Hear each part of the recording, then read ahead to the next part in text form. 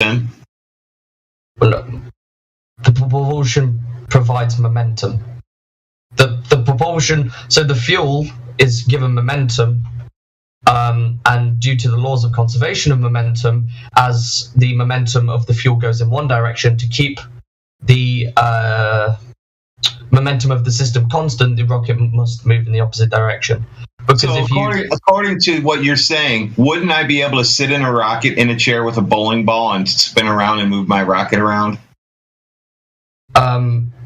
Yeah. So we don't need rocket engines. We can just go up with bowling balls. Well, no, because it's not going to do much for you, depending on the mass of the rocket. It'll move it minutely, not a lot. There's no resistance. Once it moves minutely, it'll move minutely forever. So. Well, yeah, but it's going to take you about 3 hours to turn probably half a degree. So, there's faster means of translating a rocket. So these rockets push gas out into a vacuum, which is an endless vacuum void of space. So it goes on forever. So the gas actually doesn't linger near the rocket engine. It shoots out away from it as fast as it possibly can. And you're telling me it pushes on that? Yes. It pushes on itself. Well, it's not pushing off of anything. It's the exchange of mass out of the rocket that's causing. So you're telling me when I go in my backyard and I launch a rocket, it's pushing off of momentum? Sorry, can you repeat that again? 4th of July is coming up. I'm going to light some rockets. Those are just using momentum. They're not actually using black powder or rocket propellant that's in a solid form that you put a wick in.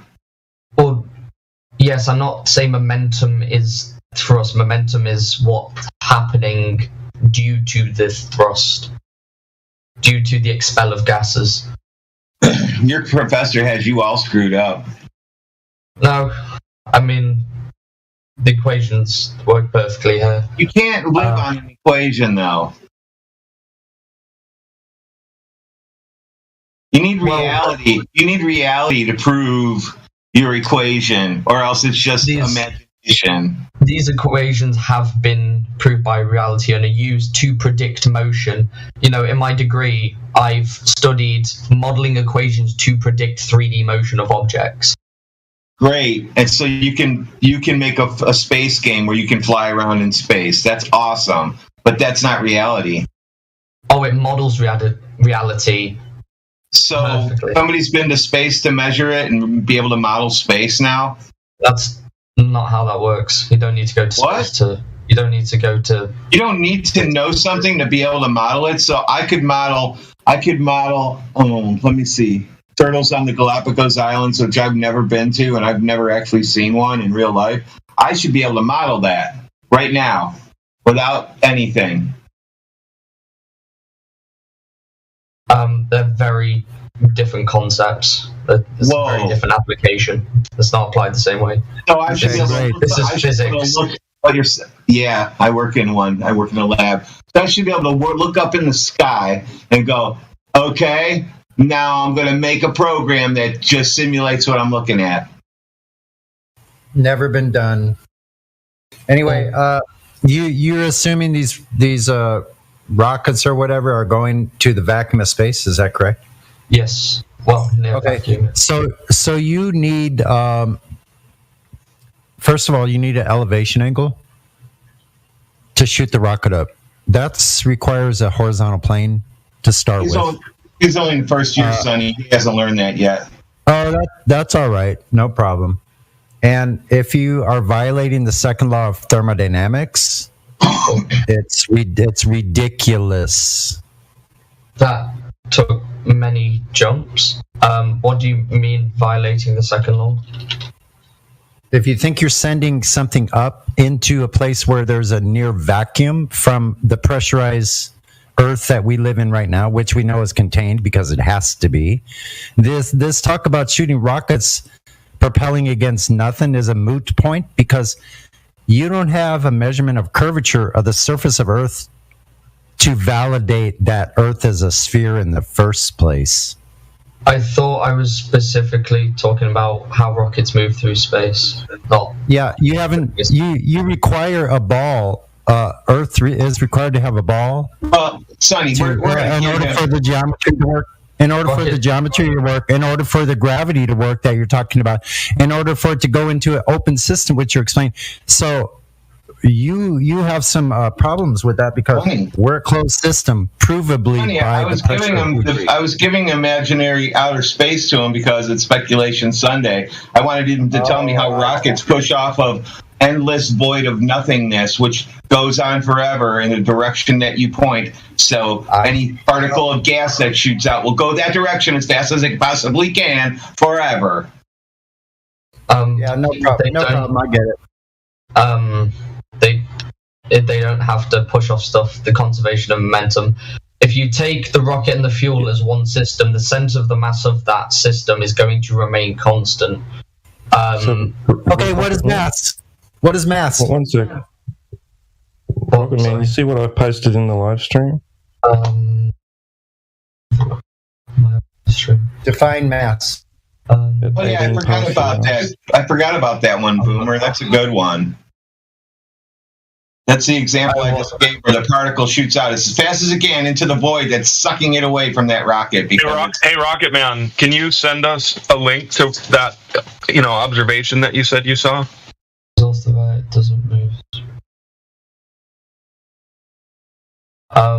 Maybe it's because the exhaust of the balloon, the air rushing out the balloon, couldn't overcome the kinetic friction of the wheels on the board. I don't know how much that car weighs. It might weigh quite a lot. There might be multiple reasons the car didn't move. If the vacuum wasn't there, what would happen?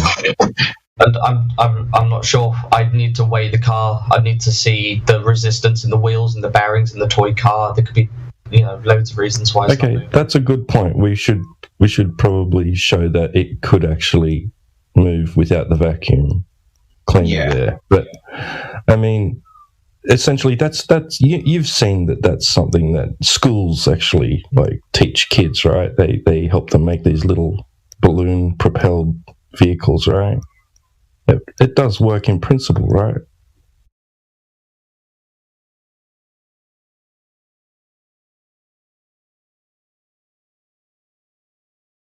What are they pushing off of?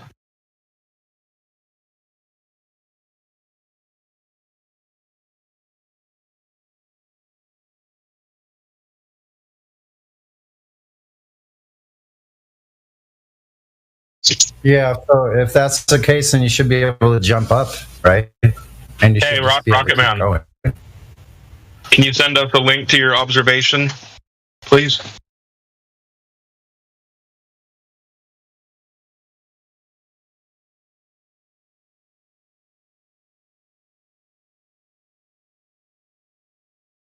Hi there. Sorry, my internet just completely cut out. Well, I was saying that despite the fact that we haven't showed in that GIF that the car moved without the vacuum cleaner present, right, you do know that schools teach that to kids, right? It's a little demonstration that they get kids to do. They get them to make these little balloon-propelled rockets, little cars, right? Little vehicles. I mean, it is something. Yeah, it works in principle, right? Yeah. Yeah, I mean, drones fly, don't they? It's the same exact thing. But drones don't work in space. The drones aren't using the mass of a substance to propel it forward. They're manipulating the air currents. If you ever get a chance to work on the Mars rover, then you're going to be in for a surprise because they fly helicopters in space. Well, 1% Earth's atmosphere and pressure, and they fly it in that. So what is that? 0.14% our pressure. Wow. And it's got many rotor fans that have been very specifically designed for that environment that spin incredibly high RPMs to make up for the lack of. Do you know how many RPMs it needs to spin at 100 times less? I'd need to look at the equation. look at how they've calculated it. I couldn't think of Better ones. probably should do that because those don't work.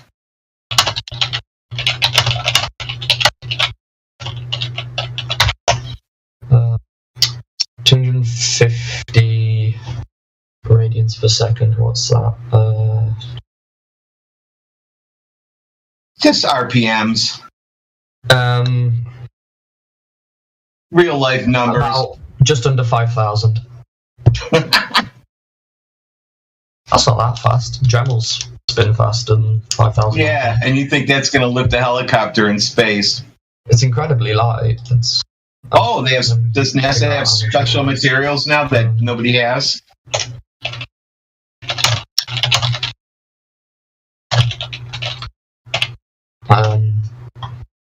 It weighs about 4 pounds, 1.8 kilos. That's how much mine weighs about. They probably bought it at the same store I got mine. What? There's nothing special? Is there something special on that thing? Well, it's... Oh, sorry. Look at it. The drone weighs about 1.6 pounds, 0.73 kilos. I'm looking at the helicopter most important service. The lift is loading. Actually, I've got a nice link here just that talks through it. I mean, I'm not saying to anyone to look at it, but if you want to, it kind of talks through the challenges the drone faced. It's an interesting read from the looks of things. But I mean, I'm going to read this into another time, but carry on if you want to. You should probably read how things don't work in a vacuum if they require air pressure.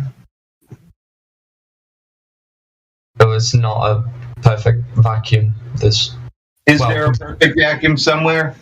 No, there's no such thing as a perfect vacuum. So, according to you, I should be able to take their drone and take it to my vacuum chamber at work, put it in there, and that thing's going to fly. If you made it equivalent to the atmospheric pressure on Mars, then yeah. Suck 99% of the air out of it. Yeah, if it's equivalent to what? Well, 99% is basically a near vacuum, isn't it?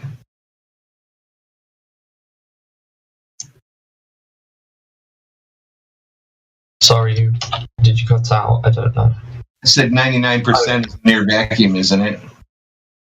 Well, you can get a lot closer to a near vacuum, but yeah, it's pretty close.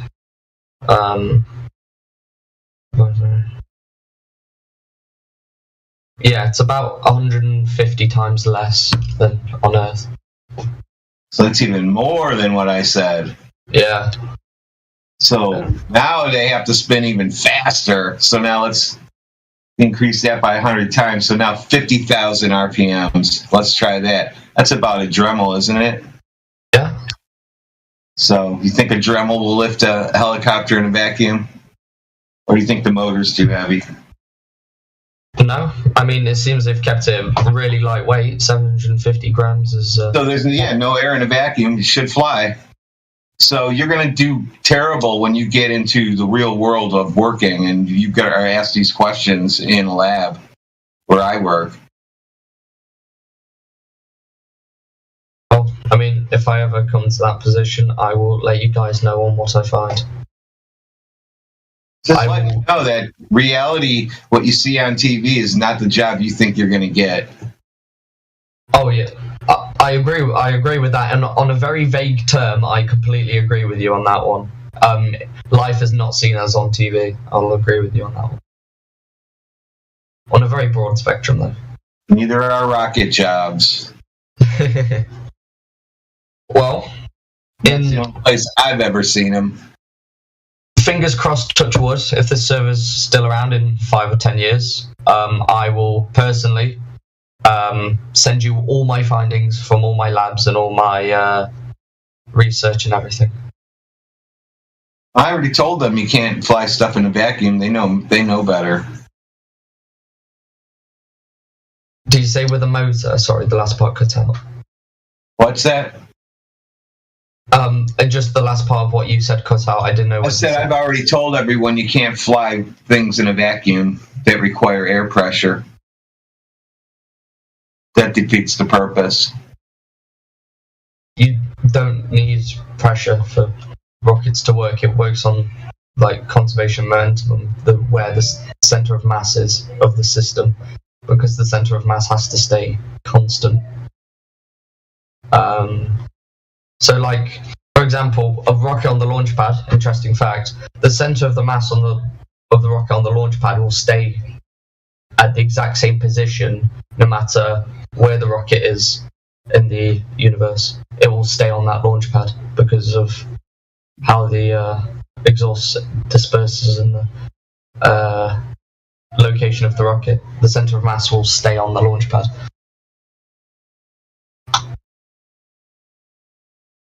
Very interesting stuff. You lost me with that. The rocket flies away and its momentum stays on the launch pad. The center of mass, yeah. So if you define the system as purely the rocket and the fuel, or let's say you're in space or whatever, or vacuum, if you have a rocket and some fuel in it, and that is what you define as the system, the center of the mass will stay exactly where it is, no matter how long after the fuel ejects all of it. No matter how long the rocket ejects all of its fuel, the center of mass will stay constant because of the conservation of momentum.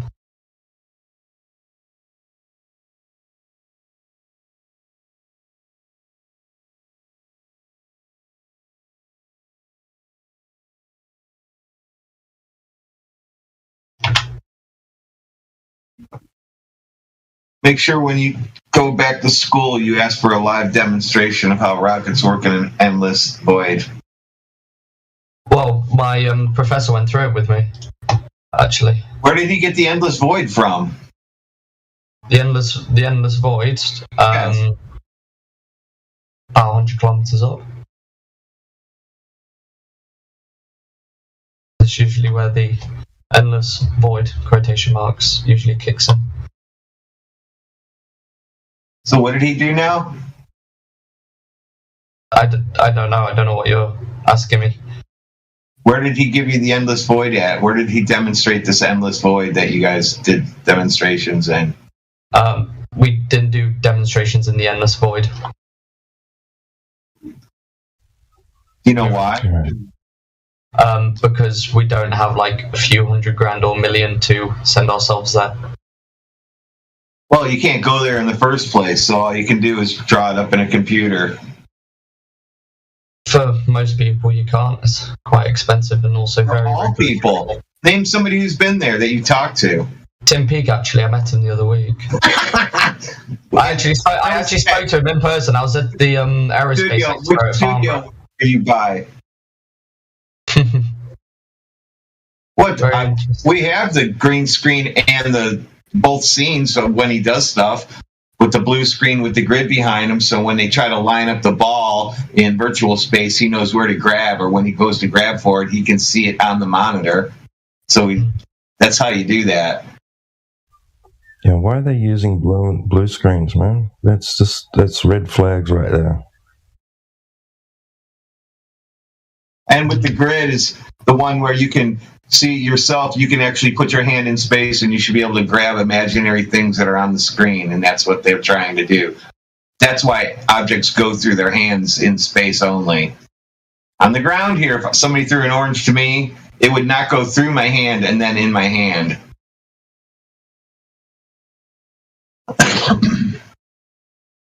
Cool. Well, you didn't ask him about that? You should have asked him, why do you guys use blue screens with a grid system on it?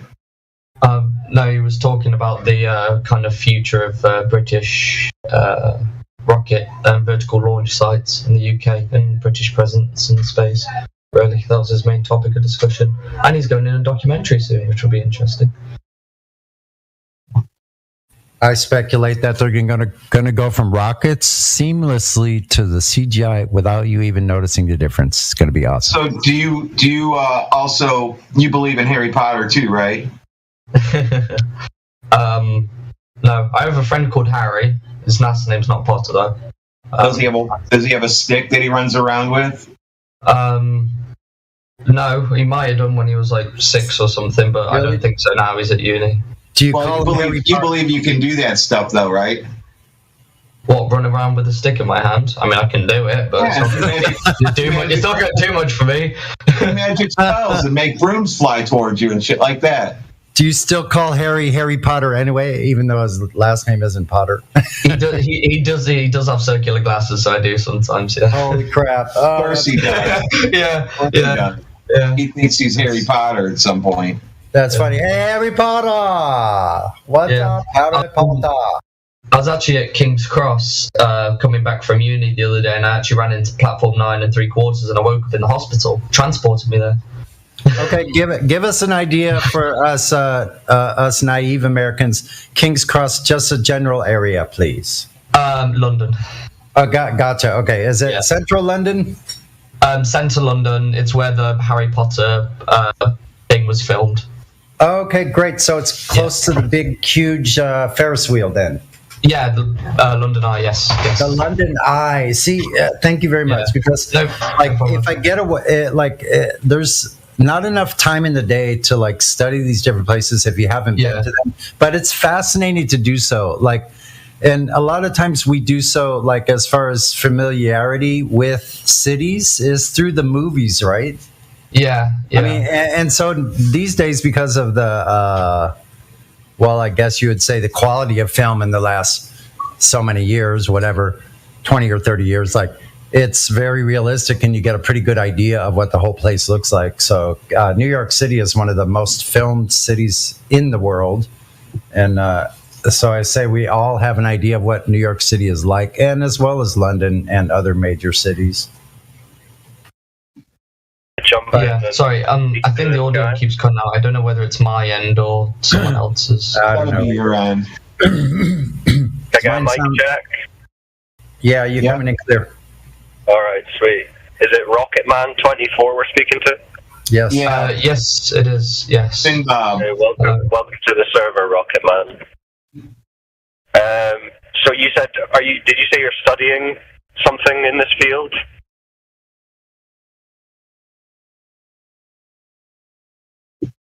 Rocket Man. I think his internet might have cut out. Is it just me that's not picking that? Yeah, you know what it might be? We are having a storm here currently. Rocket Man, it's probably Starlink. They got a satellite malfunctioning. They might have a missing link. Yeah. Rocket Man, can you hear me? Yes, it is a bit choppy. We are experiencing some thunderstorms over here at the moment, so please do excuse me if I'm not responsive or I do ask to repeat. Cheers, thank you. You say how old are you? You say you're at university, yeah? Yeah, it's really breaking up with me at the moment. I am really sorry. No worries. Is there I would say again, but I don't want people sound like broken records and stuff, and neither do I, to be fair. Is it everyone's mic breaking up, or is it just mine? Yeah. Are you guys picking me up clearly enough? Is it just mine? Yeah, we're picking you up. I'm picking you up clearly. Disconnect and come back in. It was breaking up a little bit, but I think if we just talk a little slower, I think then it will work better. Yeah, Rocket Man, try jumping out of the call and rejoining. Sometimes it. Yeah. It's a good idea. Hey, Wolfgang, good to hear you today, as usual. Yeah, you too. How you doing, Sammy? I'm doing all right. I'm just having a slow morning. It's Sunday, Supposedly a 3-day holiday. I never knew the 19th was a Juneteenth. I never knew that was an actual real holiday, and I still don't even know what it's about. And thank God for my ignorance on that. I don't need to know everything. If they say it's a holiday. Well, it's a month-long holiday, depending who you ask.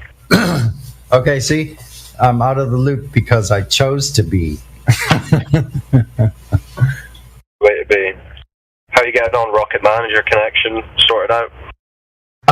It's still really poor here. Is it okay if I revisit this? I promise I'm not running away. Please don't say I'm running away. No, you're all right. For everyone's kind of ease, is it possible to revisit this once the storm's passed? I think by tomorrow bro. it's done. We're here 24/7. Come back whenever you like. Brilliant. Well, can I just say this has been the most civil discussion debate I've had here. It's been lovely speaking to you guys. Actually, I've actually quite enjoyed myself, and I look forward to speaking to you guys hopefully tomorrow. Yeah, have a good one, bro. Yeah, nice speaking with you also. That's it's been great. And you were speaking with Radwin, the nice flat earther. Yeah, Radwin. Yeah, Radwin's the nice one. Great job, man. Yeah, I'm still not making it out. Sorry, I'll be present in the chat, dropping text maybe here and there. But until tomorrow, I'll speak to you guys in a bit. Take care. Yeah, peace. Bro. All right, have a good day. Evening. It's probably evening there. What is your profession?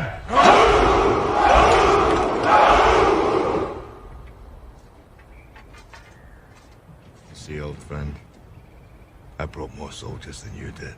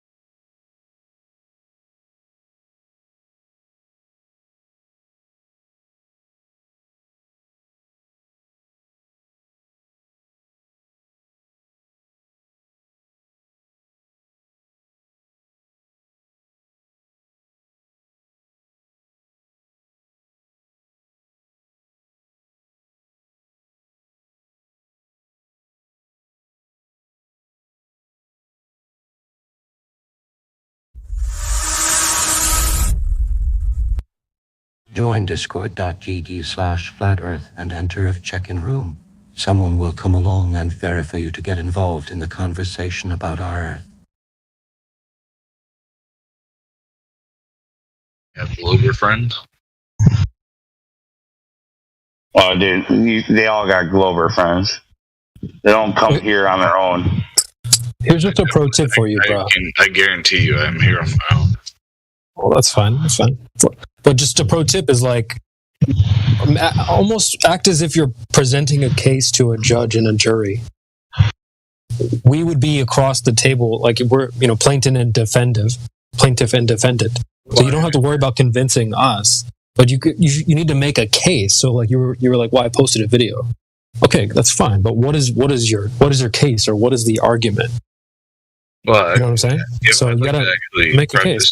I'd like to actually preface that, given why I joined the server was actually to get answers on why people believe there's a flat Earth, not necessarily to prove that I believe in what I believe. It was entirely different in terms of the perspective. I thought it was I could get answers as to why you guys believe what you believe. Well, let me address that a little bit, because we're not here to offer new ideas. We're just talking about the Earth outside. I use this guru in the jungle analogy all the time. Maybe you've heard me reference this, but it's almost like, so you don't walk up to the guru and say, "Hey, well, tell me what you believe." He's also, even if you were to ask him that, it's not like he would whip out a brochure and say, "Well, here's what I believe: point A, point B, point C." And what we do here is I think so. Like, if you want to get to where a flat earther is, step one is to know what the globe claims are, and step two is testing those claims. So you start based with a globe claim. So you start based on. Can I pause you for a second? Who's speaking up now? Is this Bra finally, or who is this? Yeah, it is. Oh, but it's not like we were born. It's not like we were born this way, brother. I was raised the same way as you, bro. You start with the preposition that it's a globe, and then you try to debunk the globe. Well, that's not like I didn't want to debunk it. I wanted to prove it to be correct. That's what I believed in. So you go and check to see if your worldview holds up. I guess that's where you and I might differ. Is, given all of the experiments with the globe belief, if you want to call it that. I find you're gonna have an issue there. Hang on. I find that they, like, personally, I've looked at the evidence that a lot of people have provided, and I find that it confirms that we live on a sphere going through whatever you want to call it, going through space at so many miles per hour. That's something a lot of people like to talk about. But the point is, all of the evidence that I've seen. I'm sorry, but what we would have to do, because that's kind of vague. Yeah. So what I would say is, instead of saying, well, all the evidence and all the experiments, you'd have to be very specific and say, well, okay, this is the experiment I saw, and this is the evidence I saw. Right now, you're just kind of painting a broad brush and saying, there's lots of this stuff. Are you so sure? Yeah, no. I want to point out. I'm going to get to it. You said all of the experiments. Can you cite an experiment, please? The experiment for what? You said there was a lot of them, so just could you name one of them? Well, my point is that the entirety is. Yeah, we can't do that. All of the experiments. Don't dogpile. No, please. We can already all recognize that you just made a broad statement with no backup. So, like, if you say there are tons of experiments or a number of experiments that back up this science that you stand for, please present one. What he actually said was, all the evidence we showed him indicate a globe. That's what he said. Well, and that's exactly so which ones did we show you that indicate a globe? Well, my point is that I could interpret everything that's been shown to exist on. It's the same as as a lot of people like to claim that I can't pronounce the name, but Eratosthenes or whatever, the one that Eratosthenes. Eratosthenes, thank you. You think Eratosthenes proves the globe? No. My point is that his conclusions could be valid for both a globe and a flat plane. I understand. Okay, so that does that disclude flat Earth? Does it disclude it? He just said no. No, my point is that it could be valid for both. I understand that. Right. But so but I mean, drawing from his conclusions, would you not have to prove that the sun is close or far? No. This has to do with look. This has to do with the burden of proof, the axiom that you're starting from, and the evidence that you have available. So okay, I understand that, but my point being is that his conclusion would be that it would be a close sun and a flat Earth, or a distant sun and a globe Earth. Right. Well, what you are giving is a benefit of the doubt. You are casting doubt on our evidence. I'm just drawing. That's not even our evidence, though. But why are you bringing this up? I'm extending beyond his conclusions. That's my point. What he's saying is you can interpret our evidence both ways. So I don't think that's correct. That's not correct. So how it would have to be? It'd have to be one or the other. That's my point. It can't be both, obviously. So how do you interpret a laser that goes 25 miles and is picked up 4 feet off the water? That's 2 orders of magnitude different than the globe prediction. How does that fit in the globe? In a way, that's an entirely different experiment. But the point, I mean, if you want to talk about, I know you said all the evidence we showed you. Well, so I'm just talking about. Okay. I mean, I don't want to get into individual experiments because then I have. But that's the whole point, though. That's the entire point. Understanding. I know. You don't understand. When you say that, you're saying, I don't want to get into specifics. I just want to. We're deviating from the I just want to repeat to you my very strong stance that I live on a globe. But, dude, I don't. We're deviating from the original point. That was what I'm saying. You know, I'm saying deviating from the original point. No, the whole point. Said all the evidence that we showed you, all of it, indicated that the Earth was a ball flying through space. That's nonsense. Then I asked you specifically about a specific one, and you're like, I don't want to talk about individual ones. Well, you said all of them. You brought it up, yeah. You literally did. That's why I pointed you out. You said you made a very specific point that I called you out on, and you keep doing this. You did it in chat as well. You did it in text, and now I'm bringing you into voice, and you're doing it here in voice. But as soon as we press you, you want to move on to something else. It's an idealism that you want us to agree with you on, not based off of evidence. I was trying to focus on a main point, like kind of a general point that we can all focus on. That's what I was trying to focus on. What is the general? I know, but you're doing that. What I played a 20-second clip of that girl saying, "Well."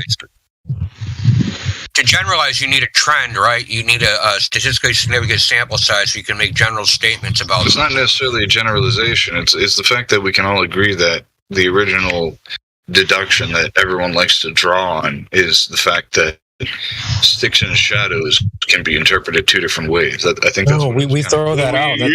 We don't use Eratosthenes. No, that's garbage. Yeah, hold on a second. I guarantee you I've heard that. No. Okay, hold on. You could see it, like, if you come from a worldview where you think you live on a globe, you could interpret it one way.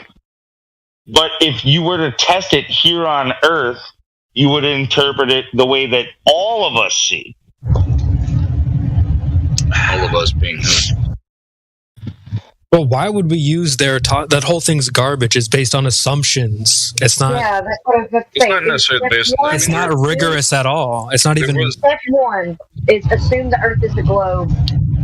From there, it's just all a bunch of begging the question. Yeah, but brother, you brought up. Let's not assume that it's a globe. Let's assume that those measurements are. You can make independent observations. My point is that it can be interpreted 2 different ways. That was what I was saying. Yeah, but that's the issue. Interpretation, reality. Yeah, I got a bunch of different. Sorry, who was responding there? Doesn't Moonlight? That was me, lunatic. No. If you are relying on interpretation, and then you're going to make that as a base stance for the rest of your argument, then you are already flawed. We already use the same data and can apply it to a flat Earth. Now you have to refute that with interpretation. You are already 2 steps behind our argument. How do you compensate? Well, I'd have to understand the argument. I was starting from the point of the dual interpretation of effectively the sticks and shadows argument. Why would you bring that up though? Because your original point was that you've seen lots of evidence and experiments that conclude a globe. So why would you bring up the first experiment being something that's non-conclusive? I mean, personally, I've seen video of, people actually physically moving objects that are beyond the observable horizon. Okay, so you're talking about ISS videos where they're like throwing objects around each other? The horizon is always, by definition, the horizon is observable, right? It's something that's apparent. So it's either something that's physical or it's an optical phenomenon. So if you want to invoke the horizon, then you'd have to go and prove that it's geometric. Not necessarily. I mean, yeah, but that's the whole argument. Yes, necessarily. That's the entire argument. It's either optical or it's physical. If you live on a ball, there needs to be curvature. If we can't find curvature, you have to have a good fucking reason why we can't find it. I mean, he was talking about horizon. I mean, the horizon, the argument is that the horizon is always optical.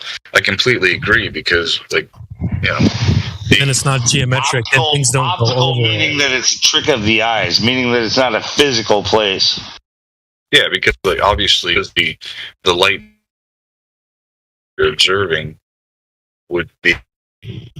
No, but you just invoked a physical horizon. You said things go over the horizon. So you're talking about a physical bump of Earth. Even though you see a visual horizon doesn't mean that there's not something that could go beyond that visual. The fact is, you're seeing the light that left that position. Now, that position's not infinite. It goes to a certain distance, but it doesn't necessarily... Well, you got some crazy background noise, dude. Hey, hold on. Yeah, sorry, I'll mute again. Is that me, or...? But the whole point... No, I'll just turn the fan way down. The whole point is, though, it's the argument is either it's physical, a geometric location, the curve of the Earth, or it's not. So, I mean... To say, well, it's just optical, then you're agreeing with us at that point. I would say technically it's both. I mean, well, all right. I don't want to say it's both because there is a physical horizon. But that's what we'd be asking you to prove. So I understand that. Since you invoked it, then let's prove that. Let's drill into that claim. The claim would necessarily rest on the fact that photons don't travel in straight lines. Right. Let me ask you this. No, hold on. Let me ask you this. Are you willing to stand on this stance? If you live on a globe that is spherical in nature, that you would have a limit to your horizon based off of the radius of that ball. Are you willing to stand on that? Limit to the horizon, of course. That's kind of necessitates the fact. But so physicality limits your view. Are you willing to say that? Yeah, of course. Okay. Physicality. Why? Hold on, let's stop right there. Let's stop right there. No, hang on. Hold on, friend. No. Clarify? No. The previous statement was that light travels. Hold on, dude. Hold on, Lou. Dude, I didn't mop the floor so you could come and pee on it. But anyway. Dude, I'm the one. I just want to point out. So go ahead. All right, great. I just want to point out that you just said that light travels in curved lines, and then you said there's a limit to what you can see because of the horizon. If light travels in curved lines, it would always be going around the horizon. There'd never be a limit. Well, no, there would. Your worldview, friend, your worldview is incoherent. You just defeated it with your own words. I yield the floor. Well, I'm just going to say that, that's the thing you want to make a case for. So, that the horizon is something physical. So the first thing you jump to was, well, there's bending light and stuff. So it's like, well, that's not proving that the horizon is something that's physical, that boats go over, or even light bends over. So you have to make a case for why the horizon is physical. Let's say the atmosphere itself. That's it. I mean, it would be physical if there was no horizon, if there was nothing to bend the light, which is what does bend the light. Then it would be physical. Yeah, like, I mean, if you go, you're just saying it has to be there, brother. You have to prove that it's actually there. Dude, you need to take a sip of cold water, bro. Well, on top of that, you have to prove that light can bend in such a function. You have two major hurdles to jump over right now. Light definitely bends. Dude, he might have said this as a slip of the tongue, friends, but he just said the horizon bends the light. No. I said the medium. I didn't say horizon bends the light. I said, okay, well, correct yourself. If there was no, that isn't what you said. That might not be what you meant. So go ahead and correct yourself. My point was, if there was no atmosphere, if there was nothing to bend the light, then the horizon would be it would be purely physical. Right, no. But you're just saying it has to be there. No, hold on. Not making a case. This if statement, like, so you're talking about in a perfect vacuum without atmosphere, like a situation where, like, we can just base our reality on graphs and mathematics and theories. Is that it?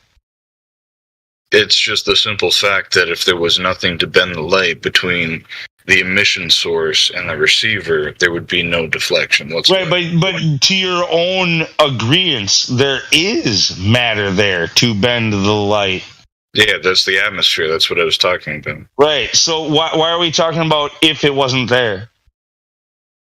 Because we were talking about the actual perspective of why the light bends, why it actually, you can see further than you normally would, because from the... But you're not actually proving that the horizon is something that's physical. You're just telling us about air and light. Notice how this has nothing to do with the ground.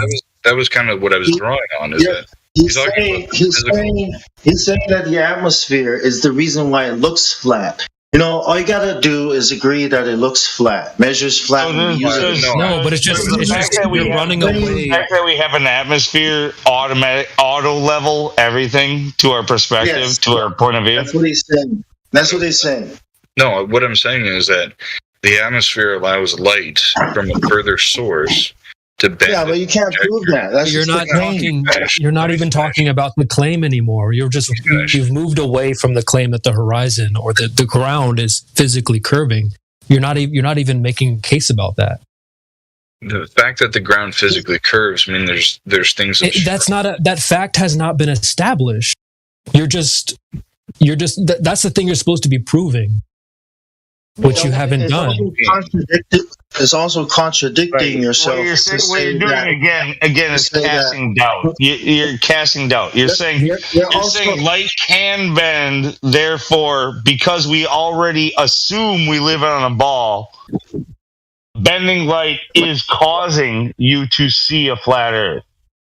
I'm not talking about a flat Earth. I'm saying like bending light is causing you to see further than you would have. But where's the curving ground? You're just telling us about light and air, brother.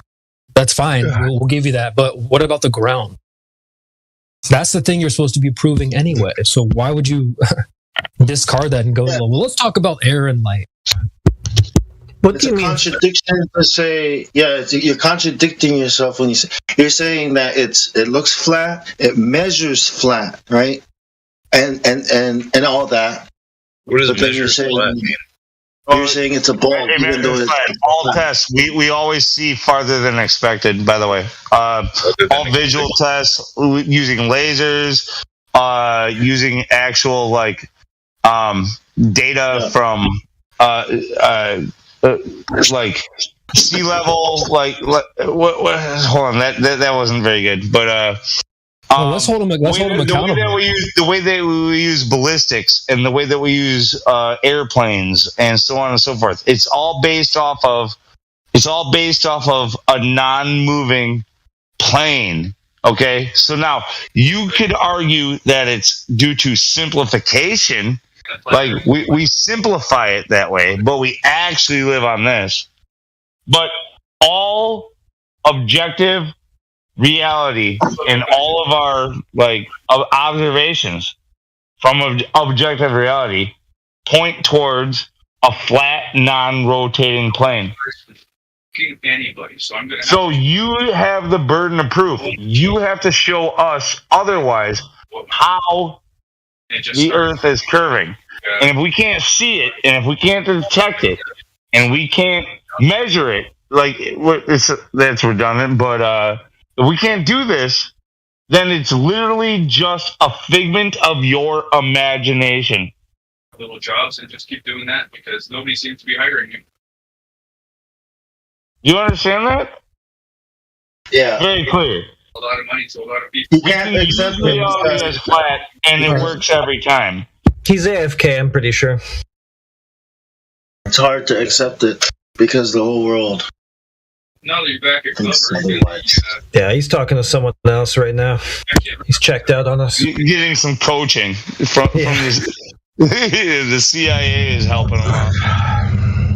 They were talking about like getting jobs somewhere, as if that had anything to do with. I think we can all agree the horizon's not physical, but it's like we're just trying to hold you accountable to the things you said, bro. If you're even there, you brought up. Well, there's lots of experiments. Go ahead. Sir. He's saying that we would have seen the physicality of the horizon that he claims had light not traveled the path that it did. How does he know either of those? How does he know what the physicality is, and how does he know that the light actually traveled the path it would need to for that physicality to be true?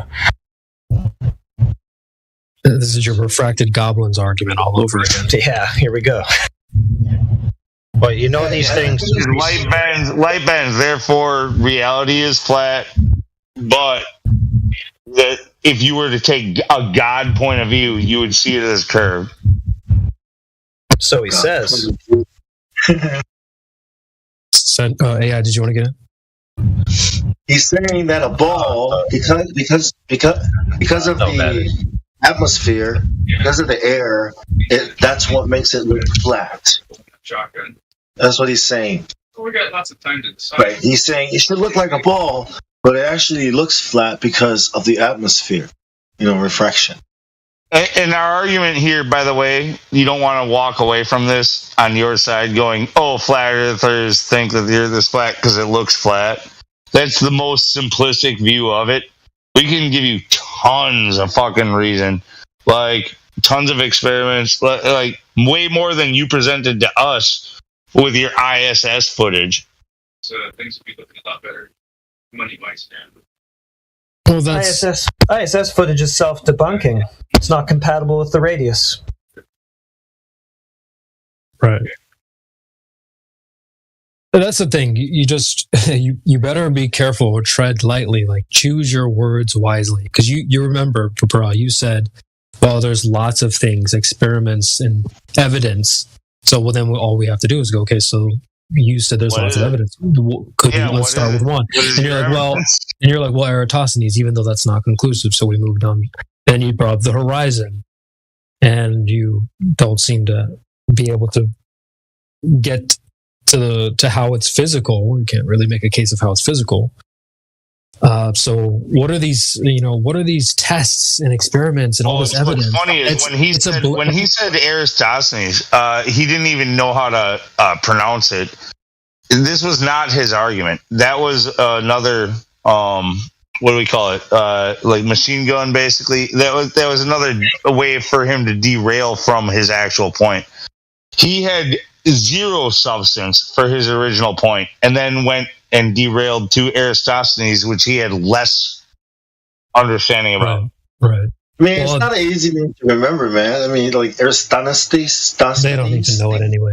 Even if I heard this guy, I couldn't remember for the longest time. I had to look at it and be like, Eratosthenes. But even if you don't know the name, you should at least know the argument. But it's funny because go ahead, AI. Well, he presented Eratosthenes as an example of evidence that we offered him that would be positive of a flat Earth that he said would go either way. But nobody presents Eratosthenes as a positive claim that the Earth is flat. It's just to show you that globe claims aren't conclusive. Yep. So he didn't even argue that point correctly. He presented it all on his own. And also knowingly said that it doesn't prove it one way or the other. Without being coached, without being taunted, he did that on his own. That was his derailment. I just thought it was funny. I played a clip prior to us chatting with him, and shout out to Bra for coming off mute and chatting with us. Respect. I don't know if you're busy or whatever. Maybe you just have a friend, but I'm going to play the clip one more time just to show the room because we definitely called it. All right. He basically said this to a T without being sleepy. There's a plethora of reasons, actually, and the research really exists, and I'm not going to go into all of it. It is almost 1 a.m., and I do have work in the morning, but the research is out there, and Google is free. I mean, bro almost basically said that to a T. Well, I don't want to get into the specifics, but there's lots of experiments. There's lots of... He wants to make claims and not back them up. Yeah. That's it. That's why crazy. Is Google free?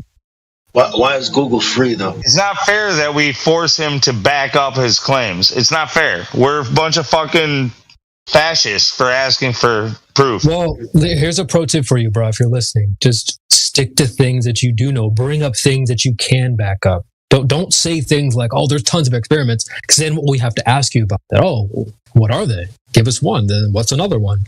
But if it's like, don't make that statement if you can't support it. Just a pro tip for anyone out there.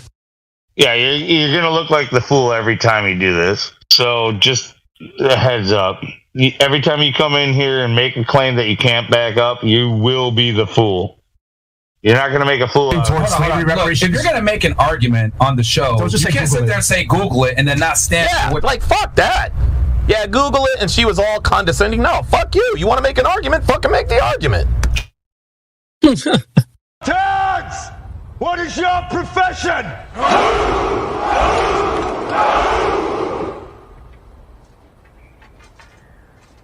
See, old friend, I brought more soldiers than you did.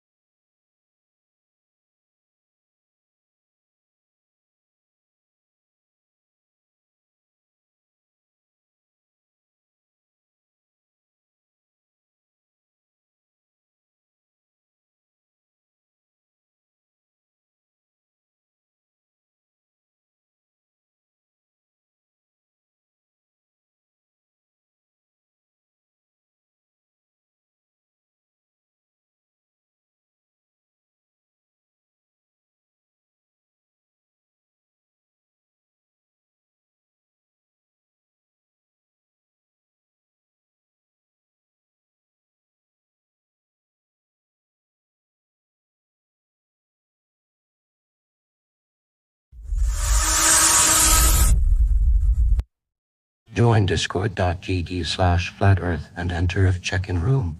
Someone will come along and verify you to get involved in the conversation about our Earth. Wait, these Sneeko? This isn't Sneeko, but we Indio and I went over to a Sneeko server a couple. No, I'm was this a couple Sneeko, weeks yes. I'm Sneeko. Oh, I like if it's the same one that Nick Fuentes like did something with the other week or whatever. Yeah. Cool. Tell him to say what up. Who was it? Ash Cookham? Ash Cookham. I see Ash Cookham lighting up. Is that who you're speaking to? Yeah, he was just in the server. Yeah, bro, welcome back, dude. What did you want to share with us? Bro, I just think I found a video that because listen, I'm about truth, right? And I just think I found a video that proves that the Earth is round. Oh shit! Oh shit! Yeah. Okay. Well, send it to any one of us. Drop that bad boy. In order to give us globe evidence, you do have to understand what you would expect on a globe, right? Does that make sense? I mean, what? You don't know what you're looking for unless you know what you're looking for, right? Otherwise, somebody can say they have a Ferrari and you say, "What's that?" and they can show you an orange if you've never seen one before, and you're like, oh, "Okay, cool."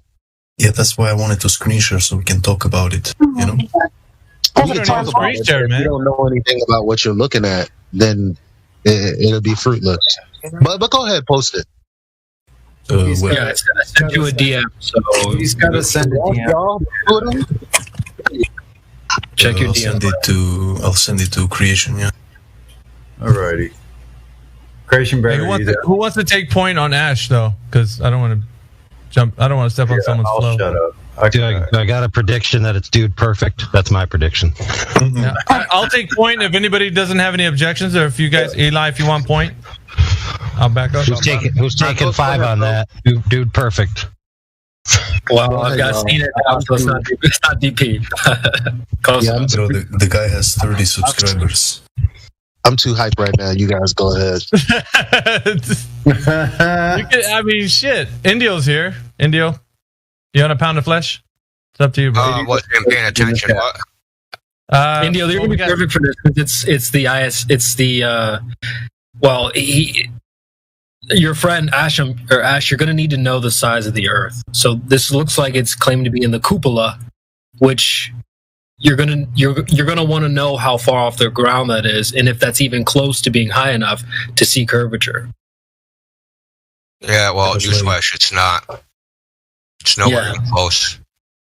It's all right. So we're gonna. Yeah, that's great. You got a nice video, Ash. Yeah, go ahead, Indio. Yeah, so let me show you something. It's better to just show it. Hold on, give me 2 seconds.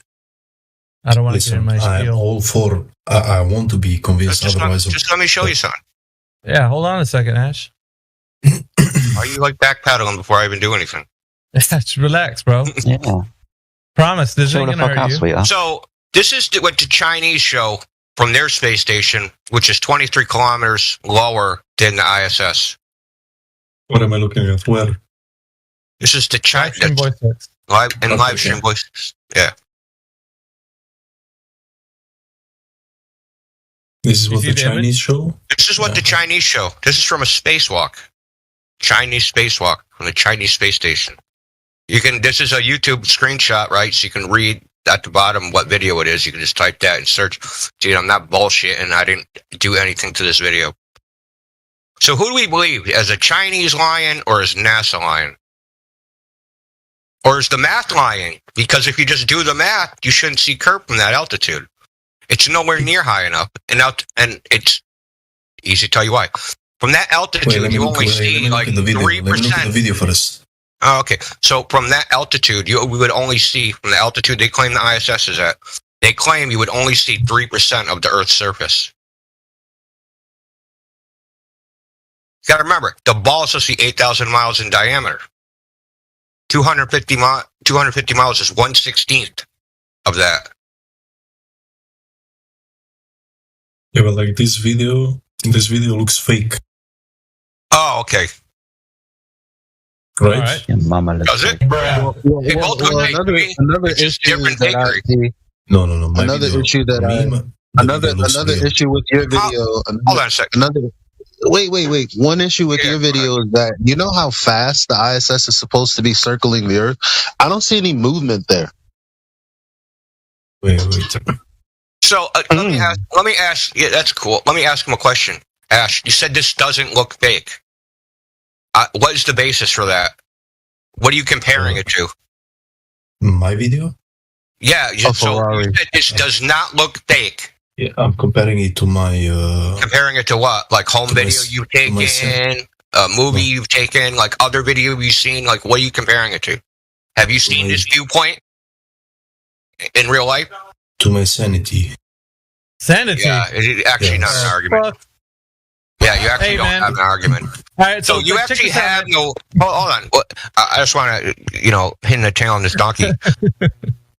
You don't have a frame of reference on whether to on how to evaluate the authenticity of this video because you've never seen the Earth from this position, right?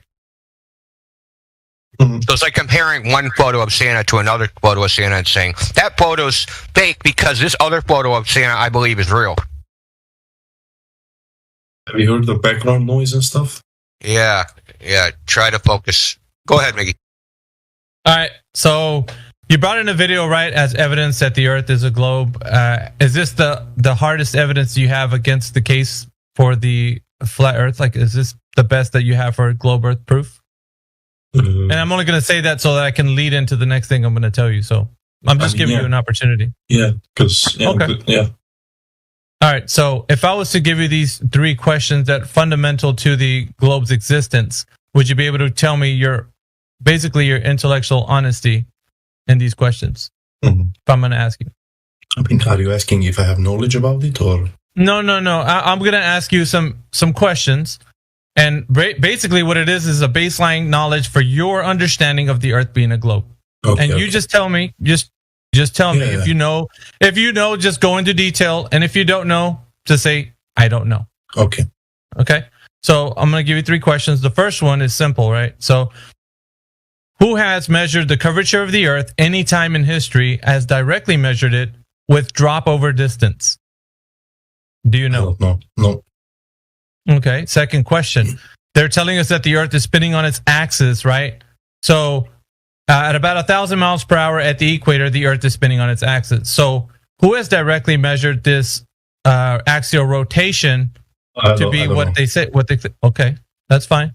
All right, so we'll go to the third question, which is it's the vacuum of space adjacent to the pressure air that you and I breathe. So they're telling us that we are breathing this air pressure here on the surface at 14 psi. But the surface is also adjacent to the vacuum of space. So the furthest you go up into the atmosphere, you're going to reach like the exosphere. And beyond that, you'll reach into low Earth orbit, which are telling you it's super low pressure. But it's adjacent to the pressure that we breathe here. So how is it possible to have this gas pressure in an open system like they say we have the globe, right? So the question is, how do we have gas pressure without a container? Do you know? That makes no sense. Why, right. But would you have a rebuttal to why we have this gas pressure here? No. Okay. I mean, maybe gravity, but I don't know. Well, no, that's fine. If you don't know, you can say, well, I don't really know. And we'll kind of... Okay, so 3 questions that I asked you. Let me summarize.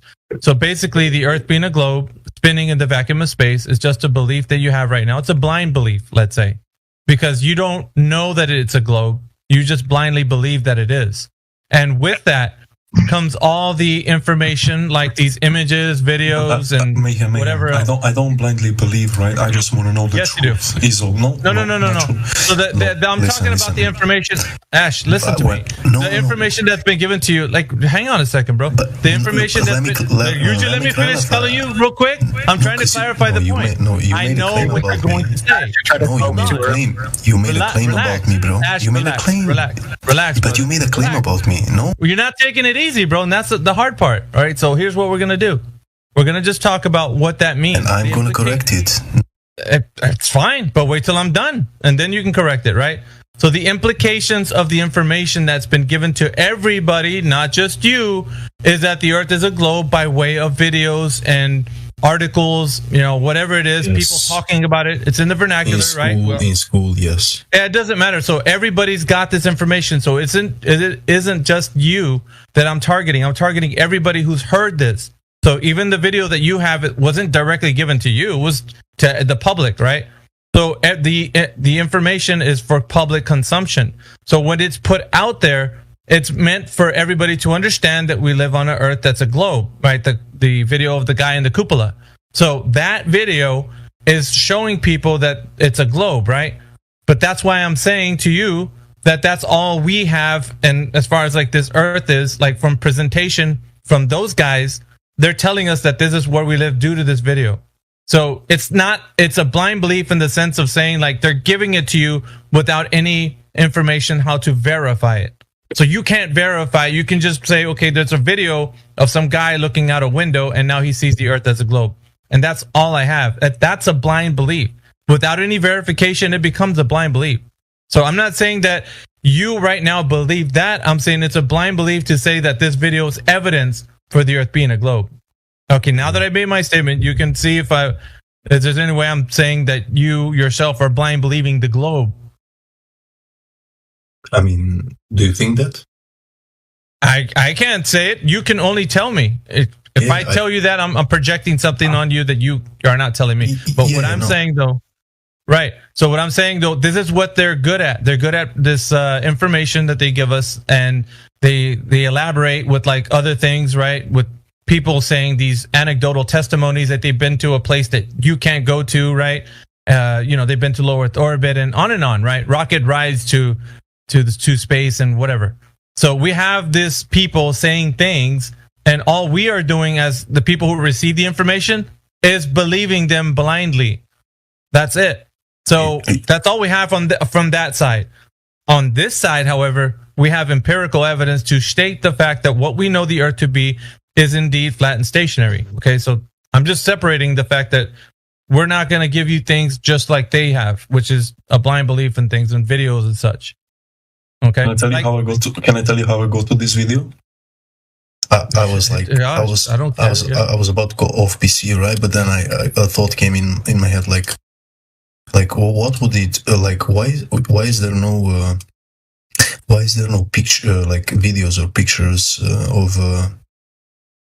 Why is there no pictures or videos of someone like being in space, right, without a fisheye lens, right? So I Google like picture in space without fisheye lens, and that's how I got to this video, right? And I get to this video, and it looks real to me, right? It doesn't look like it's fisheye lens, and I can see the curvature in here, right? But then I also think about, what if this curvature is not really the curvature of, like, what if this doesn't prove that the Earth is round, but it's just like, because it's so far, it's like, because it's like a disc, like if you would look at a plate, would also from above we would also see some curvature, right? Yeah, Ash, what we do here though is we want to give the people who are listening to us the ability to verify things for themselves.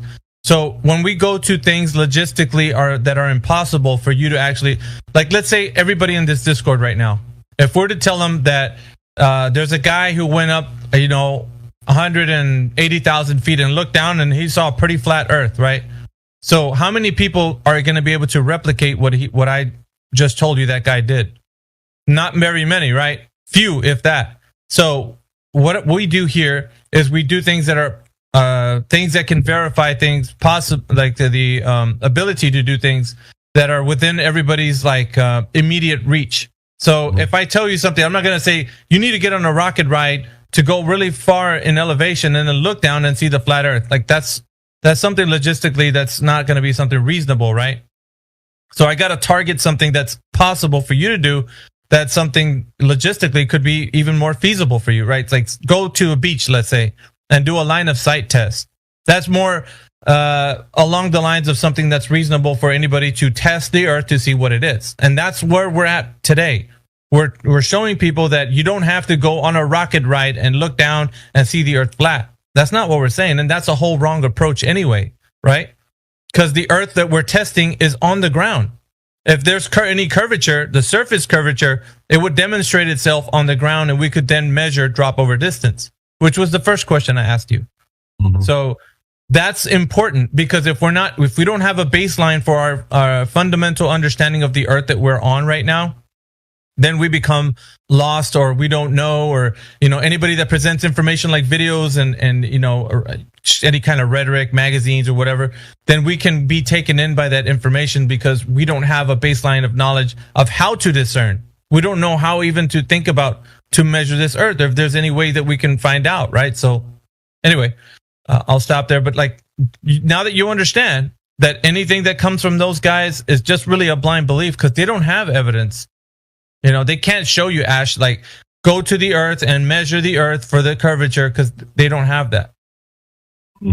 And so that's where we're at. If they're telling you the Earth is a globe, then the next thing you have to do is tell them, how did you verify this? Because I want to verify this information myself. And if you can't do it, then you're blindly believing that information, whatever it is.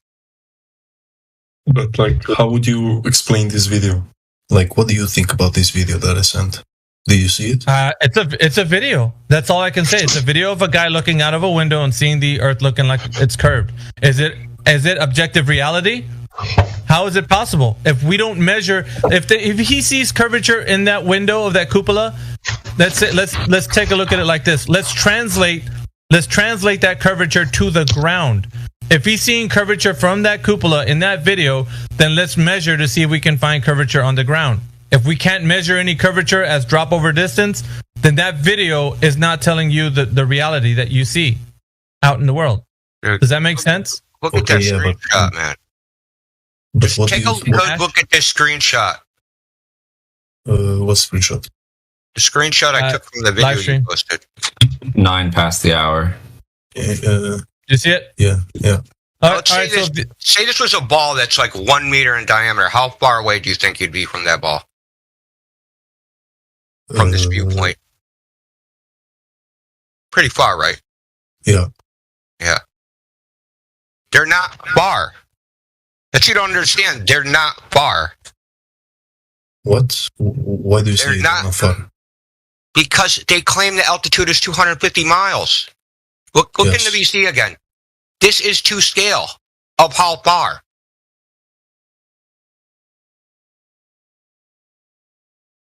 This other image, this is a scale model. This is to scale. That white circle, that's their view. That's their entire view. That's the entire horizon. Where the white meets the blue, that's the horizon. Now, go look back at the image from the video. Do you think that this is an accurate representation of the geometry that they claim exists 250 miles above a ball, 8,000 miles in diameter? So you think it would be he would see a lot less? A lot less. This is like the Sea of Oman, and up top, and that's the Nile Canal, right? Yeah. And up top, that's like the Mediterranean. This circle, these features that you can see, that can't even be 600 miles. It's supposed to be 25,000 mile diameter or circumference. Oh. This is not representative of what they claim exists. It's not even close. Do you see how that doesn't translate, Ash? Mm-hmm. And you're just going, oh, I see curvature. They must be very far away in space. This would be probably 4,000 miles away. But they're 1/8 that, according to them. Correct. They're not even 1/8, 1/16 of that. And 1/32 the diameter that they claim it is, right? It's not even mentioning the radius. So think about it.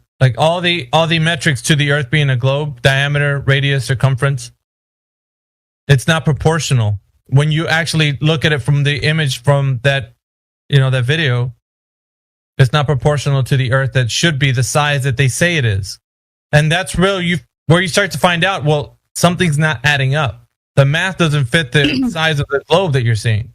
I agree. That's exactly what my artist eye was offended by. And that's kind of what kind of made it more solid for me to get, comfortable with the flat earth truth. So thank you for that. I didn't know if I was on the money with the radius thing or not. I was that sounds right. Feels it's right. On the geometry. Yeah. This video looks so real for me, no? Well, so do movies. You go to the theater, you see movies that look so real, but you don't think they're real, right? Because you know they're wait. How does it look real? I'm confused. Like it looks real, right? Even the noise and shit, like everything looks real, no? Like even the station. Right, but fair, but that would represent an Earth that's about an eighth of the size of the Earth they claim. That's primarily taken up with the landmass of a specific geographic region, which is only a tiny portion of the entire Earth. So it can't look real because you've seen a map before and you know that the scale of that territory is off. What is the? I don't know the word in English, but like.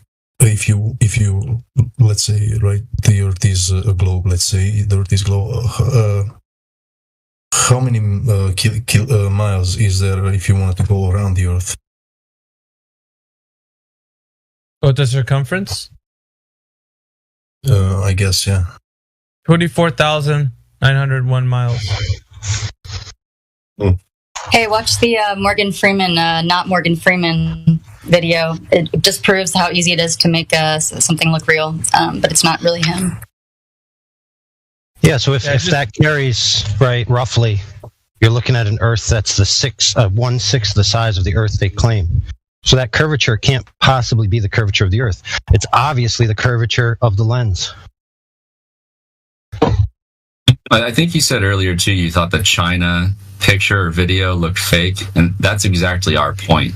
It's like you take the time to actually examine these things, and it's extremely fake.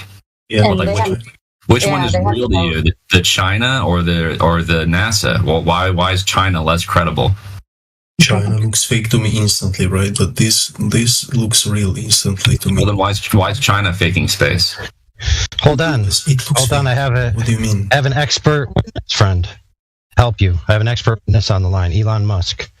Oh, yeah, that's right, Elon. Yep. Okay, what Elon said is, you can tell it's real because it looks so fake. You can tell it's real because it looks so fake. Thanks, Elon. Well, I think it looks so ridiculous and impossible. Yeah, but what I'm saying we'd have way better CGI if it was you fake. can tell it's real because it looks real, you know? No, Ash, check it out, man. Ever since you were a child, you've been shown these images and videos and all that. So you're going based on that, where people are saying, oh, that's space. It looks so real. And so you're basing your whole worldview on that. When you see things like, listen, Ash, you can say not true all you want, bro, but the whole world has been land-based ever since we were kids, children even, right? To think that the Earth is a globe via this propaganda, which is videos in your textbooks, people use the word in the vernacular, globalist. So all this information culminates to a point when you have the critical thinking age, like you're at right now. You should be able to have good discernment, but you cannot get away from it, because when they show you things that makes it look like it's real, in your mind you perceive it like that's reality, even though you have geometry that doesn't comport over to what it should be when you look at it, right? Because even on the video, forget geometry, brother. Think about your own. In flat Earth 10 minutes ago, before I saw this video, right? Now I'm not sure. I believe in flat Earth 10 minutes ago. No, that's not. We told you. I'm not close-minded, bro. Like, Stop the cat. I believe you are. When I was 15, I'm going to explain to you. I'm going to explain to you how close-minded you are. No, when I was 15, I said, how do you know that the Earth is round? I asked my friends, how do you know it? How do you know? When I was 15, my friend. And that is true. I always questioned everything. I asked them, have you been up? Have you seen it? No, you haven't. I'm not close-minded, bro. I believe you are, Ash. Well, then why did you not? Why would you think that going up and looking at something from outside of the Earth is the way to tell what Earth is? Why do you need to astral project your soul into some other place outside of the Earth? I mean, because if you want to know what shape, if you let's say you're a tiny, like let's say you were the size of an ant, right? You can see what you're actually trying to reason with us.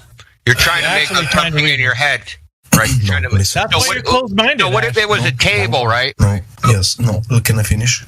Let's say. You already did. You said we're an ant on a beach ball or a ball. Like, who cares? It's an ant. No, I didn't finish. You know what shape a plate is, right? You know it. Depends. Let's say you were a size of a bacteria. before you go on, do you think we think the Earth is a plate in space, a disc? No. We're not the size of a bacteria, Ash. Can I finish? Can I finish? No. Let me finish. No, I don't want to hear about bacteria. You'll finish in a second, but you never. Your premise, right? You know what a plate is by looking at it. It depends on the perspective you're looking at the plate from, right? It keeps changing. So it changes based upon where you are relative to that object, right? What it looks like. He went from ant to bacteria. Yeah, we're not a fucking bacteria. Okay, stop talking about that. You don't even know what you're saying. So first of all, I'm not going to stop, bro.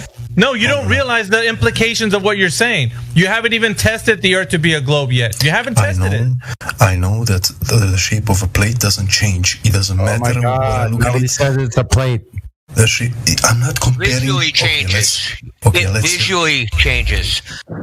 You're just making up nonsense. What do you mean it visually changes? It visually changes. Oh, it doesn't. So if I look at a plate from the side versus right up above it, it doesn't change. It looks exactly the same. No, it's about what the plate is shaped, not what it looks like, right? We want to figure out what. Look at it. But you just said look at it. Bro, no. We want to figure out how the Earth is, right? By looking That's at the goal. it. By looking at not the shape. No, you just said not looking at it. Make up your mind. Pick a struggle. Look at it or not look at it. Is looking at it the way or not the way? Of course, looking at it is the way. Yes. Okay, so if I told you to build a house, I said no tape measure. Look at the pieces. All you can do is look at the pieces and guess how long they are. They're screwed. I didn't understand. You'd have a fucked up looking house. You need to measure. You need to. Yeah, he's giving you an analogy of the idea here. If you want to find how to look at what we're saying, you need to measure the Earth. That means you need to test the Earth if it has this curvature that you think it has. It's not looking at something is not going to determine whether or not that convexity is there or not. You have to measure across the surface of the Earth and find out if there's any drop over distance, which a sphere should have. Therefore, you don't. No, what do you mean you don't? You're just going to guess? Listen. You're going to guess. No, if you can look at the Earth why can't we measure it? Why can't we measure it, Ash? Why can't we measure it? I don't know. Listen. Why can't we measure it? I don't know. I just answered you. Why don't you know? Why don't you know? What do you mean? Why? I know. Like what? Yeah. Well, because you need to measure it if you want to find out if it's curving or not. Right? Yes or no? Okay. So why aren't you measuring it? Because I don't know how to, bro. All right. Really? So wouldn't that be the first step? Knowing how to? Wouldn't that be the first step? To measure the floor, you measure the floor, right? Not the ceiling. Hey, looking at it doesn't tell you anything, so you got to look at it. It doesn't tell you. How do you know that the plate is shaped how it is? Well, we're not looking at the shape. No one's trying to determine a shape here. Only you. You're in a category error. This is the wrong server if you're looking for a shape. I was kind of thinking the same thing, Ash. It's about the surface. So it's either rounded or it's not. We're not really dealing with the shape. We're here as flat earthers. We're not trying to tell you what shape the Earth is. In my view, there's no such thing as seeing the whole Earth anyway. Even if it was a globe, you don't see the whole thing. So there's no ability to go up and see the whole Earth. So we're talking about the surface of the Earth can only be curved or it's not curved. So that's why we're trying to get you to come down to the ground instead of flying away from the thing that you need to measure. Yeah, because think about it logically. You wouldn't Hold on now. You think the Earth is infinite? Hold on. No, I said you no way to see the whole thing. Earlier, you said that you could go up and see the edge of the plate. We don't think the Earth is a plate or a disc. I never said that. I never thought that, bro. I didn't. You did. You didn't say it. No, the problem. I didn't. I tried to make a point, and you didn't let me finish. Right? That's why you think that. But listen, you did. I didn't finish. But the point is that there's no going up and seeing the whole Earth. That's what I'm trying to tell you. You're flying up and helping you anyway. Because you can't go out of reality and look back and take selfies, bro. For the same way you can't leave outer space and then look back and say, okay, all of outer space is shaped like a blob or whatever you might think outer space is shaped like. You can't leave and turn around and take selfies with the Earth. And you can't measure your floor space by going up to the ceiling lamp or the ceiling itself. You actually go to the floor to measure the floor space. the area, right? Yeah. Thanks, honey. So we're drilling down. We're drilling down on the point, Ash. Drilling down on the point is you have to be on the surface if you want to find out if there's any surface curvature, and that's what we're interested in. And if you can actually come to that point where you say, "I don't know how to measure it, guys. Can you help me?" Sure, we can. We can tell you how to do it. Is that what you want to find out? No. But so, because you said. What do you mean you don't know? No, what we talking about? You don't know? Because there was many points here, right? And I want to address other points. I want to address other points. Ash, the only thing you should be concerned with right now is measuring the floor for convexity. Which, if it's supposedly a globe, then it should measure like a globe with drop over distance. Ash, do you understand this point? But I can't do that right now. Well, you can't do that. Well, I mean, brother. Yeah, the thing is, though, you don't have the knowledge to understand how to. So, can we talk about that? Yeah, but we can. But first, like you said, someone said that like you can't look at Earth, right? Because you can't escape reality, right? Oh my God, you're really hung up on that point, are you? What? We can get to that in a moment, Ash. Just let's focus, because the key point is what we're trying to hold you to right now. I want you to just take 30 seconds and just look around your room at all the surfaces, tables, ceiling, your phone, everything has a surface, right? Yeah. I'm telling you, there's only two options here, unless you can point out a third option. The surfaces can either be rounded in some way, or it's not. There's no third option here. So what we're saying is the surface of the Earth, the water is a good place to start, can only be doing one of those two things. So what we need to do is find out which of those two things it's doing at the surface. That's step one. Mm-hmm. All right. So now that we got it all down, Ash, can we start with there? Yes. All right. But if you want, yes, because I gotta go to sleep soon, right? I work in. Oh, we got that. What's that fallacy, my friends? 4.5 hours. Oh, look at the time. All right, chill, everyone. Since he has to leave, it's important that we up at 4 and 4.5 hours. Bro, who gives a crap, dude? Someone else is speaking now. Thank you. So, before you go, we need to point out the fact that you showed us an image and we demonstrated to you how that image doesn't represent the Earth. And you then said you need to look at it to be able to see it. The ISS people aren't high enough to see any Earth curvature. And they represent to you a false image, which we demonstrated to you it's false. You immediately ran away from the implications and refused to acknowledge any of the points that were made and went on a red herring and distracted everybody from the fact that you have no answer to the information you were given, and you refuse to even think about it or even talk about it. My friend, the thing is, I'm not here to debate you guys on the Earth being round. I just want to know the truth.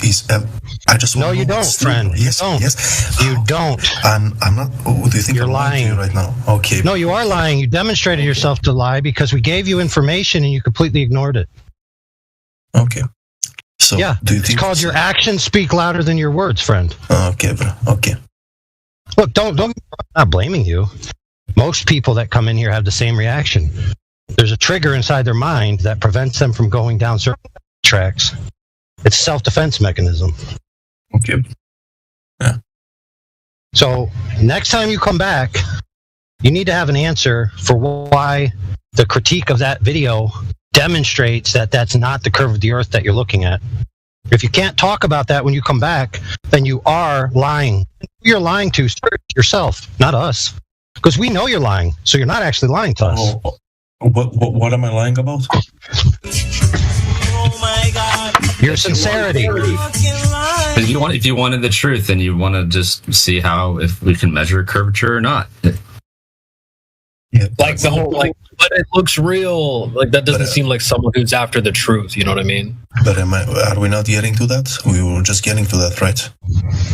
I don't know. You kind of wanted to fly away from reality, my friend. So, like, what do you mean? And we're trying to keep it down to the ground. Same time. Oh my! Look at the time. It's getting late. Video falsifies the radius. You understand that?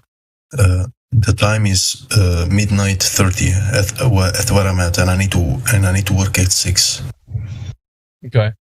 Yeah. This is more important than speed.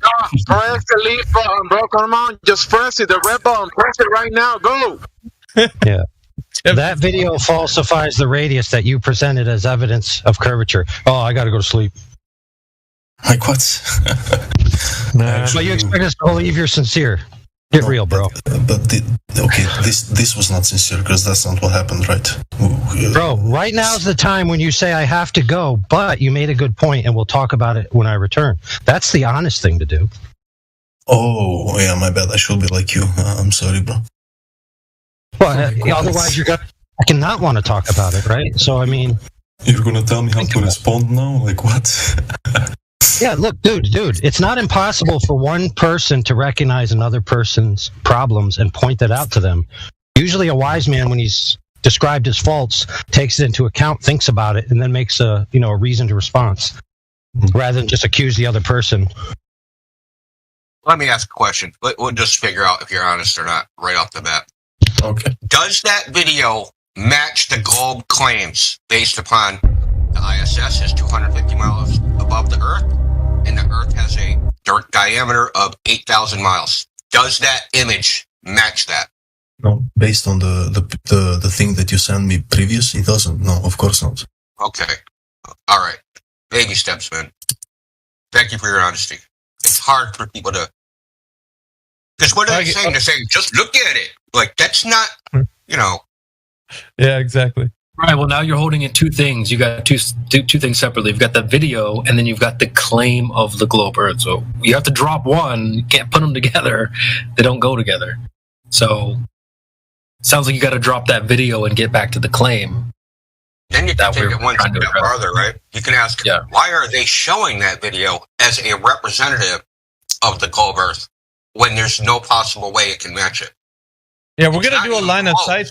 We're gonna do a line of sight test. If he's gonna stay in here, we're gonna do the line of sight test. Unless you interject and say, "Look, look at the time," because I'm telling you right now, we can go through it. But if you don't have much time, I don't want to waste my time to go through it. How long does it take? No, it's gonna take as long as it does. I don't know. Depends on you. Usually, give me an estimate. I don't know. Maybe 10 minutes. If it's 10 minutes, I can do it, yes. Okay. So, well, shit. All right. So, if you're going to do a line of sight test, then I would say, do you have a body of water that's near your location, Ash? A body of water? Yes. A lake, an ocean? No. You don't live near a body of water at all? You can't even drive with the one? Wait, I need to go outside? A body of water like a lake or an ocean or... For this test, yes. Do I need to physically go outside? Not a pond, but a lake. What do you mean physically go? How else can you test the reality or the physical natural world if you don't go outside, bro? I can't do it. I can't do it, bro. What? What? If you have to go outside, you can't do it? Yes. What? How would you test inside your house? The reason that I kick people the reason that I mute or kick people like him out is because there are people coming in and coming out and coming in and coming out that actually deserve to have this conversation. I would have We're not asking you right now, brother. We're not saying go out or leave your house at this very moment.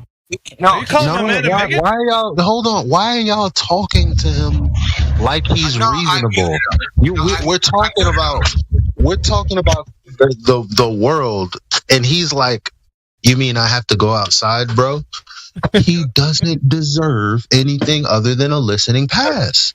You guys gotta. I mean, come on. Just take care of it. Prison, Elijah. Maybe he's in prison. Yeah, could be. Tags! What is your profession?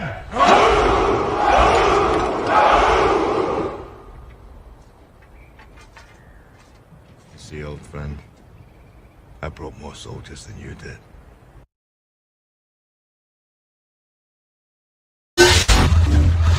"24/7 Flat Earth Discord. Go get VC verified." The word scientific comes from the word scientificus. The word scientificus means producing knowledge. The word model comes from the word modulus. The word modulus literally means measure. One must acquire measurements that produce knowledge in order for any kind of scientificus modulus to exist in the first place. There cannot be a scientificus modulus without measurements that produce knowledge. The word theory means speculation and contemplation. The root of the word theory is theos. The meaning of the word theos is God. The word theory denotes a mental scheme of something to be done. The word hypothesis means foundation. A hypothesis is a theory that you can test. The word hypothesis comes from the words hypo meaning under and thesis meaning placing. There is a difference between a theory and a scientific theory. A scientific theory must be founded in the production of knowledge through speculation and contemplation. Theories that do not produce knowledge are pseudoscientific. A hypothesis must be testable and falsifiable in order to be regarded as provable. The common cruising altitude for most commercial airplanes is between 33,000 and 42,000 feet. The cruising altitude for the military is between 45,000 to 51,000 feet. The horizon of Earth remains flat and level at 100,000 feet above the surface. Flat is not a shape. The mind virus is real, which explains why so many people simply aren't.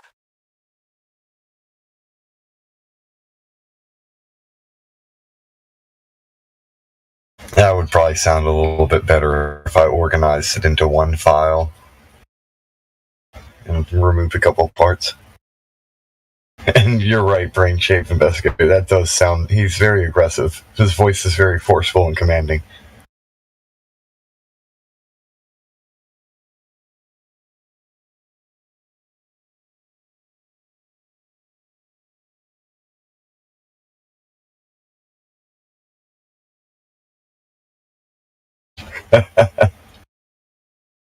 Call now and get a free order of shut the fuck... No, I'm just kidding.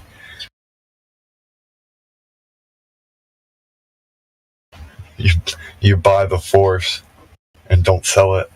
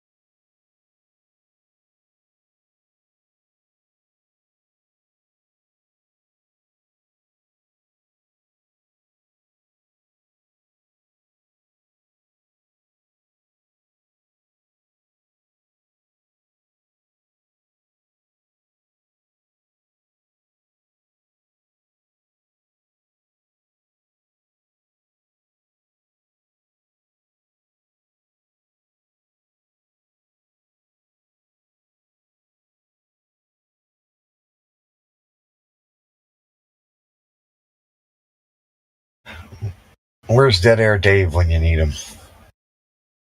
You should hop in here and say hello.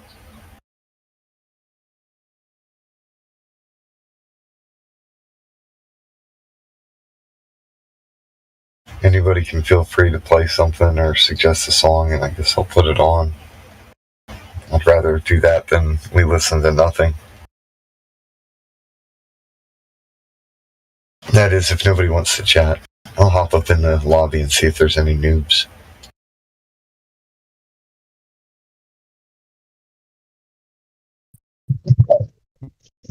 Good morning, Etherglass. Good morning, man. I hope all's well with you and yours. I'm getting over a Thursday on my way home, or Thursday, I started getting a sore throat. Friday, I stayed home sick. Stayed in bed all day Saturday. Managed to get up out of bed and go visit family for Father's Day on Sunday. And I got up and went to work yesterday. Still feel a little crappy. Yeah.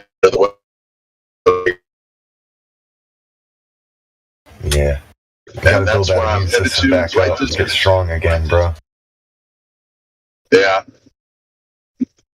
So I'm just driving on my way into work, and I heard you asking for someone to say hello. So I said hello. Losing my voice a little bit. I said hello. Well, thanks, man. We definitely prefer to be chatting than just playing stuff. So did you do anything interesting for Father's Day? Kind of, sort of, but not really. My days are always ruined because I don't feel good most days. But I did get to hang out with the family, and we went for a walk around the property. That took about an hour and a half, maybe 2 hours. We had fun though. We went and played. Yeah, my son gave me a chameleon. And we rode the 4-wheeler. Oh, sorry. Go ahead. I just said my son gave me a chameleon for Father's Day. I'm a little bit worried about it though. It's just not changing colors. You know, I put it on something green, it didn't turn green. I put it on something brown, it didn't turn brown. You know, I'm kind of worried, and I'm thinking maybe I should take it to the veterinarian. I'm thinking that it may have a reptile dysfunction. You're a trip. You're a trip, bro. My mom laughed and said, "You're stupid." Oh God, that's hilarious. That's awesome. At first, I thought you were like, well, maybe it's just really comfortable, so it's not changing color. I was trying to think of a scientific reason why the chameleon's not changing its color. Yeah, I try to start the day off with a little bit of humor. You got me. That's awesome, though. Yeah, we went for Father's Day thing, and I took the 4-wheeler out. We've got a 4-wheeler here, and took the kids for a ride. It was fun. What kind of 4-wheeler you got? I don't even know the brand. What is it? Do you know? It's actually not mine. It's my grandfather's, but all the grandkids use it. I use it the least out of everybody though, because it's a full size 4-wheeler though. It's like an F-150 pickup truck 4-wheel drive, or no, like a 4-wheel, like a quad. Oh, okay.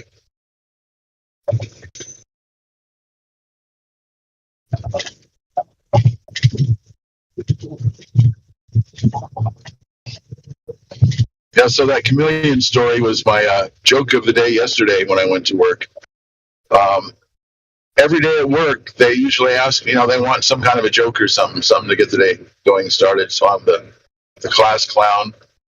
And what I prefer to do is make it a story that sounds, realistic. A little bit there. Oh, sorry about that. Like half of what you're saying is coming through. It might just be out of reach of signal.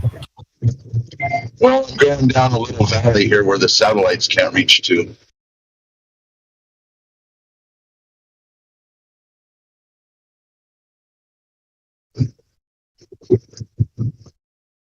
Yeah, you cut out again, man. But that might be me. I have one bar here for the moment. Well, I'm on a freeway that's kind of subterranean a little bit.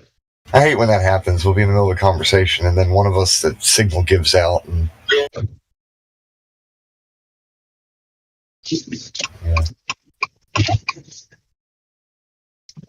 Okay, am I still roboting?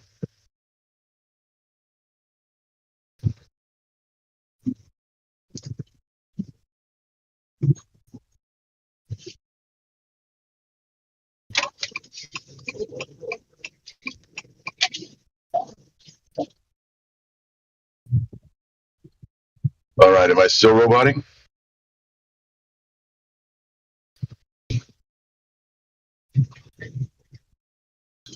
And I hear my phone going, doo-doo, doo-doo. So I don't know if that's me fading in and out or someone else.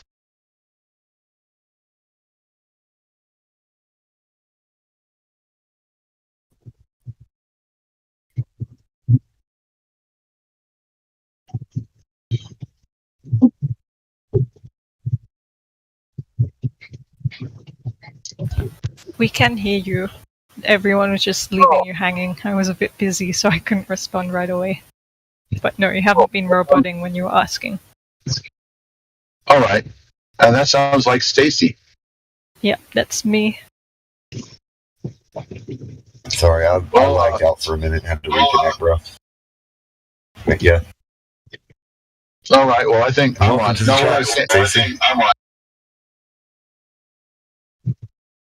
Welcome, Stacy. Oh, thank you. I was hearing too many voices. I couldn't work out what was being said. Yeah, sometimes when Ethergrat keys up, I can hear myself talking in the background on a delay. Yeah, that's really annoying to hear yourself on the delay. Yeah, well, Part of that too is because my headset broke, so I have to use like the push to talk and then silence myself the second one of y'all starts speaking. Push to talk. It's so annoying. It's weird. I need to get a new headset next month or something. Well, today I uploaded only like just now. I've uploaded a video of one of my curvature test sort of attempts, which as usually doesn't work because things get in the way. But I'll just post it in the stream if anyone's interested in seeing some cool Salt Lake optics. Well, this coming Saturday, I'm going to be doing some tests of my own out at Sunset Beach here in California. We're having a meetup over at Renee's house. And it's at the beach. His backyard is the Pacific Ocean.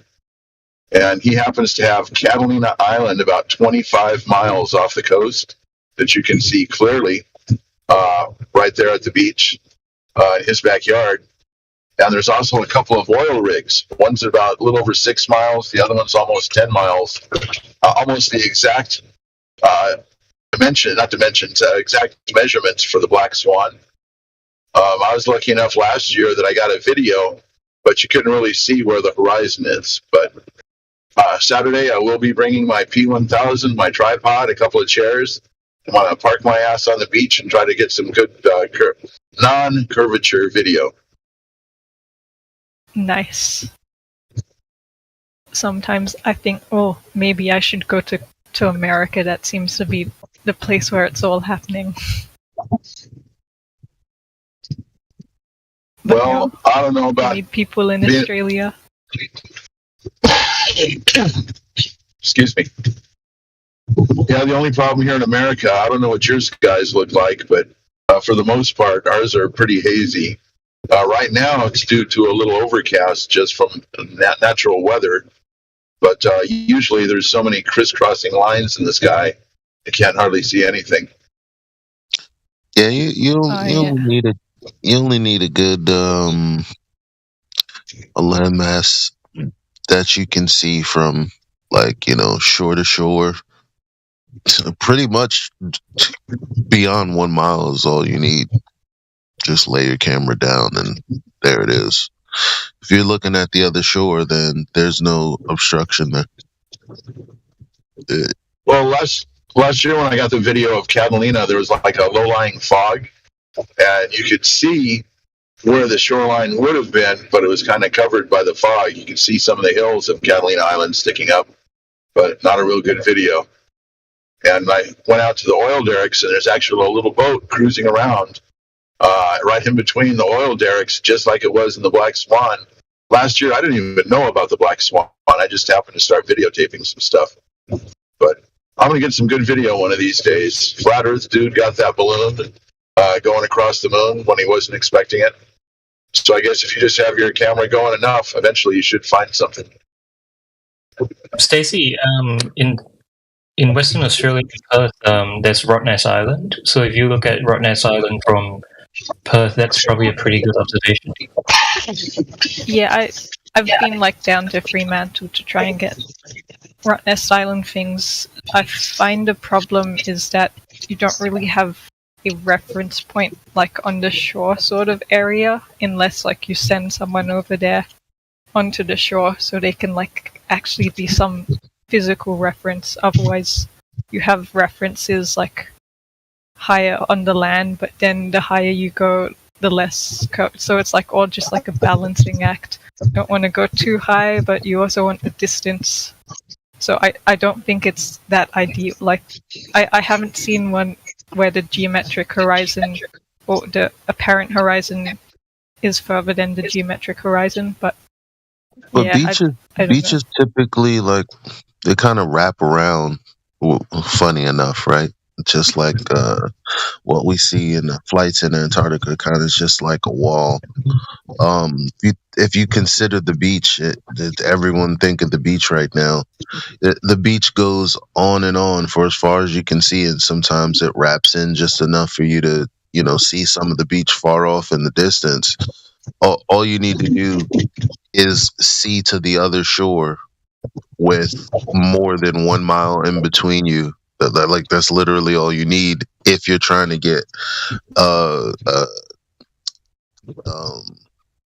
if you're trying to get the horizon, or you're trying to do a horizon test.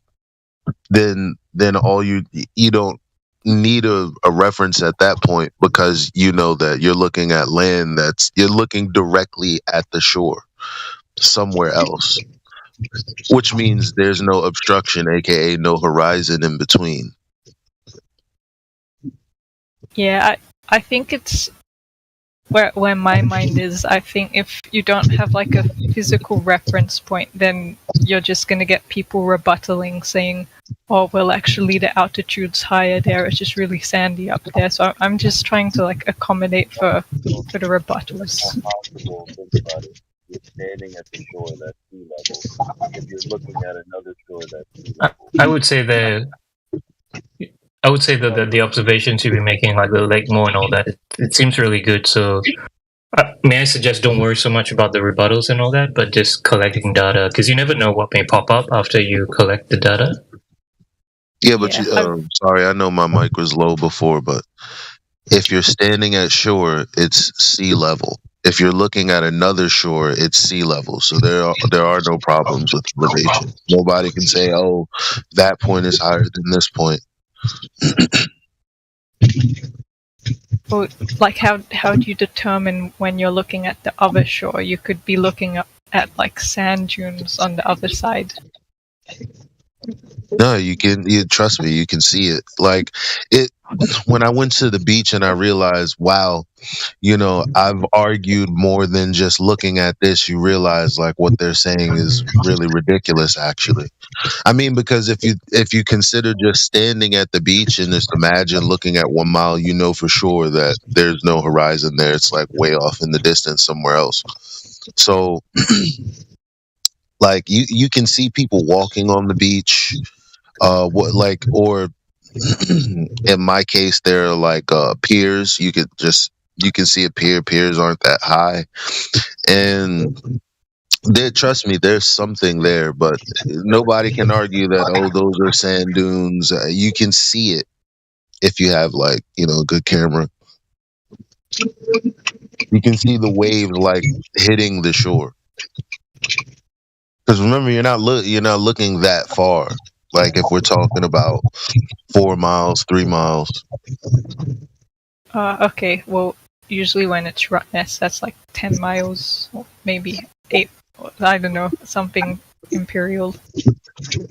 But yeah, a bit further. I probably have some Black Swan content hidden away in some of my camera footage, but I just haven't noticed it yet. Yeah, I'll take a look and see what you got here.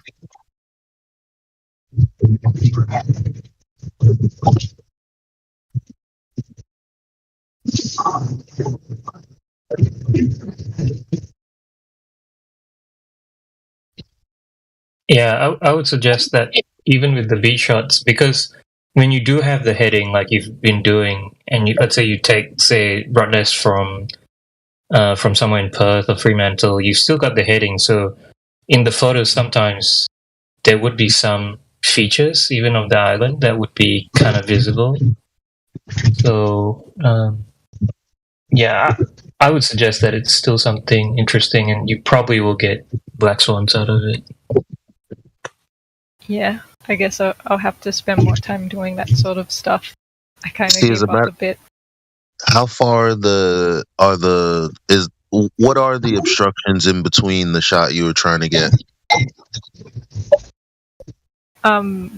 Wait, are you talking about the video or just? You had mentioned before that you were trying to get like a shot, but there was like.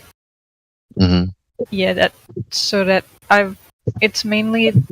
I think that the island itself is not far away enough for. I mean, like you can get small curvature drops, but how far? We're not looking for drop. We're looking for the horizon. Well, I mean, well, drop would be awesome. Like looking at something that should be completely obstructive would be awesome too.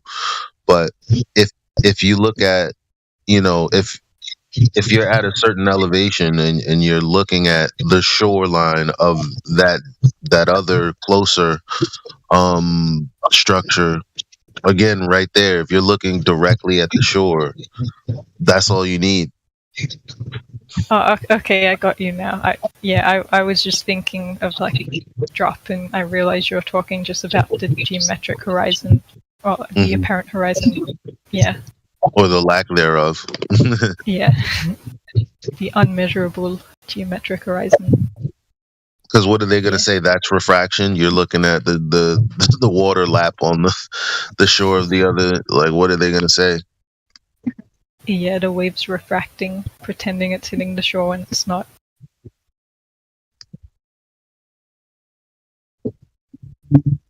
Yeah, well, when I have done observations of like the horizon, usually, or at least all the times I've been looking for like measuring whether it exceeds or goes before the geometric horizon, all the times I've looked, it has been before the geometric horizon. And that's not to say it doesn't exceed the geometric horizon, it's just I've never been able to witness it.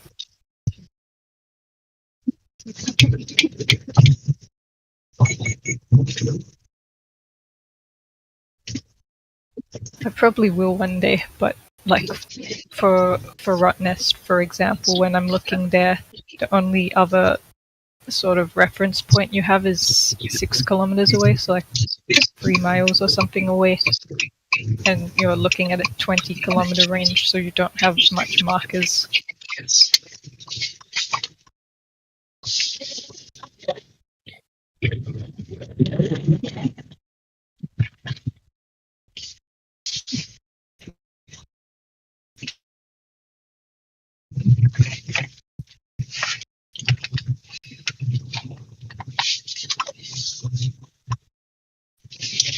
So with the, can I ask with the Lake Moore,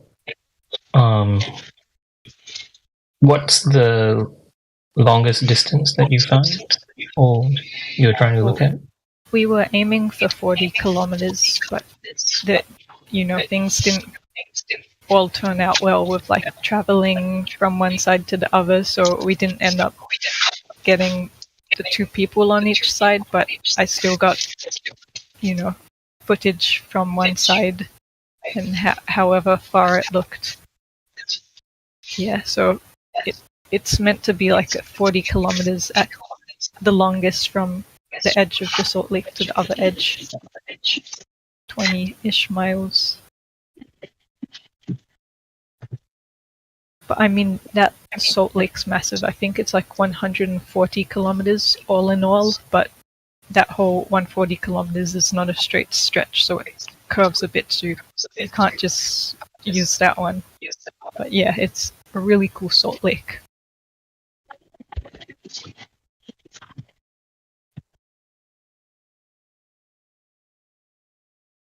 So at about the 6-minute mark, where you zoom in across the Salt Lake, that's pretty cool. How far do you think was the feature that you zoomed in towards the end?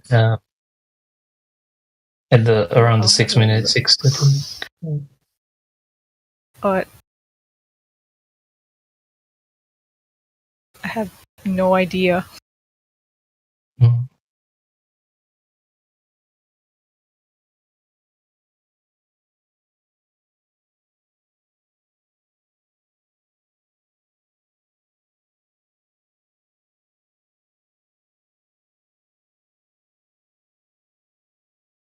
But one thing I have noticed is the higher up the mirroring line is, the further into the distance it is. So that's like a tiny tip to how far away it might be.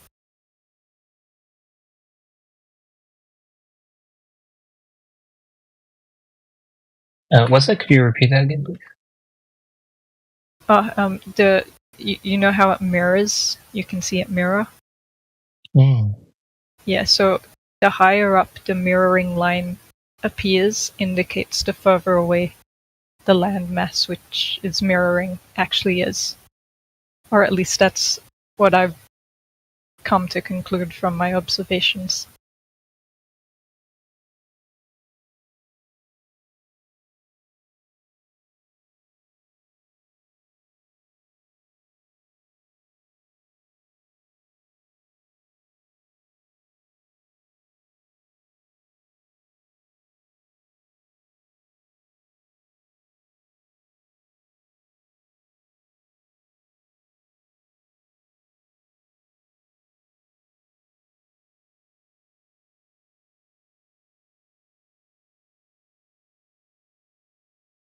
I'll just send a picture in the chat which sort of illustrates what I'm saying. Further away.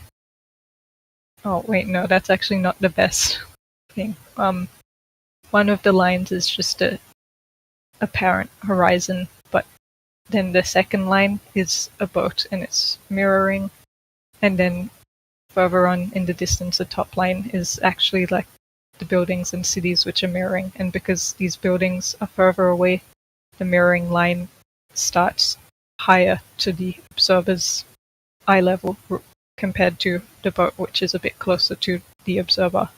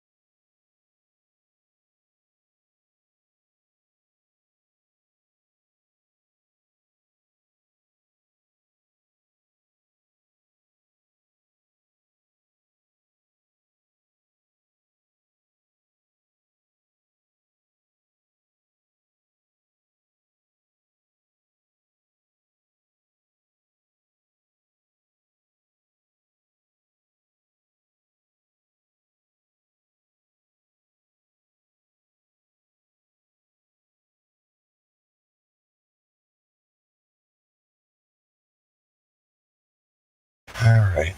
I have returned. Of course, it didn't help. I went and reset the router, but my signal's still garbage. Well, welcome back. Hopefully I'm not roboting or anything. No, you're not roboting.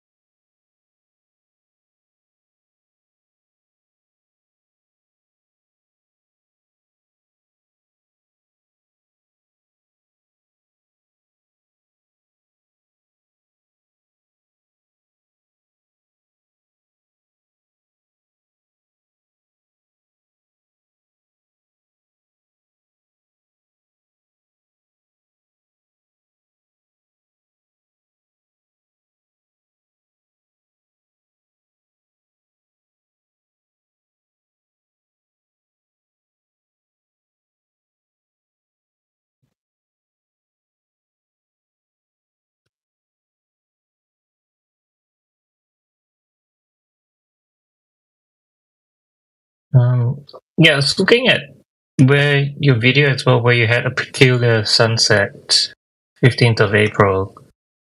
So towards the end, you. Yeah, I know which one you're talking about. Yep. So towards the very end, just a few seconds before the end of the clip, yeah, you do have Rottnest Island. You say it's 16.5 kilometers away. So based on the Earth curve calculator, there should be 21 meters, 21.37 meters of drop. Now, the highest point in Rottnest Island is 45 meters. I think so. There should be like half of the island should be under the curve, if I'm not mistaken. Yeah, just with taking that peak there. Yeah. Yeah, there definitely is some drop.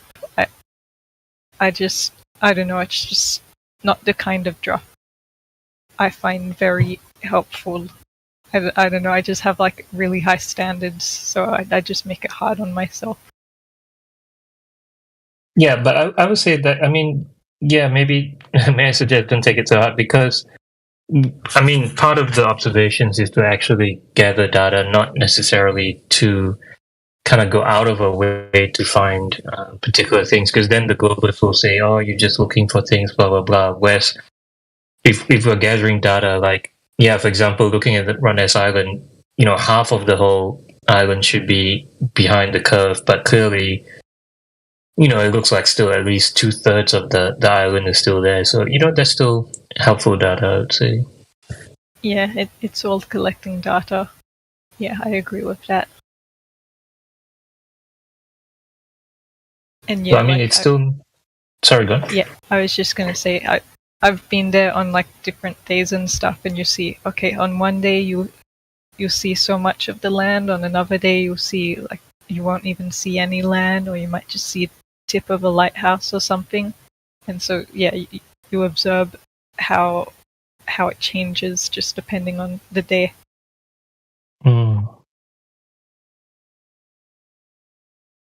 But yeah, with this particular observation of Rottnest, it does look like there's a lot more island that's there than should be if it was curving at the rate they say it is. So the only explanation the globalists would say is that, you know, refraction, everything is sort of refracting up to be like the geometric horizon or less than or more than. So yeah, it's still valuable, I'd say. Yeah. Have you done much of your own curvature tests wherever you're at? Nothing like as advanced as yours, just looking at stuff with my phone. Yeah, kind of like around Brisbane, sometime when I was in Darwin as well on holiday. Yeah, just generally the buildings or the town. There's still way too much behind there.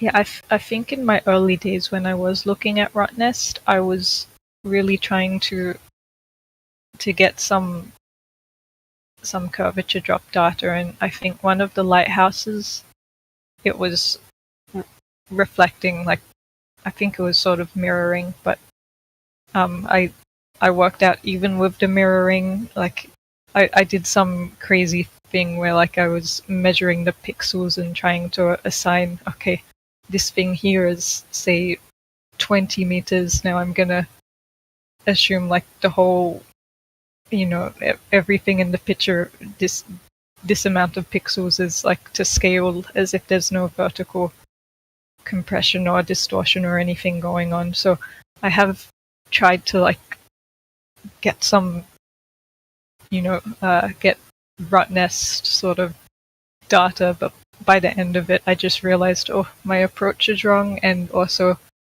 for what it's worth, it probably would have only been I think it would have been like 3 meters of curvature drop, and I just don't see that as very significant for. I guess I see it more in like a margin of error. Not that it is, but just like, as I said, my standards are just super high. I want a really, really clean sort of test where it just makes it hard for people to deny it. But that makes sense. Approach. But like with such a small measurement, a small like distance there, then somebody could easily hand wave away your data. You want something that's more substantial, so it's like solid. You can, this is a fact. And yeah, they can't exactly. just, Yeah. That's sort of why I gave up on the Rottnest Island. I thought, 20 kilometers. I mean, it's alright if there was like, say, like a building right under the shoreline, but the only building references are a more higher altitude, and it just doesn't work so well for what I'm after. But as Brain said, you can use anything for data and just like optical observations. There's still merit to that. Yeah, I think sometimes also even city buildings, like let's say if you're on one end of the coast, but then you can still, let's say 30 or 40 or 50 kilometers away, and then you still point the camera back from, say, the coast that's 50 or even 100 kilometers away, and then look back at the city with the tall buildings. So generally, the buildings would be, say, 100 meters, 120 meters. Some taller buildings would be 150 meters. And then, those buildings should be also obscured to a certain amount, but they tend not to be. So, and the building wouldn't be sort of mirrored at the very top, so they can't say that the building is squashed or stretched as much. So I think the buildings are also helpful if because at the coast, trying to find an object at the coast far away, the groundwater, the sea level will sort of obscure quite a bit of that, plus atmospheric effects. But let's say looking from a faraway coast back to the city where the city buildings are, from what little I've tried, there's still too much city buildings that are being seen given the curve. Okay, and that's, were you saying that's in Brisbane? Yeah, but I reckon for Perth you'd be able to do that as well. Like whether it's north of the city or south of the city. Because Australian cities, that's usually like they're close to the coast, and then at different points up the coast, whether even up to 100 kilometers north or south of it, when you point the camera back at the city, you can sort of see the buildings. Like I'm just thinking when it comes to me, like if I want to look at Perth City, usually I'd have to like go more inland, and more inland you go, the higher altitude, so that kind of takes away from curvature. But I guess maybe there is ways you can like go more to the north or south, like follow the shorelines and still see Perth, I guess. I don't know, I haven't really thought of that approach. Yeah, I think you'd be surprised that just the way the beaches are, and you don't have to get very high. But still 50 kilometers, 20 kilometers, 50 kilometers. I think it can be pretty surprising that you'll be able to still see the city and the buildings from the distance, from the coastline. Not inland, because then you have to take into account a lot of elevation and all that. But say, certain coasts, parts of the coast, or even a small hill on the coast, which would have sort of a known elevation and then pointing back towards the city. Yeah. Yeah, I'll keep that in mind. I'll look into seeing if there's like a good location for something like that. I don't know why Like, I think about these things all the time. How hasn't that been one of my thoughts? Well, how long have you been looking into flat Earth? Well, I first heard of it, I think, in 2020, and then I took some time ignoring it, and eventually I came to like realize, okay, it is flat. But I think maybe 2.5 years or something, but I'm really not good when it comes to remembering times and dates, so take that with a grain of salt. Yeah, fair enough. I mean, for some of us, it's almost 10 years now since the penny dropped, and then just still waiting for actual evidence. How long has it been for you? I would say since 2015.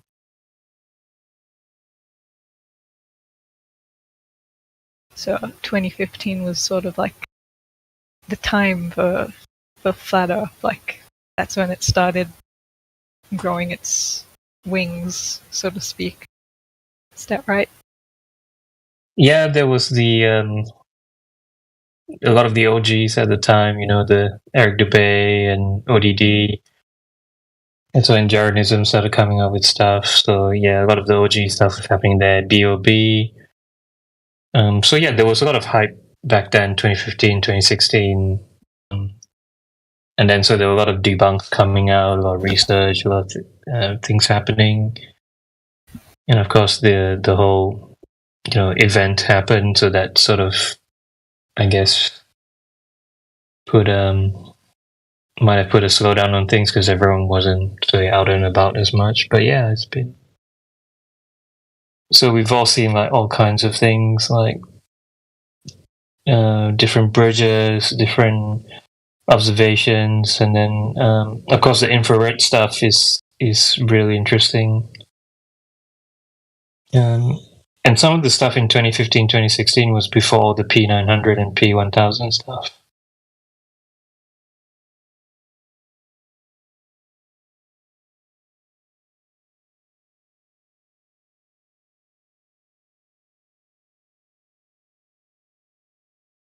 Did you take that stuff using was it a P1000 that you had? Oh, I had a P600, so like the lower class, but it does a good job anyway.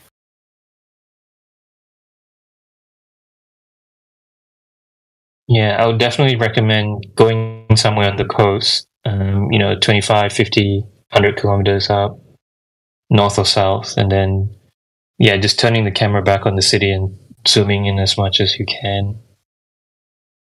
Yeah, I really like that idea. I'll definitely look into it.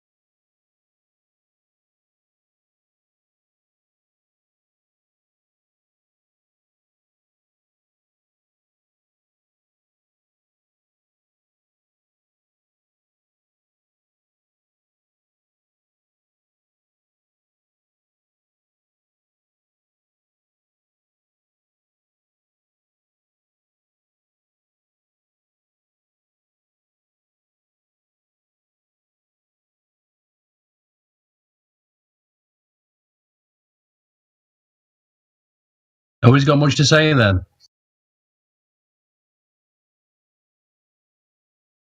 Yeah, it's pretty quiet in here. I can ramble on and on if you want. It fills the dead air. I was just about to say good morning. Yeah, hello to everyone. What's going on, Andy? Stacy? I'm good. I was just over at this mechanics place, and they're all huge, big people like, and I was saying because they were putting off doing this thing, and I was like, that's fine, it's fine. I'm just anything to put off my breakfast sort of thing, and they were like, breakfast, and they were all looking at the watch. I'm like, yeah, and they were going, no, I think you've missed that, and they're right, of course, but I put it off on purpose. And, I says to one of them who stood next to me, I said, look, if you just shorten that eating window, you can get rid of that. Pointing to his massive belly. Do you know what I mean? But then I realised when I came away that not only do they not listen, they can't hear what I'm saying to them at all because it turns into an ego thing. And they're not taking the information on board. Do you know what I mean, Chris? It is Chris. Flat Lloyd Wright. It is Chris, isn't it? Yeah, absolutely. So, yeah, I ought to talk about presence. That's because presence is the key, and a bit of humbleness that goes a long way. And you realise that there's, and this is not a slight, I'm not knocking them because I was the same. There's too much going on upstairs, and that sounds a really weird thing to say. But yeah, they think they are the accumulations in their head and nothing more, and that's where the problem lies. That ego, it loves its problems. That's the real gravy. It loves its problems. Oh my God!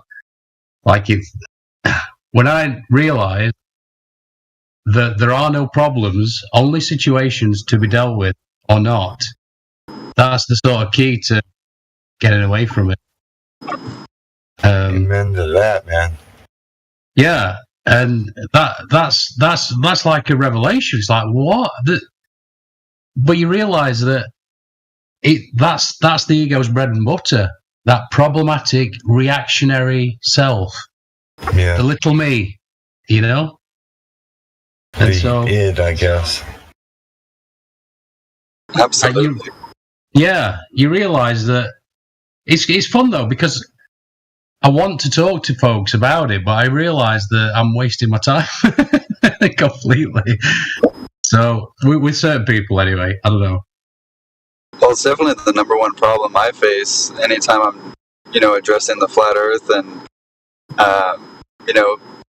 clear globy behavior, right? I mean, this ego that gets in the way of even hearing the information, let alone listening to it. Yeah, it's funny. The other day we were talking about something along. I can't remember. Austin mentioned something, and I was talking about, well, if you invite that in, then you couldn't. We'll just say truth for whatever. We'll just call it truth. If you invite it in, then you can't. You're not going to go and murder somebody. It's not possible then, because you become more aligned with nature, and. I always highly recommend people get in touch with the body, because the body's in line with nature. I call it lifeology. Like, if you're truly living a life of lifeology, you can't engage in deathology. You simply can't. It's like against every aspect of who you are. Yeah. And I like what you're saying, but at the same time, we have this construct that we build around us of brick and mortar and concrete and asphalt and all these things that I would say disconnect us from nature. Not only in body, but in mind, we have so many things that, of course, I think disconnect us from nature. Even our paradigms in which we view the way nature works as, I think, miscued. For instance, I'm talking about slime mold today. Of course, it's on the flat Earth as well. But what's interesting is this single-celled organism does everything and finds food and solves mazes without a single brain or neuron or cell. And it makes you wonder, what's really going on here? Like, how are all these systems, including the human system, working here? And not only in a dystopian way of like a globe and a lie, but it's amazing that it's even got this far.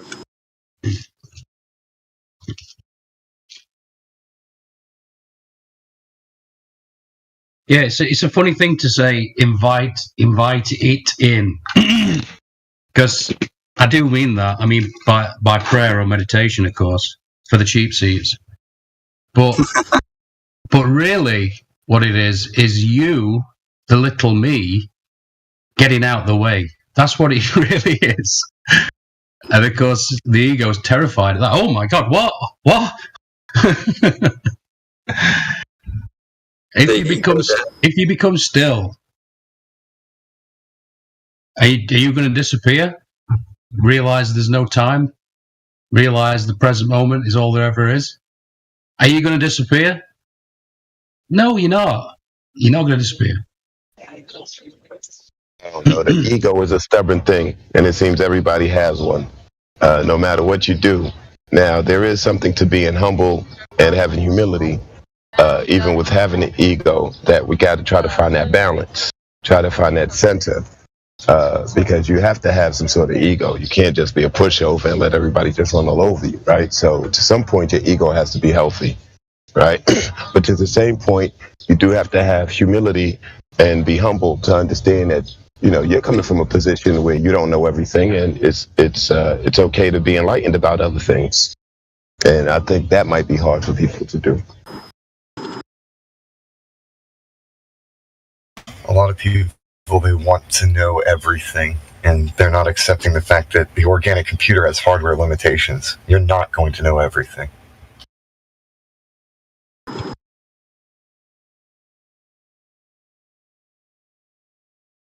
What's even better when you realize you don't even want to. That's the true wisdom right there. True wisdom is realizing that you don't want to know everything, because some things you can't unsee and you can't unhear, and you don't want to know that shit.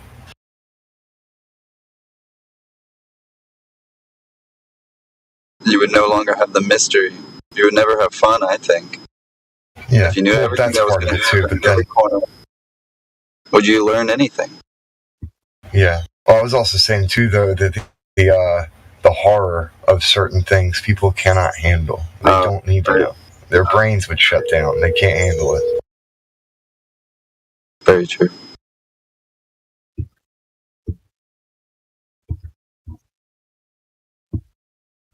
Yeah, you don't want to see the dark energies that are everywhere. That would terrify you to death. You don't want to see that. Yeah. It's like along the same lines. That's why I say I don't have to look in the dumpster to know there's trash in there. But recognizing your own limitations is a very comfortable place to be. And yeah, I don't know. It's where I might argue with certain people when they talk about Gnostics and we can know this and we can know that, and I always say, to what extent though? To where's the end of it? Well, enlightenment. That's the thing, and it's like, well, in Japanese Zen, this is kind of funny. They compare enlightenment to tricking a child with something in your fist, like pretending that you've got something in your fist. That's funny. A weird way to define enlightenment. I always liked it. It made a lot of sense to me. It did because I've been looking for so long, for many, many years, and I thought, yeah, that's perfect. But then is it saying enlightenment is like having the thrill of tricking someone? No, it's saying that ultimately, you what we search for, which is it's like the irony of the spiritual secret, in my opinion, is that you already have what you're looking for. But you just don't realize it.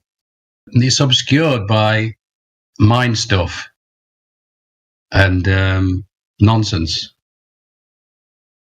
Okay. As I say, we're all wandering around with heads full of stuff, and we think that's us. That is the all. That's all. That that's the be all and end all of what makes us us. Is our experiences and no, I say no. Much more than that. Well, I usually don't talk about that kind of stuff in here because, for obvious reasons, we're all on our own little journey.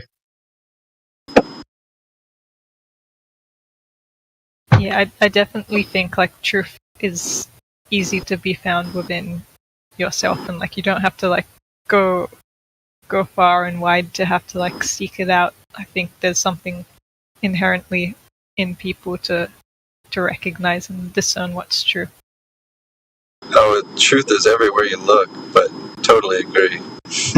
Yeah, like in the nature and stuff too. But like you don't have to like climb a mountain. Truth is like just outside when you look at the ground. You don't have to. Yeah.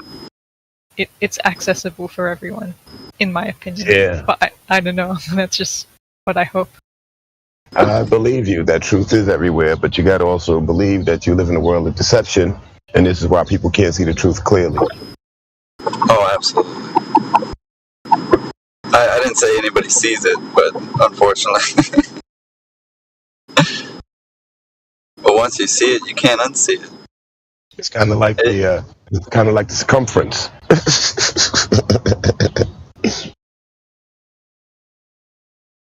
Well, I remember the first time I saw my baby sister kind of stop breathing for a second, and how much it freaked me out as like a little older brother. And when she, started breathing again, how much I was so relieved. That sort of enlightenment that Andy's talking about, that relief of, I found the object, if you will, but it was always right there in front of me. But, just realizing that somebody's breathing, that they have life, and really taking that in, even at such a young age, was like, wow, this place is amazing. And thank goodness you're alive, because I don't know what I would do if you stopped.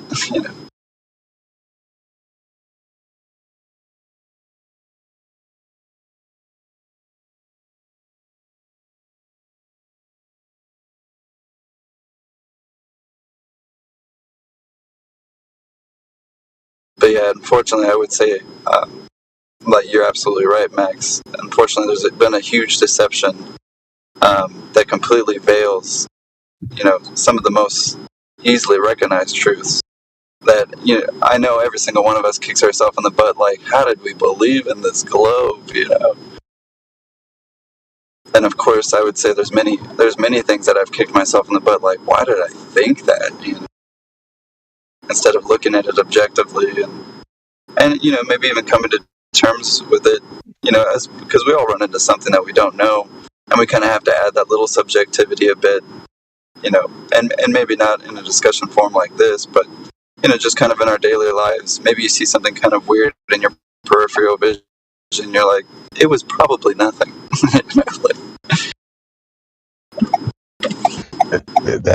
That is true. Now, pull over, get a ticket, like, well, it's just mine. So, Flat Lloyd, your sister's good though, right? Your baby sister's good? Sorry, what was that, Max? I said your baby sister, she's good? Your little sister? You said she stopped breathing, and she kind of started to breathe again.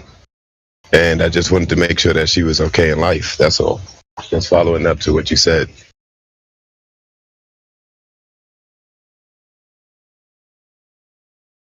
Cut out a bit, but I got the last bit. Absolutely. Oh, I'm breaking up out here, huh? I'm in a bad spot. No, it could be me. I was switching satellites, or ground towers, if you will. Yeah, I can hear you just fine. Okay. All right.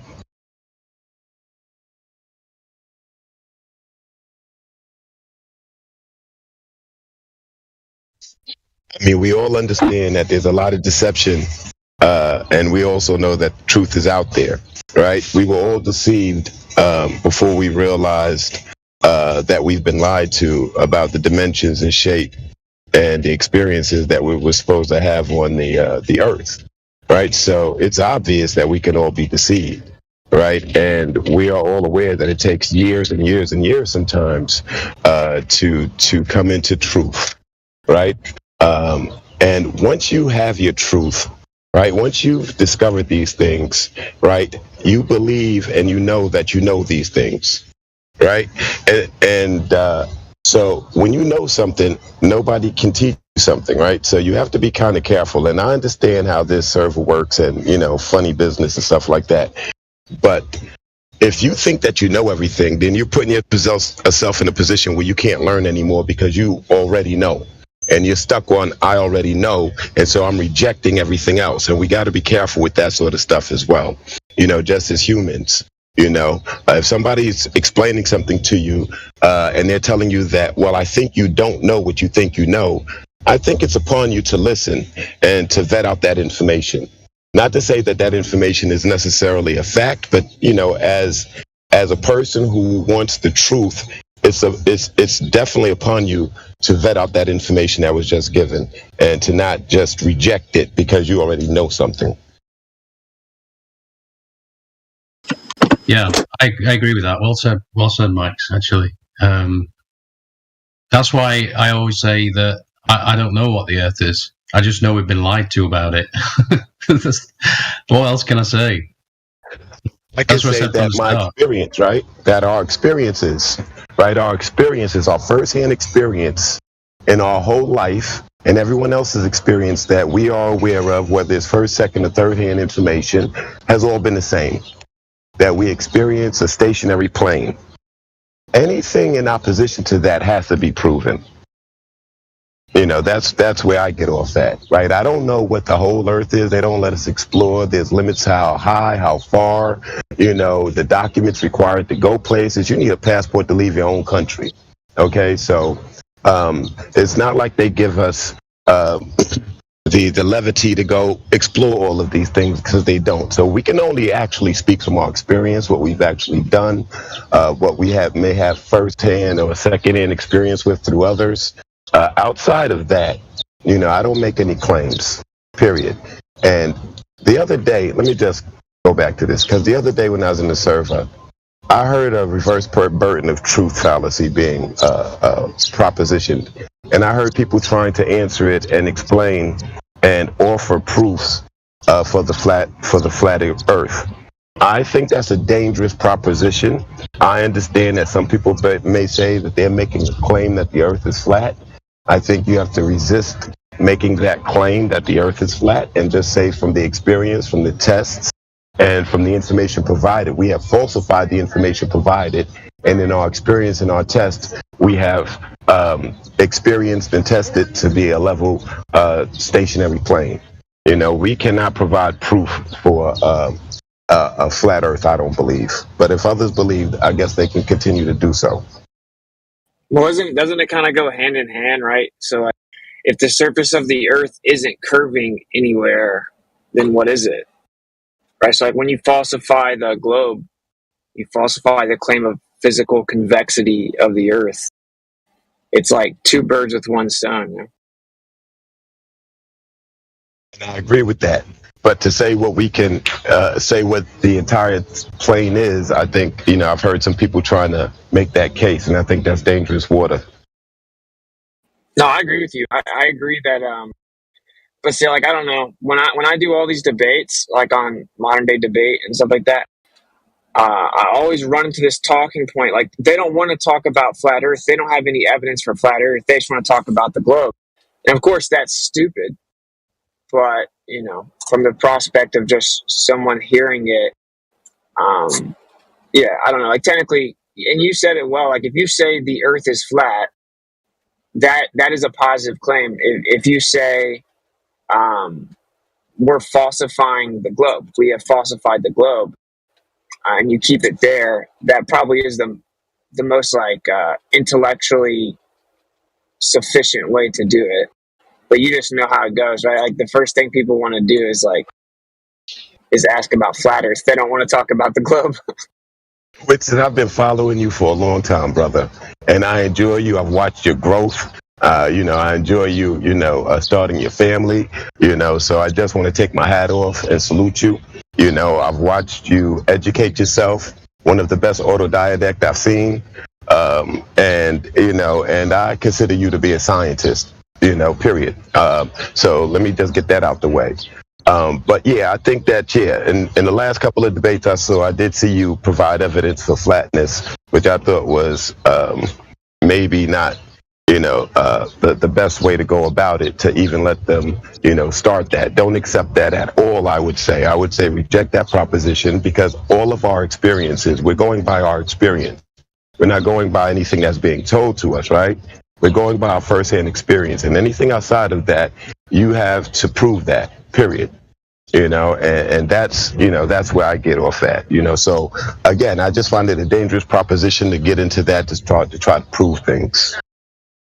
Yeah, like thanks for the kind words too, but like I agree with you. Honestly, like I guess, yeah, the reason I did that is because I always get the same feedback, which is that it doesn't really matter what you do, but they'll say you don't provide evidence for flat Earth.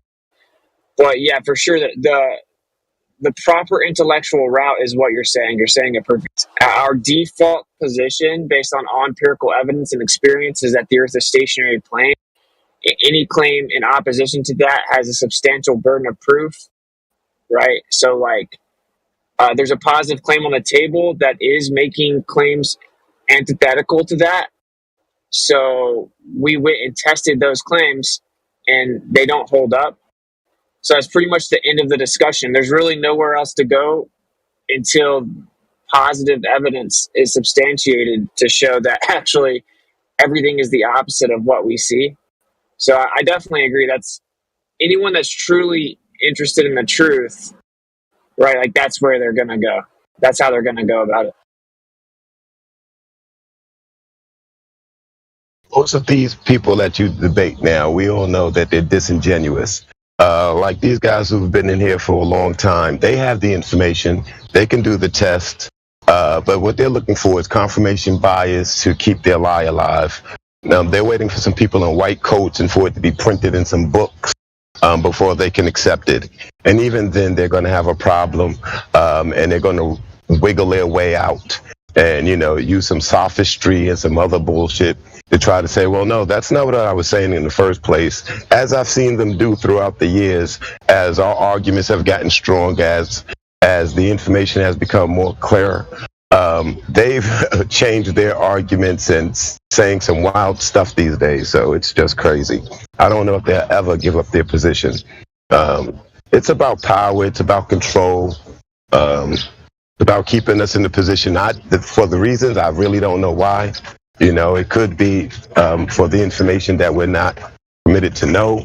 There could actually be, I'm not going to go off into the realm of speculation, but, we know that we're being suppressed. Well, yeah, you basically inspired, so my next presentation, I'm just going to do, what I'm going to do for my next presentation on any debate will just be the first thing I cover is what do we experience?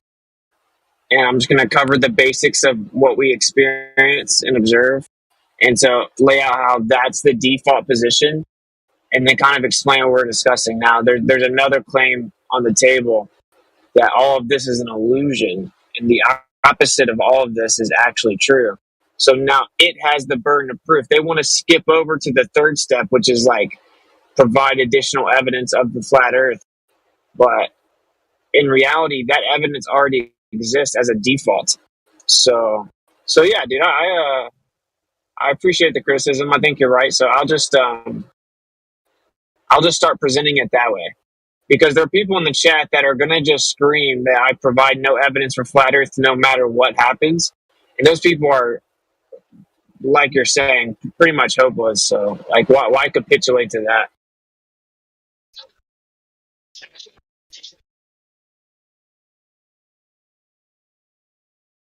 Although I do love bringing up microwaves and stuff, though. Like that's I love it, bro, because they got nothing.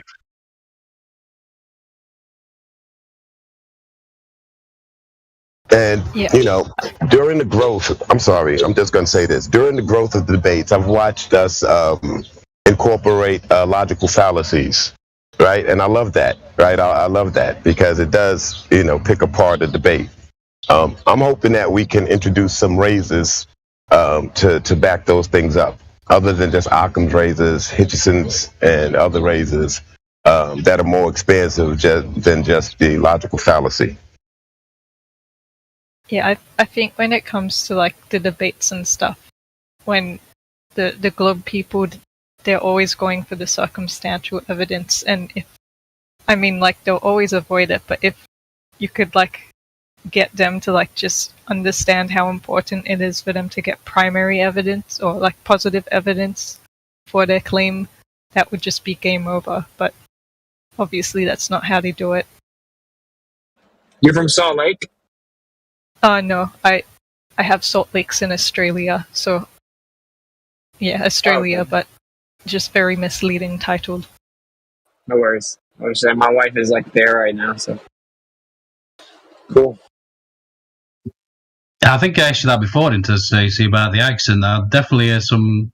It sounds Scandinavian, but this is some German. In Yeah, Well- German. My mum's German. I'm Australian, but I sound German.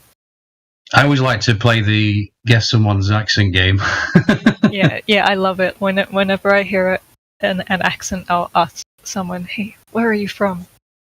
And the funny thing is, even though I'm German, I can never ever detect the German accent. I always think, "Oh, it's a strange accent. What accent?" And they'll say German, and I'll think, "What? How did I not guess it?"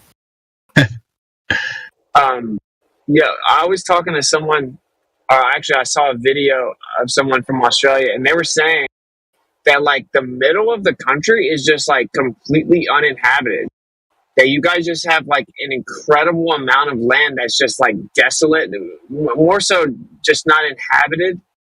Is that true? Because it does look like they could have fudged what Australia itself is. Have you ever like considered that what you think Australia is actually incorrect, like the way you think it's laid out? Well, in terms of like the shape and stuff, I don't know, but I mean, I've not like been out to the outback, so I don't have much idea, but like I can go out, say like 300 kilometers inland, and like it does get more remote.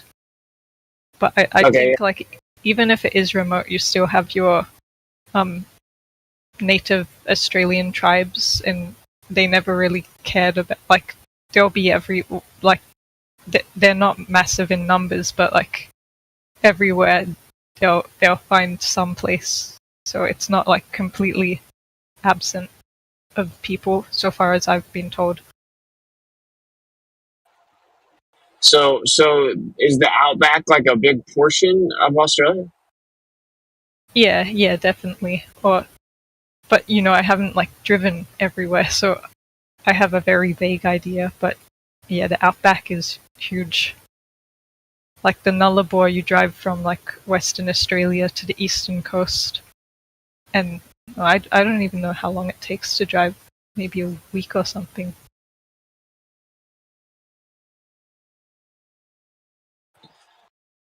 Okay, yeah, I don't know. Like I was looking at like for example, with Google Maps, they seem to show the roads differently than they truly are, especially in Australia. And it just is interesting. It looks like they could have just like actually fudged the land, even though it's inhabited, because so much of it is not really. There's so much land that's just like in the middle that I don't know. It gives them like a place where they can kind of fudge the data. Yeah, I guess then someone will need to like get one of those handheld GPSs and just like drive a road and see how it compares to Google Maps or whatever. Well, that's the only problem. GPS, of course, is just built upon the spherical coordinate system. So like, Like one guy did a test where he looked at Google Maps and it shows this road is pretty straight. It has some turns, but it's pretty straight. But when you drive the road, it has way more curves. So they basically stretched it out so that it looks differently than it actually is. So I don't know. So it's a tough test to do in essence. Would the solution be to like strip all the GPS data onto like an old school map? Nah, because GPS just goes through its algorithms and gives you the final output of the spherical coordinate system. So it's going to give you the longitude latitude system based on their spherical coordinates. And it's closed source. You can't even actually get to the raw data. So yeah, I don't know. I don't even know the solution. I was just wondering if. Yeah. Hey, what's up, guys? I just want to let you guys know that I started my stream, so. Nope, I gotta go. I'm just kidding. Oh shit. No, but I kind of agree with the whole idea with Australia. People have looked at the time zone difference from like the United States and Australia. Why there's 4 time zones, 2.5 in Australia, and how that even like would make sense with the land masses being equal value or close to it anyway. Like that doesn't make any sense from that perspective. Even the globe's perspective. The time zones themselves are like what throw things off. Like I understand it's built for commerce and all that, but you gotta just like admit that something's pretty strange when it comes to like looking at time zones in the whole of Australia, and then getting to like how there's a 30-minute difference, from like these time zones in like Australia. Like it's so weird, man. Like I don't know how they bro figured that out. Yeah, dude. When I did that stream on that, I had so many people tell me that like woke them up to look into flat Earth. Is pretty funny, but like because I was looking into that, and for those that don't really know what he's saying, it's like, so you have a sphere that supposedly turns every 24 hours to give you a day, which means you should have 24 1-hour time zones. Yep. And they should just be longitudinal zones, and they should all be equal. So it would be super easy to track time zones on a globe. You would just have perfectly symmetrical time zones in the north and the south, and you'd have 24 like evenly spaced 1-hour time zones. But that's not what we see. Now they say that it's just political preference and stuff like that. But coincidentally, the way that all these political preferences lined up, there's way more time zones in the south than in the north. And it's interesting because then, like on the flat Earth, of course, the longitude lines get wider as you go further south. But on a globe, as you go past the equator, they converge back symmetrical to the north. So, yeah, I mean, to me, it's pretty obvious that the reason that the time zones are different is because the longitudinal zones are wider in the south.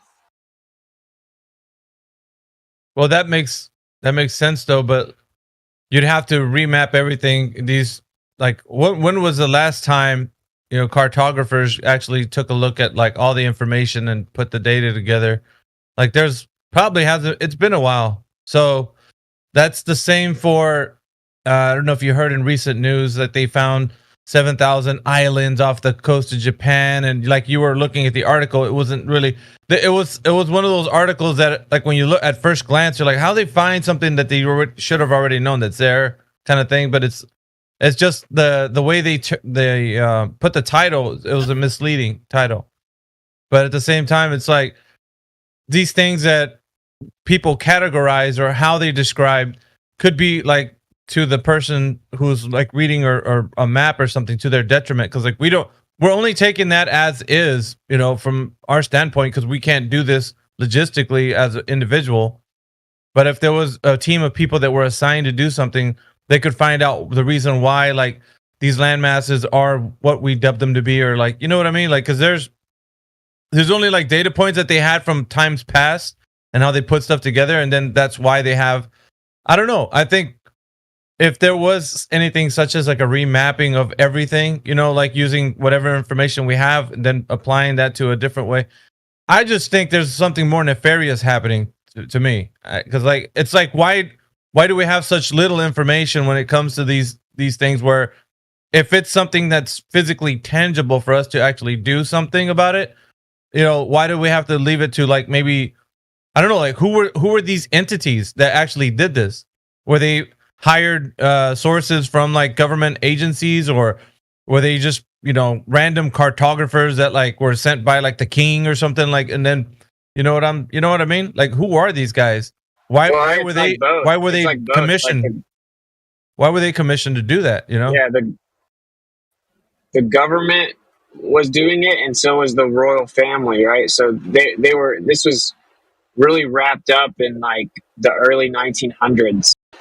But that's why it's goofy when people are like, "Where's your flat Earth map?" It's like, oh well, I guess we misplaced our billions of dollars and decades of thousands of people being employed to go map out coastline. Centuries. Like the royal family did that. Yeah, exactly, centuries. But like the South was not really even kind of done until, from what we know at least, till like the 1900s. Really, like they started wrapping up the South in the 1900s, which is not very long ago. Yeah, I saw that headline, Miggy, where you posted it. 7,200. How is that even possible? It must be one of them shock headlines. It's not in reality, right? It's a shock headline. It's something to get you like to look at some other information. And I mean, be it that they might have been just bored and creating like, because honestly, what else is it, man? Like boredom, or like those articles you read in those like funny newspapers in like the supermarkets when you go to the checkout and they have like bat child found, or man gets eaten by alligator, or you know what I mean? Like there's some crazy stuff that's happening, and so you pick it up because that's what sells. These type of things sell. So I'm thinking it's some guy who just got bored and like it just created a stupid idea for them to say, well, let's just talk about how we can find new lands, or I don't know. It's nothing to deal with like what's really going on. Could it be a distraction? Perhaps. Like we don't know. But like the same thing, it's like it's off the coast of Japan. Why wouldn't they know like what the damn things are? Like it just sounds, the way they presented it, it sounded like they found new islands. It's like that's stupid. That's really dumb. Well, but that wasn't the case. I'm sorry, ma'am. I think that some of the work that's being done in this community is having effects on the other community, right? I believe that the science and math that's being presented is a troublesome thing for them.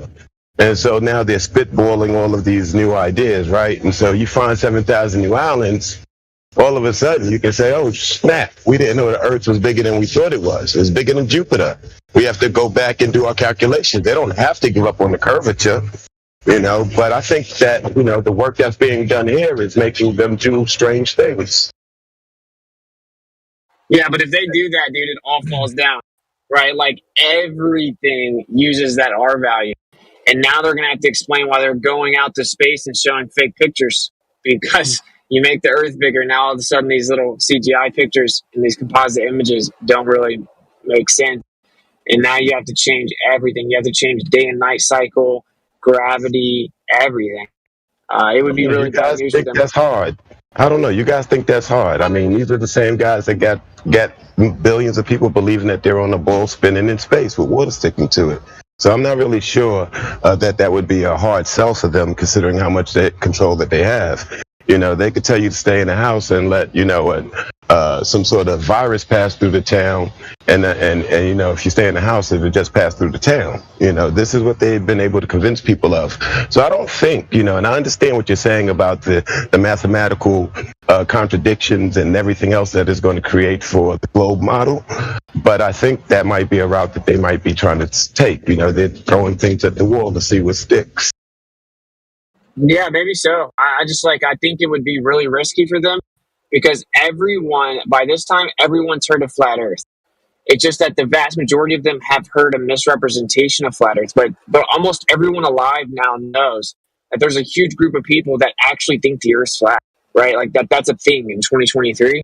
if they come out and officially announce that they turns out the Earth is bigger than we thought, so many people would be like, wait a minute, like, are these flat earthers onto something? Like, I just think it would be very risky, and then they would have to update everything. Like, they looked at Venus and said Venus is roughly the same size as the Earth, and that's how they mapped out the whole solar system, and that's how they got the astronomical unit, which is the distance to the sun. So, like, you're talking about changing every basic fact.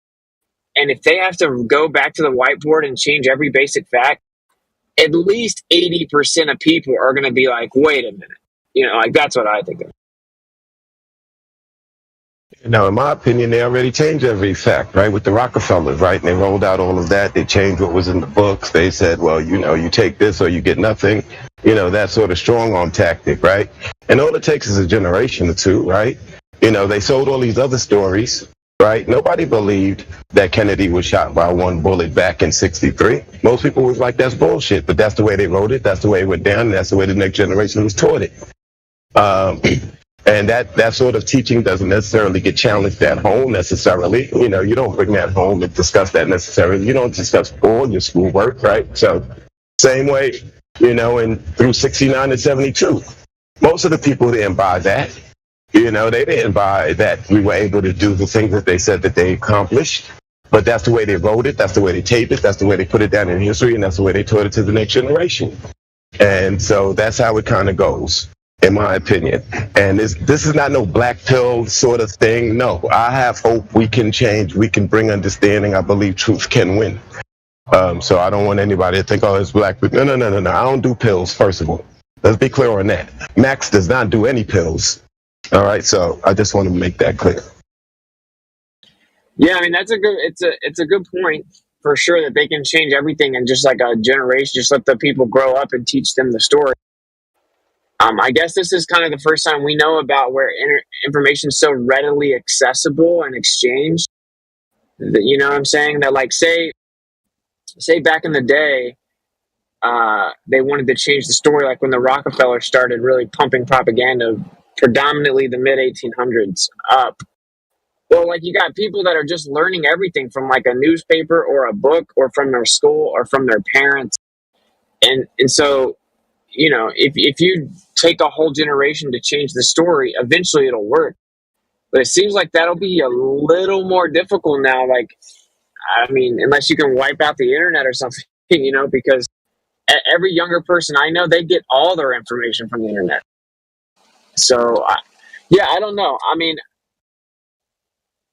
I don't know, man. I haven't decided what I think they're going to do. I agree with you that they're trying to fill out the best way to do damage control and move the goalposts a little bit. I just don't know that they'll be able to pull it off. I think that would be our most promising moment of attack. If they have to start changing their story, it's like, oh, well, all of a sudden, we're not so crazy. All of a sudden, this conversation does have a place at the table. And I don't know if they can afford that. I mean, I don't know. I think the distrust of authority is actually pretty high right now. But I'm like an overly optimistic person about it. Hey, let me chime in here with some new people that have joined our chat here. We got Wavy that's joined in. I'm going to mute Wavy. Wavy, if you want to, go ahead and speak. You have control of your mic. Welcome to 24/7 Flat Earth Discord. Wavy, if you're there.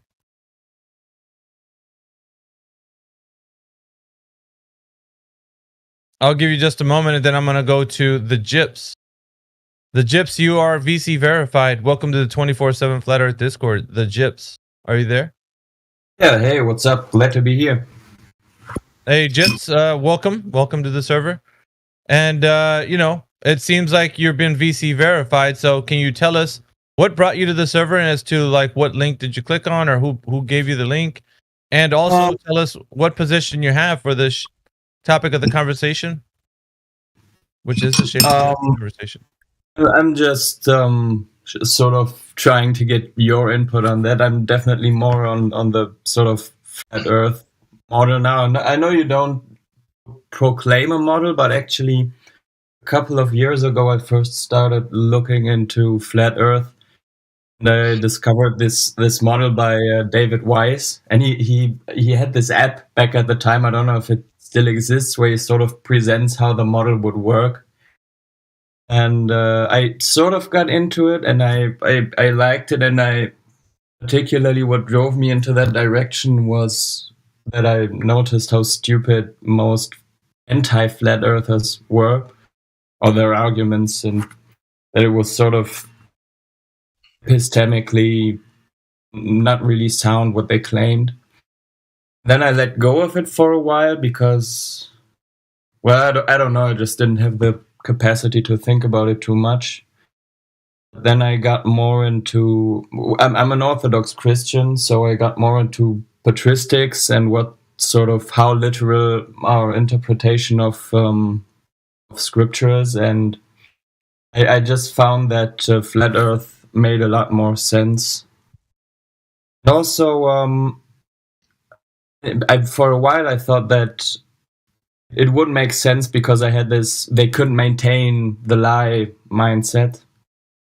But and obviously COVID sort of showed me that most people will just go along with whatever is proclaimed. And I also found out that outside of Western Europe, things like the moon landing and like modern cosmological claims aren't really commonly believed in. Like, even I'm half Romanian, I go to Romania frequently, and you can talk to plenty of people out there on the streets who will not really buy into all this NASA stuff. So yeah, but other than that, I'm not really hardcore into physics and experiments, so I don't have a hard position on that. Yeah, that's fine. Thank you for your introduction to Gyps. We also want to just get you acclimated with the server. So we're all typing in text. If we are doing so, we're doing it in live stream voice text. That's the text channel right above the voice channel that you're in currently. Do you know where that channel is? The Gyps. Yep, I found it. Yep. Okay. So also we are live streaming on 2 platforms, Rumble and on YouTube. And we're live streaming all the time on YouTube and most of the time on Rumble. So I'm going to drop both of the links there so that you can know that we are live streaming as well. So everything is being recorded for everybody's educational purposes so that we can go back to the audio and listen, you know, if something has been said that wasn't said and so forth. We have audio clips of such things. So here's the 2 live streams. And you can click on any one of those and, you know, subscribe to them, follow them.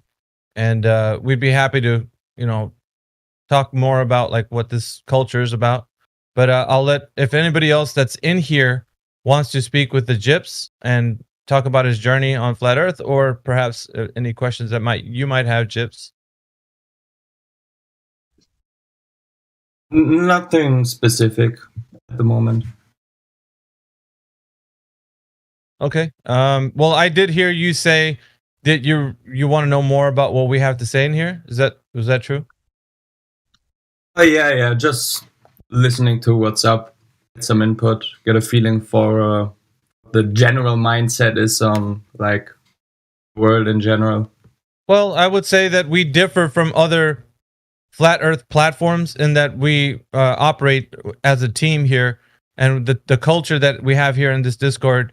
The majority of us that are managing it, I should say, curating a platform here, don't view the topic in such that we're going to be speculating the whole way about things, because that's not going to benefit the listening audience, whom don't have a an understanding of like what the physical and natural world means to them.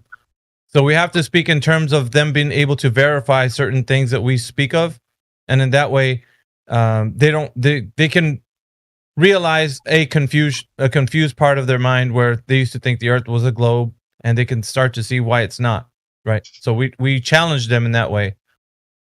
So that's what we're doing in here. Often at times we do go through speculation, but it has more to deal with topics that are correlating with the subject that we're talking about at hand. So, but we don't often do that throughout the week, because it would then kind of stifle the journey of somebody that wants to know, what this Earth is about, versus, what they think it is. Does that make any sense? Makes a lot of sense. Sounds good. Yeah. Okay. And how long have you been down this journey of flat Earth? Well, as I said, like 2 years ago, I stumbled upon David Weiss and I sort of got into it, but then I thought maybe because that was during the whole COVID shit, and I thought maybe I'm just going insane and I need to sort of limit rabbit holes I go down. But then I recently, it's actually funny because I discovered Witzit's stuff actually in his modern day debate where John Zerka was on his team, and I really just watched it for entertainment to watch John. But then when I heard really the part of from Witzit and how he could really engage all of the physical claims and really seem to be more sort of on the topic than the opposing side, then I sort of got into it, and I kind of liked my impression of the like flat Earth community, whatever, was always sort of a positive one. Like people seem to be more respectful and relaxed than the opposing side, but also many other sort of, I guess, subcultures or communities. Awesome. 2 years, huh? And throughout this time, have you been able to have a better stance at how you are able to articulate the conversation of the flat Earth and globe Earth discussion? Or is this something that's difficult for you to do? Because, it just depends on who I speak to. Usually some people are better spoken than others. So is it difficult for you to speak of it, or is it can you advocate for the position in a way that you can convey properly over how you're speaking? Because this seems to be a very difficult issue sometimes for people who are more introvert. They don't want to speak, publicly about it, but they know about it in their mind and how they can talk about it like to somebody that they really know, versus just being on a platform such as this in front of other people and then being able to articulate themselves that way. Because it feels like you're being judged, here, versus when you're just on a one-on-one with somebody, you could talk a bit differently that way. So what do you think about that, Gyps? I actually have sort of an easy time sort of red pilling other people on certain things once I get to know them. I haven't tried with Flat Earth because really Flat Earth now, this current episode I have with it really started like 2.5 weeks ago. And it was funny because it sort of dovetailed with my ideas on sort of unified field theory and my doubts about relativity theory. And during the time when I didn't engage with Flat Earth that much, I really went down that path and sort of tried to get a picture of what relativity is and where it comes from, and what really the difficulties are with it. And then I saw actually that Witzit sort of brought it all together. And I still need to get more of a hang of the technical arguments. I'm not really very mathematically minded, so I think anybody who really knows about that stuff, at least sort of the mainstream established common knowledge, I would have problems. I mean, I guess I can bullshit my way out of that, but I don't really like to do that. So because Flat Earth to most normies is such an outlandish position that I didn't really try as of yet. I only talked to one guy, but he wasn't really a normie to begin with, so I didn't have a hard time with getting him to think about it. And he was more like, yeah, whatever, I don't care about the shape of the Earth, but might be flat. So yeah, but I don't have a particular problem. I guess I need to try first with somebody. I found that the Gyps that I start to ask the question, why heliocentrism? Why do we get that? And my conclusion is we got to it because of pagan sun worship whether you go back to, the Tower of Babel, or where you go back to Hermes Trismegistus. You fast forward to Copernicus and to Newton, and they all paid homage in some way, either through the Emerald Tablet with Newton or through the on the Revolution of the Heavenly Spheres with Copernicus. They all paid homage to Hermes Trismegistus, this guy who may or may not have lived and who was considered the father of alchemy. One of the tenets of alchemy is turning lead to gold, which is absolutely nuts. And so, which is a precursor to modern chemistry. And so you say, why heliocentrism, pagan sun worship? So why relativity? Why relativity in 1905 with special, and why general relativity in November 25th of 1915, partial field equations published by Einstein, and not, quote, ratified until November 6, 1919 at the Royal Society, where 2 out of 35 plates taken from looking at this solar eclipse on May 29th, 1919 said, hey, look, light bends. And so we have the warping and bending of space-time. So why? And then you got Einstein talking at Kyoto in 1922. The reason he came up with special relativity in 1905 was, one of the reasons was Michelson-Morley in 1887. He had to explain away that. So why? And why did we possibly come up with general relativity in 1919? Because Newton was falling apart. Mass attracts mass. Things being pulled towards the center of the ball was falling apart, and only Cavendish held it together in the early part of the 1800s. So why? So why do we have this? So the question is, we were taught answers because they were saying, why are things falling apart? So we're going to replace it with this, and we're going to put it in textbooks. We're going to put it in education. We're going to put it in entertainment, and sooner or later, people will come to believe it. So the question for me is, why? Why did they do this to us? Why did they do, what they did 39 months ago? Why did they do that? What they did 39 months ago, which we all talked about. So why? And once you answer the question why, everything falls into place. Yeah, I've always looked at it being the answer that's so, I guess you could say that's just evident to everyone. It's control. Because if you control the information, then you're able to control the population that thinks about the information in a certain way. So it's all about it's a method of control, right? Because if you go back to like these names that you were speaking of, and you talk about like, where does this come from? Like, it all like ties into like the royal family, and like, why would they then tell their subjects what they would? It's all for controlling the population. How else can you do it if you're not the arbiter of knowledge, right? If you're not the gatekeeper of this knowledge, they have to come through you in order to get this higher understanding about what the physical and natural world is. So if you're not the one who is actually telling them what it is, then you lose that control. Then a free-thinking population will then not be subject to you.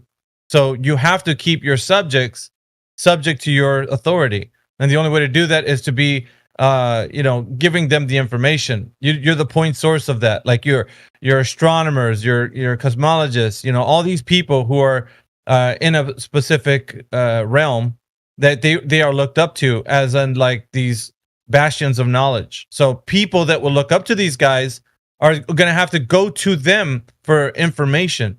And keeping a population that's so inured with this hierarchy system, people are then going to say, well, I can't be that knowledgeable because I'm not an expert like this person. So throughout history, you could see that they've built these systems by which we indoctrinate ourselves and our, by way of education system, we're indoctrinated with that information.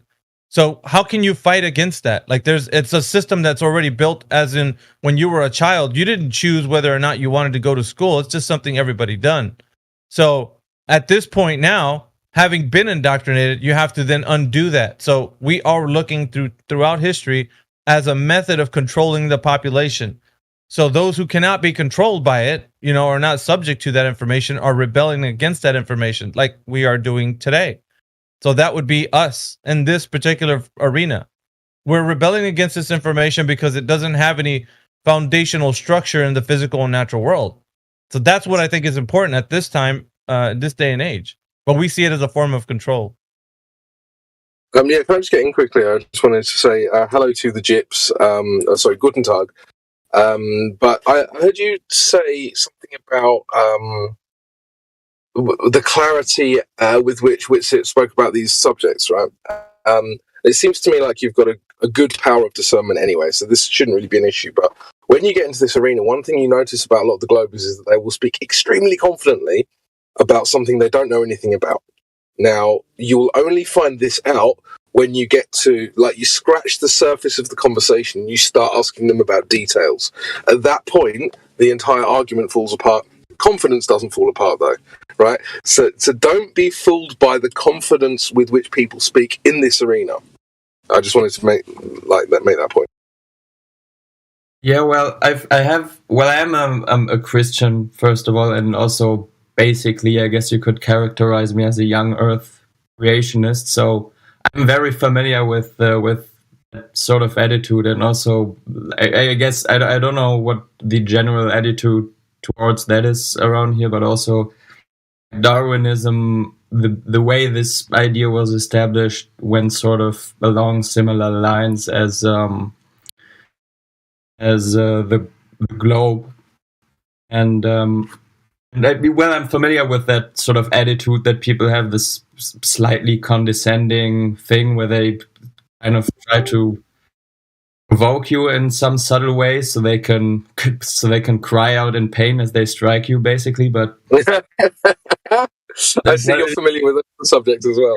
Let's not absolutely, and it's it's a question of self-control. So for me, the difficult thing is I usually only talk to new people when I'm somewhat inebriated, and I kind of need to get more of a hang of that.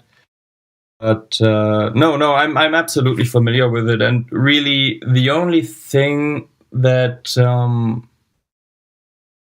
really kept me from flat Earth was that I didn't feel comfortable understanding the arguments. So and sort of the church's position on that is that don't worry too much about the shape of the Earth, worry about the spiritual stuff, and you won't have to engage with foreign arguments. But I do realize that it is kind of it is empowering, the idea of the globe being a lie, because there's all of this sort of philosophical attachment to that, and it being wrong, I think, is on a spiritual level important to know for somebody who just goes through life and does it in a spiritual way and is a believer. So that's why I now recognize that it might have more importance than I wanted to credit it with in the beginning. You know what's fascinating, Gyps, is I came to the understanding about cosmology and virology not because of the Bible, but when I did open up the Bible in March of 2022 and read the first 31 verses in Genesis chapter 1 through 31, I found out that God didn't wait until a third or a half or whatever way through the Bible to make it interesting. He made it interesting at the very first 31 verses, because in the very first 19 verses, he starts at the ground level with the water, finishes in the sky, and basically tells us how he created this place, and it was not a ball. And then he goes on and says that after its kind, he says that like 7 times in the later part of the first chapter, after its kind, created after its kind, that debunks evolution. And then he says after the first 5 days, it was good. After the 6th day, he said it was very good. So he didn't create our bodies to have to fight off these things and create a world with these things in there. We know Satan cannot create things. Satan can only invent things. So God did not create these little things that we've been supposed to be fighting off the last 39 months. So in the very first chapter of the very first book of the Bible, God says, your cosmology you've been taught is a lie. Your virology you've been taught is a lie. And evolution is debunked. God didn't wait halfway through the Bible, halfway through the movie to make it interesting. He made it interesting at the very first chapter, the very first book, and that's why they don't want you to read it anymore. They took it out of schools, they take it out, and they don't want you to read about it, because if you read about it, you wouldn't believe in the mainstream narrative. Yeah, and it's also, and it's the same with many things. It's not just sort of the globe Earth model. It's also this sort of, like, I'm from Germany, so Germany in many ways is sort of ground zero for modern psychological warfare tactics and social engineering. And I mean, this is actually a country where you are immediately pointed out as a weirdo if you are like an actual religious person. And even I think in America there's plenty of places where it's sort of and just common. You have people who just believe that Jesus Christ actually rose from the dead, and that, you know, and obviously they're creationists and stuff like that. And in Germany, it's completely outlandish. And at the same time, you also see that the Germans have become completely unable to organize against anything their government does to them, which became very clear throughout the last 2 to 3 years. Well, you know, there was a politician in Germany. Let's just say that he had a German-sounding surname but wasn't German. And when it was made apparent to him that the German birth rate is kind of declining and that it's below replacement level, his comment to camera was, "Oh yeah, that's good, because then we'll have less Nazis in future." This is a politician in 2018 making this comment. So you just think, well, the politicians in Germany don't care about the German people, obviously. I mean, we all know that anyway, right? But they make it so clear that they disdain you. In Germany, you know, it's disgusting how they talk about you. Yeah, and it's actually worse in Germany than sort of from other countries. Like, the Poles are not particularly fond of Germans, but when they hear us talking about ourselves, even they go like, "Oh, hey, cool it down a little bit. That's sounds kind of extreme." And I mean, it is that, and it's also like you don't get any education anymore. So it's like no German kid now learns our literary canon or anything like that. So it's really kind of like the people are being erased, and you can see that it is dispiriting. People sort of they get into this zombie-like state because they don't have a past, they don't have any secure knowledge about anything, and there's only sort of much you can ingratiate yourself with the authorities to some degree, and those who don't have a personality that fits that, they just they get depressed and become alcoholics or commit suicide, and that's really sort of the direction the country has been taking throughout the last couple of years. And I think unless there has to be some kind of mass repentance, otherwise I don't think things will turn out very good for us. And that's really what it is. I mean, Germany is steeped in sin. Sort of, if you look at the sex industry and you look at the entertainment we produce, and we're really sort of, Germany's kind of America's boot on the neck of the Europeans, because the Germans sort of puppeteer the European Union, and they force more and more of this sort of curriculum ideology on the weaker European states. So it's really spreads like a disease. I agree. You gotta like Gyps when he brings up Orwell. That's really cool, man. Yeah.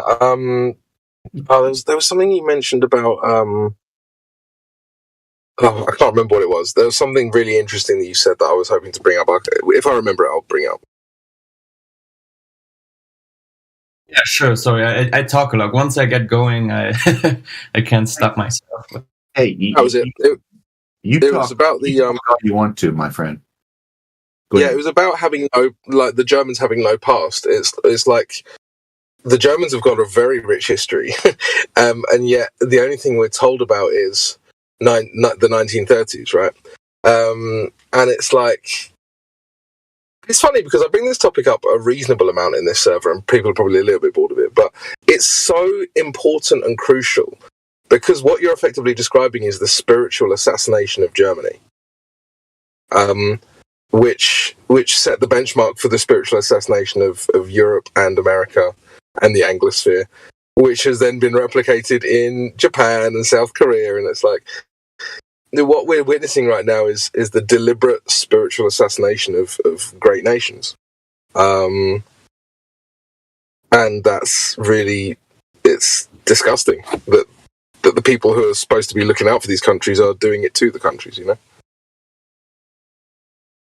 Yeah, right. And particularly with Germany, the weird thing is that you cannot relate back to anything before the sort of the common narrative of the Nazi era, because everything will retroactively reduce to that. So, for example, if you say, I don't sympathize with Hitler, but I do sympathize with Bismarck, because he engineered this sort of nationalist economy that sort of made good use of our resources and was sort of designed to create a virtuous society. And that's really the basis of sort of Catholic German integralism, this idea, how can you organize an industrial economy to further the not just the material but the spiritual goods of a people. But if you talk about that, then sort of the trained observer will accuse you of liking a man because he was sort of prefiguring Hitler in some way, because Hitler sort of went back to those bases. The National Socialists didn't reinvent economic policy in many ways. They just picked up where they had left off before the First World War. And and it's like that with really everything. You go back to sort of the Holy Roman Reich, and it's going to be the same, because you have to use a certain language to describe it, and because all useful language has been used in some way by the Nazis, you will be sort of as forensic linguistics that's used against you.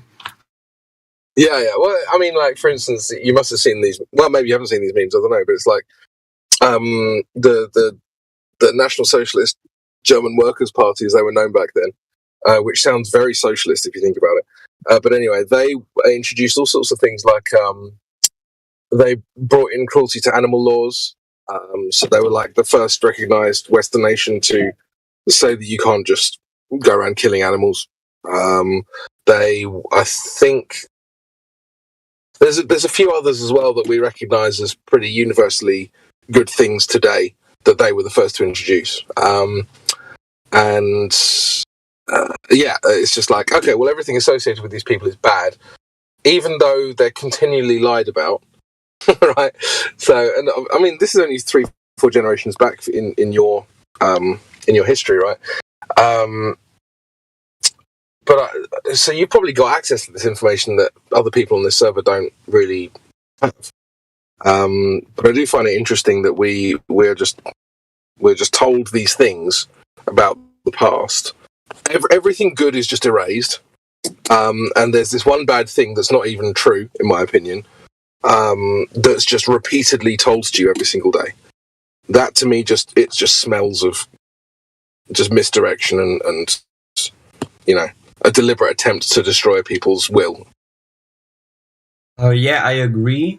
But also, you'll have to... first of all, I want to maybe mention that maybe we should be cautious when talking about this, because this is like server nuking material. And also, I'd love to go into depth about that, but I'm actually right now in a country where I can be persecuted if I say the wrong thing. So, you know what? I apologize, actually, yeah, because I know that's like any like deeper conversation I can have one-on-one, but actually if I talk about it too much in sort of a group chat or in a voice chat with several people, that's actually you can get prosecuted, and it actually happens frequently to boomers who don't understand that those laws apply to group chats and stuff like that. So I want to err on the side of caution right now. Fair enough. Well, what you can't say, I'll say, because I'm in a country that allows that.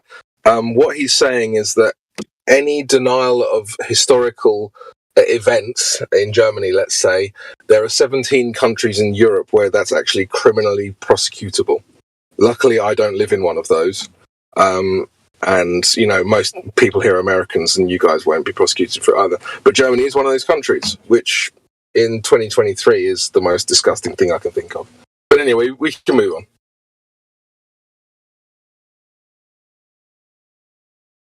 on. Just real quick, I don't know if maybe Elijah wants to speak about something him and Witsit have been talking about on the text. And then after that, we can... there's another topic I want to bring up with Run Boston. So I don't know, Elijah, if you want to just kind of take care of that issue, you and Witsit, or it's not something you want to have here. I don't know. I'm just kind of... Yes, that's the only reason I came in. I saw Witsit and I decided, now's the perfect time to have that conversation. Because obviously I was upset the other day. So the other day, what was it, Father's Day? Yeah. You came in the chat, you know, asking what's all this lying. Because you tagged me, I assumed you meant me lying, seeing as that I've been promoting this potential debate that you guys would potentially have if you guys both set a date and decided to do it. Yeah, so reading that message right there, I'm just talking about FED as a whole, because someone sent me that stupid video. I'm not really saying that you're lying, but it is a lie to insinuate that QE has agreed to a debate and that we're all just waiting on Austin to see if he's going to agree. Everyone knows that I will debate literally any human that breathes. So I've been asking QE to debate for 10 months. Right? So I don't know. Okay, so I specifically began the conversation because I have been specific. I don't like the crying from anybody. I don't like, side jabs from FED. I don't like side jabs from you. It's gay. And I'm like, yo, just have the debate. And the answer has always been, what's there to debate?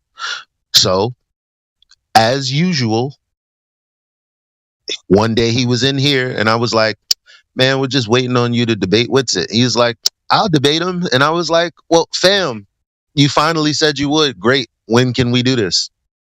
Let's do this. He wants to debate. He been wanted to debate. So now that you're saying that you want to debate, great. I guess we're going to get this debate.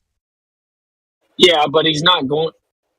I'm just being real here. Like, whether he is or he isn't, I'm just trying to facilitate the debate because. No, I know. I don't have beef with you or something though, right? I'm asking what's with the FED panel pretending that they're just like waiting on me to agree or something. As soon as someone came and reached out to me about it, I came in here and added him. I then directly messaged him. I said, let's set up the debate. We just have to have a moderator because we all know QE doesn't let people speak. So obviously I'm not going to be having a quote unquote debate where QE has the mute power and no moderator. Yeah, he's that's just going to obvious. scream and cut. We know that. We know that. That's obvious. Now, there was a time where you said you and AI had agreement. I mean, you can have agreement with anybody at any particular time. So I suggested for your benefit, hey, how about AI? I don't think AI would be unreasonable. Now, if you don't think that AI would be reasonable and is able to moderate the debate, then I'm not going to be like, oh, you're just like, it's like, okay, well, who would be perfect to debate it? Because I just want that to happen. To clear that up here, first of all, I never agreed to AI being the moderator. I didn't say you happened, did. But I didn't say you did. I'm just saying, I didn't say you did. I just suggested. I suggested AI be the moderator. Yeah, but not to me. Not to me though. You started by saying something about saying it to me, but I actually don't care if it's AI. I know AI has a bias. I know you don't. That's why I suggested it. It specifically agrees with QE, right? But I don't actually care because I think AI is smart enough to know that if you're a moderator, you're not in the debate. I suggested India but I don't care if it's Indio. I don't care who it is. It just has to be a fairly moderated debate, and simply meaning he can't interrupt me. Okay, it's not even like I have unfounded requests. It's that I'm able to speak, because if I'm able to speak, this whole facade that's been built for 9 months will crumble. That's why I'm willing to take side bets that it doesn't happen, because I know he can. I have the receipts. I have messages from him admitting I'm right about light 3 years ago, coming and apologizing to me and saying now he's doubling back on it, saying I don't agree with FED that it's density only. I've never been a density only guy. I have the receipts of him saying this stuff.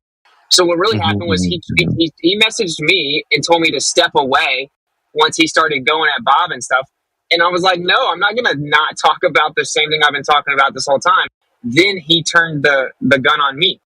So anyway, and I don't really care about the drama, but the point is if there's a debate that can be agreed upon where there's a moderator and say each person gives like an opening statement and we have agreed upon subjects that we're going to discuss, I'm obviously always down to debate. I told you in person I wanted to just debate him because I thought it would be the most efficient way instead of all this like petty drama, name calling nonsense, just to discuss how you guys are basically saying the same thing.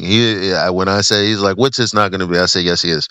You're saying QE's not going to debate. I'm like, yeah, well. I hope he does. I know you will. I know you will. I hope he does. But the bottom line is, I know that these are obviously you're not saying anything that's unreasonable. We have to have a moderated debate. The terms have to be clear. Everybody knows that. That's why we're talking about it. We're talking about AI possibly being a moderator. If Indio has to be the moderator, who cares? It doesn't matter. Like that's fine. Either one's fine. That's all good and well. QE said he doesn't have any time right now. Sometime in July, he could start looking at it. There's no point. I mean, other than you, I mean, obviously you got wind of it, but there's no point in telling you, hey, Witsit, you're going to have a debate with QE 2 months, 3 months from now, yes or no. At this point, you guys are going to decide on a debate. I just didn't feel like the need. Whenever you got in here, because our messages are gone. I don't know if you have a new Discord or whatever, but I know we're not friends on Discord. Right. So I said, you know what? Whenever he comes in here, whenever I go into Geos, or whenever I see him, I'm going to bring it up the same way I brought it up to QE. I just haven't seen you until now. But we spoke about it one day, and I'm like, okay, great. When QE left, we continued to talk about it, like how awesome this would be for the community, specifically because if one of you are being strawman, I would like that to come out during this debate, if that's the case, which means we need good moderation because we need the debate to happen, not happen. That's my stance. I agree. And I'm just being honest with you. I don't think he's going to do it, but maybe I would love for him to prove me wrong, because from the beginning, my whole entire take on this was, we are all true earthers. Who cares if we disagree about things? We should have like productive intellectual discussion about the things we disagree on and then move on. So like I've thought that I told you this in person in NYC. Like that's how I felt the whole time. In fact, my wife says I shouldn't debate him because she thinks that they're just trying to get clout. And I'm like, well, if he agrees to debate, I'm going to do it because I think people need to hear it. Because what happens right now, it's like compartmentalized. They want to go hear my side, then hear his side. It's better that people just discuss it. So I'm all for the debate. I've been for the debate since the beginning. Let me clarify one thing to you. This whole like you said you didn't know what my position was, and then of course like I don't know his name. Is his name Paul or something? I don't know. But anyway, he's like, I don't think Woodson knows what words mean and all this stupid stuff. Right? My position is not. Light goes through a vacuum, thus it must have a medium in it because light needs a medium to travel through. That is not no. Okay, there doesn't have to be a perfect vacuum either. That's also not a rebuttal to me. My point is that in a vacuum chamber, even though there's still a little bit of gas there technically, we know there's way more energy than can be sustained by the amount of gas that's there. Scientifically, provably, there's more energy. So that means that there is additional energy in the vacuum chamber. That's it. I don't even think light travels. So if I don't think light travels, why would I think that light needs a medium to travel? at that point, the question would be why. It can't be assumed, right? Because scientifically, you just have one premise, one observation, right? We already know with truisms that there's not nothing in there. That's great, but where do we go from there? Not asking you now. I don't want to bust the debate. I don't want to. I'm just saying. I'm not arguing with that. No one on that side is arguing with that. I don't. You know what? I'm not going to speak for them. I'm not arguing with that. It's obvious. Up until that point, you know what I'm saying? So it's like whatever claim comes after that. If there is a claim, if there isn't, I don't even care. I want whatever whatever you're going to be proving or debating or what. I just want that to happen. Whatever he has to do to debate for quantum mechanics or whatever the fuck it's going to be, that's what I want him to do. I want to see it. I want to see what the arguments are and where it's going to go. That's what I want. Yeah. They're claiming the photon's real, so they have the burden of proof. So, but they don't want to talk about their burden of proof. Well, they want to straw man what I'm allegedly saying and claim I have a burden of proof. You know how you look at, the energy in, a vacuum chamber. To me, a photon hitting the photoelectric plate is the same thing. What a photon is, other than that observation, I have no fucking idea. Okay, but we don't have evidence anything is hitting anything, though. That's what. Like what we have is an isolated area of an interaction on a plate. That's what we actually have. Isn't that what an interaction is? Like you have an interaction, a physical interaction is something interacting, hitting, interacting. What's the difference? No. Well, because hitting is the implication that there's some physical particle that's shot at the plate. How do you interact with something without it being physical, other than a conversation? Well, it can be physical. That doesn't mean that it's physically traveling and hitting the plate, though. Right? So, and I actually cited. It might be a little like, I don't know if the word is semantic, but it's funny because Nathan specifically says he doesn't use the word traveling. He just knows that they turn on the machine here, and then something happens over there. So it's like this is why I want to see this conversation had. It's like, okay, well. Yeah, because if he's saying he's not saying it's traveling, he's just talking about the phenomena. You can't just like that they makes no can't throw sense. in you. That you makes can't. no sense. What doesn't make sense? You turn on the thing. There's an interaction on the other side. There's nothing to make sense of. It's just a description. No, how do you have a physical particle called a photon that doesn't travel? Well, that's the part that I guess that would be elucidated in the debate. So I don't understand how you can have a photon not travel either, to be honest. It doesn't make any sense. But this is what's so weird about it is like 4 years ago, Huey and I talked in here about this, about light, right? And I'm like, look, we're just gonna have to agree and disagree. And I was like giving him the work, bro. He left. He then messaged me and said, well, I was thinking about what you said. I apologize. I think I may have been wrong. Turns out it looks like you're right. And light may be instant. Well, light can't be physical particles called photons and be instant. So it's like whatever, bro. I think it's weird though that my position hasn't been accurately acknowledged, because usually when people do that, it's to address the true argument, right? I mean, you can apply the idea that you cannot attribute malice to that which can be adequately explained with incompetence, right? I mean, and more so in this case, just ignorance of what my position actually is. But it has been 10 months. I did an entire presentation to make sure that wasn't the case. So I don't know, but it's all good. Like I'm down to have the debate. Yeah. All right. So okay, then I guess I misread, the comment. I guess you were asking me what's going on over at FED, but I wasn't available at the time. So my bad then. Well, no, you're good. But I'm gonna meet with you, or I would just text you. I'm just wondering why it's it's whatever. I don't really watch the show, to be honest. People kept sending it to me, so I listened to it for a second because it has my name in it. I just want you to be aware that that's, I guess you could say, one half of the conversation. I think that it entails a bit more than just the content of the message.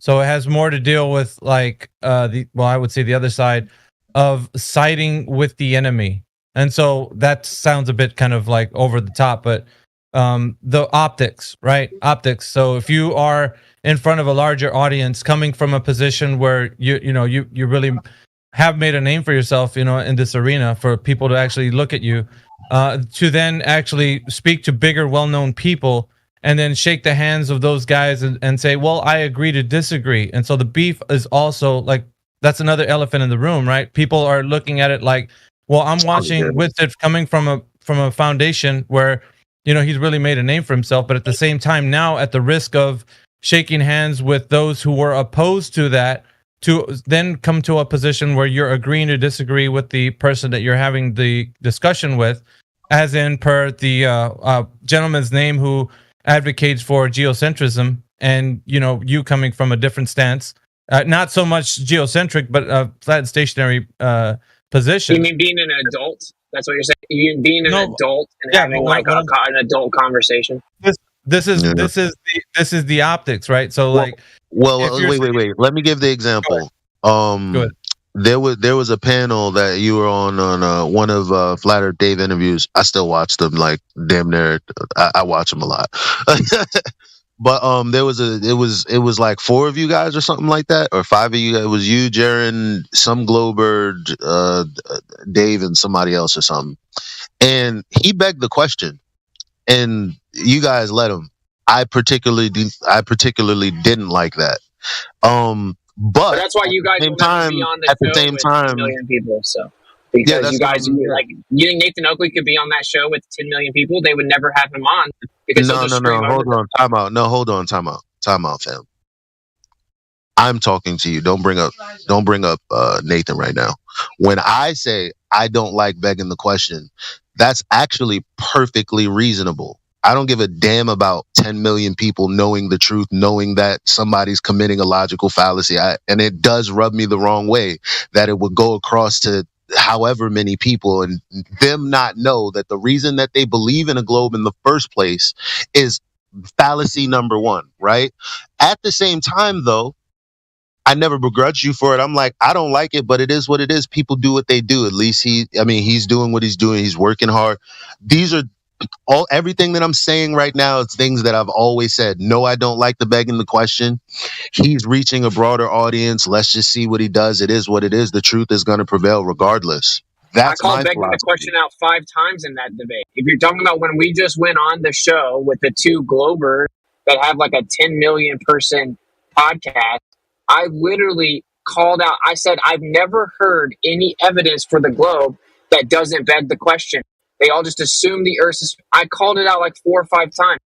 But I'm not going to just sit there and cut them off and yell begging the question the whole time.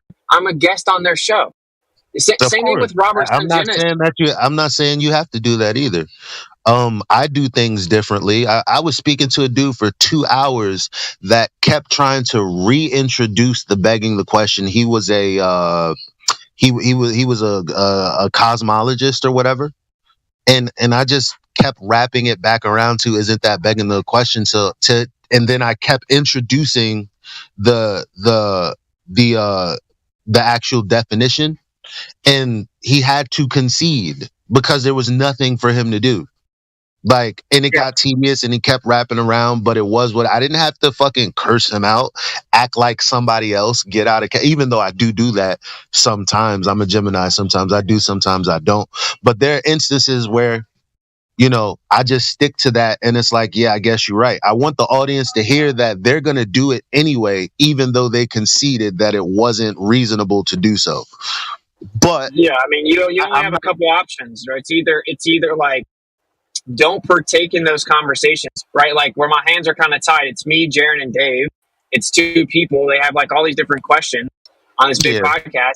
It's not just me debating someone. It's not moderated or anything. So my option is either go and do the best I can in the small amount of time I speak, or don't participate. And for me, getting the truth out there, even if it's could be better presented in a more ideal situation to millions of people, is better than not doing that. Like why I do them. That's the same reason I go to modern day debate. Yeah, Witsit, that was the issue though. That was the other concern outside of the content of the message, like of what you're speaking of. Then the other half would be optics. So then you're being viewed by others. So those of us in the community and those of us that are listening on the outside of the community, like as a just a regular listener, would then be starting to kind of characterize you in that light. However you're presenting yourself in further conversations, people are going to start like analyzing you by, okay, well, he started this way, now he's this way now. Like he has to be more agreeable in a scenario where he's in front of a lot of people, which is what Eli is talking about right now.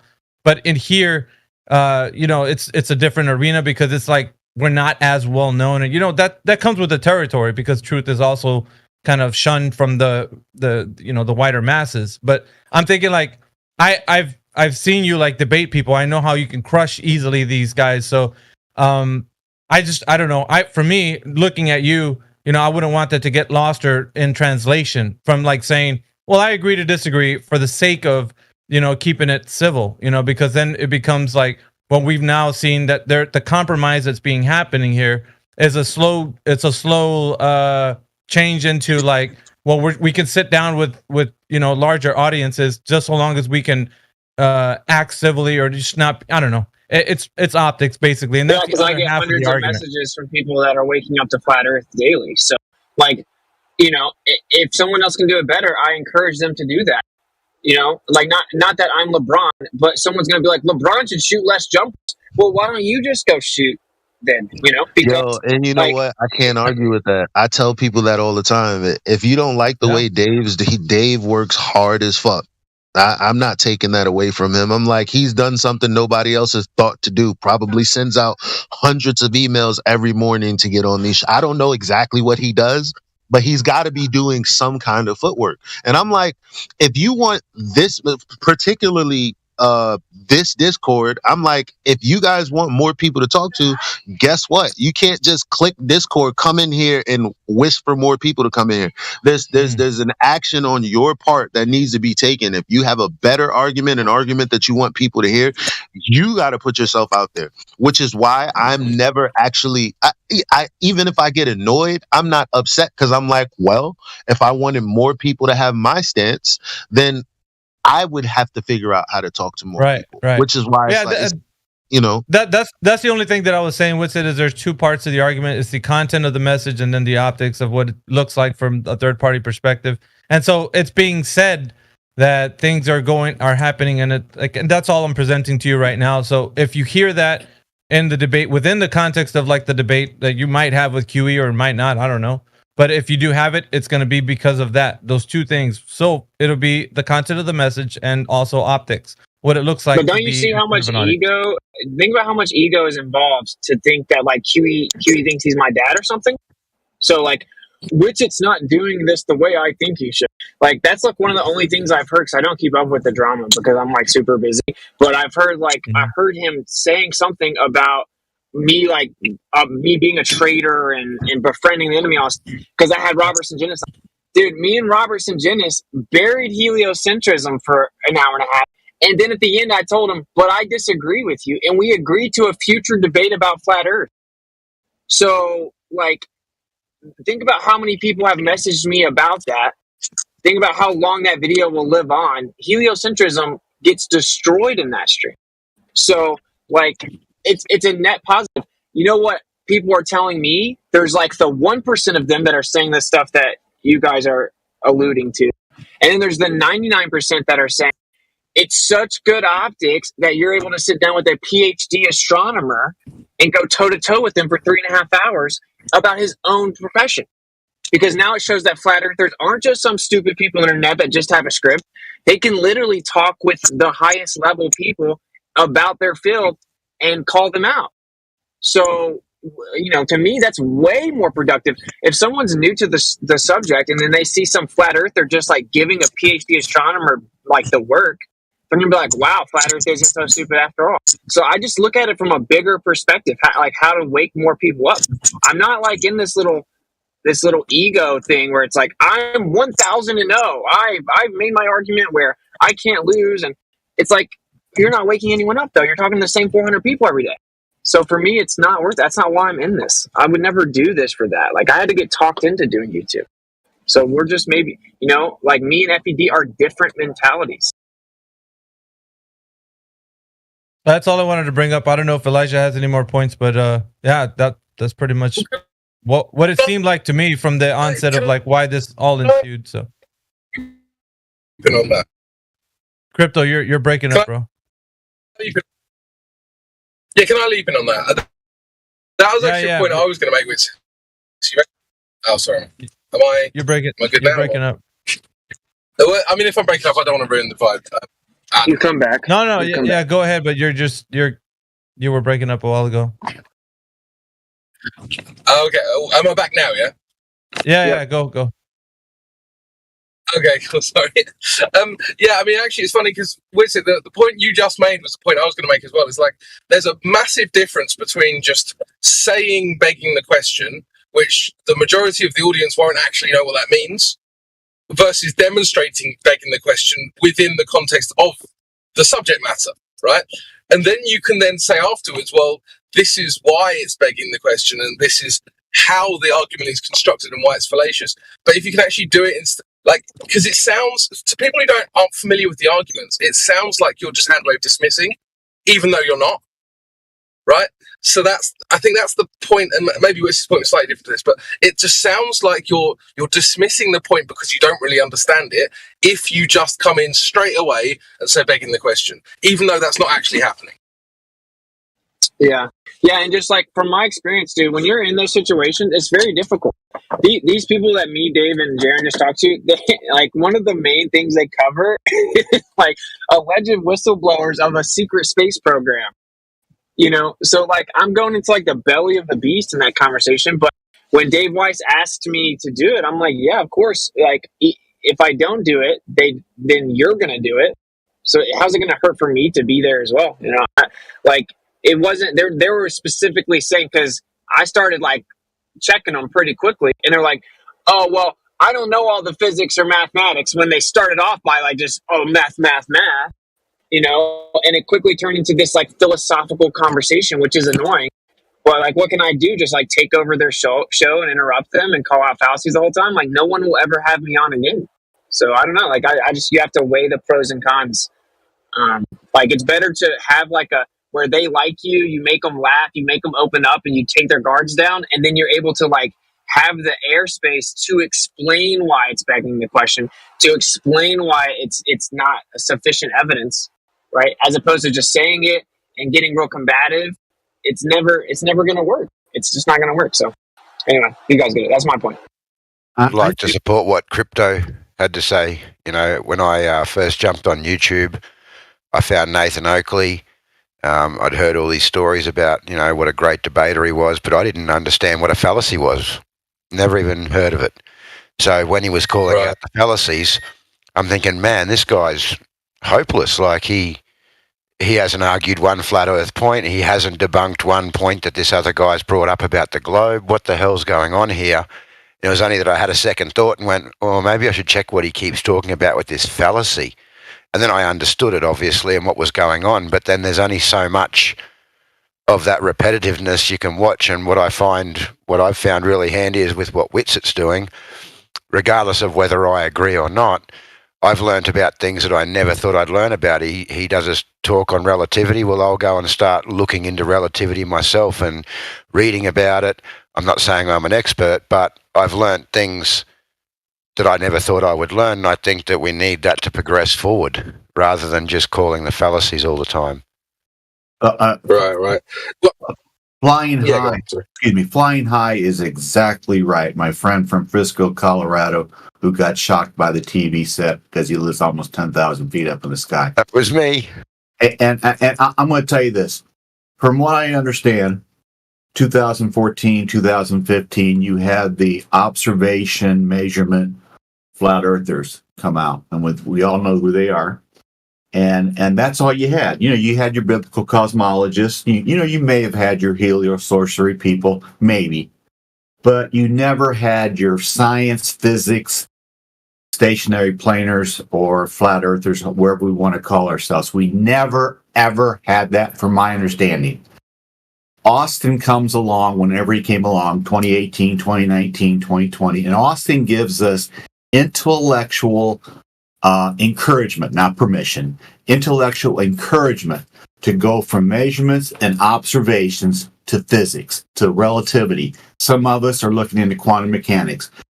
He has given us intellectual encouragement to get these PhDs, these professors, and get them cornered, like Professor Parks and like these other people, and corner them and call out their BS, because it's all BS. It's one thing to call out a person like Mattoon or FTFE or one of their lackeys, but it's a different thing to call out a professor or a PhD like Stephen Myers. You can call out Stephen Myers because you know about relativity, because his form of relativity is bunk, and you know why. So I give credit for Austin. Austin can do so many things wrong. I don't care. He's right on virology, he's right on cosmology, and he makes me laugh. You give me those things, Austin can do whatever he wants to do, but he's given me permission to look into relativity and now into looking into quantum mechanics, and I will never, ever say anything negative about Austin. And I think that, I would never have looked into those things. And now that I have, and I can agree with what a lot of things Austin's saying, it actually shows on an even deeper level how much we're lied to. Like in the beginning, you say, yeah, it's not a globe, it's a flat earth. But then all these models and all these things that they're proposing that they tell us work, that we can now see don't actually work and are based on assumptions, it just takes it to a whole new level for me.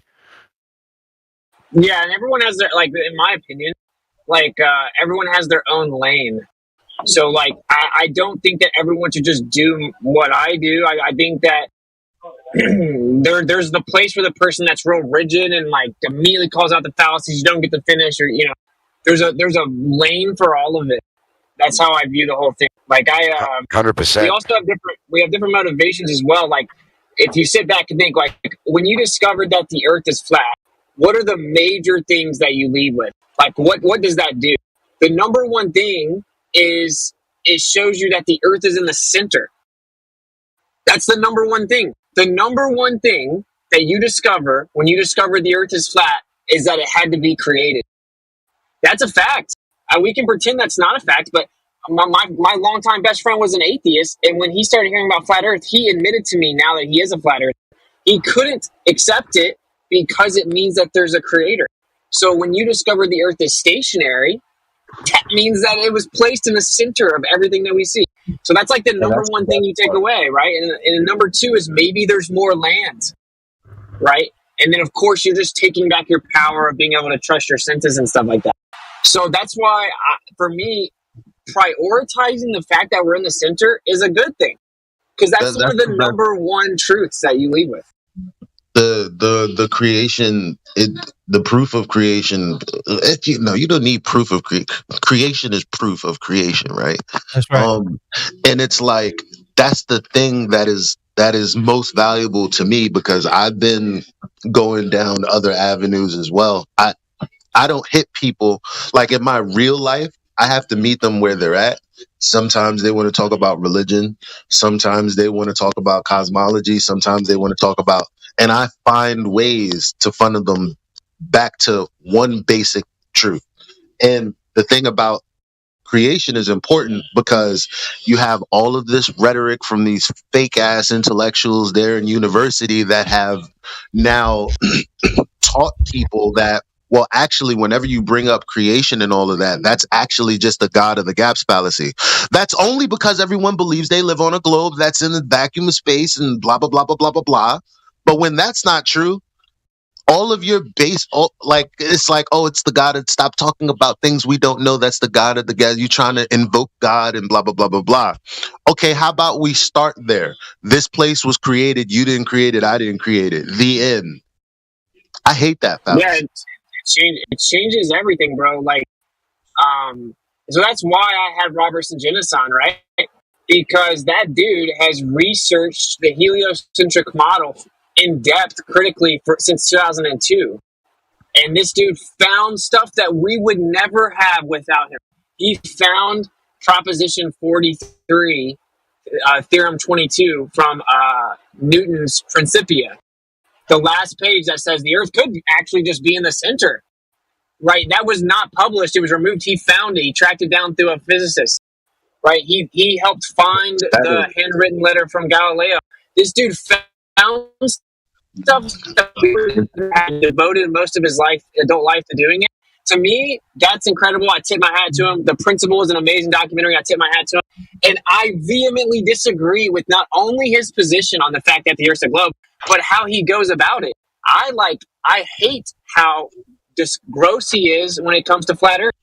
But I still was just thinking tactically. I still have respect for what he did. And then at the end, after we had the productive conversation and I made him like me, where he had to concede, wow, you know all the terms. Wow, you know more about this than anyone I've talked to, blah, blah, blah. Then at the end of it, I'm like, yeah, quick reminder, you're wrong about the Earth.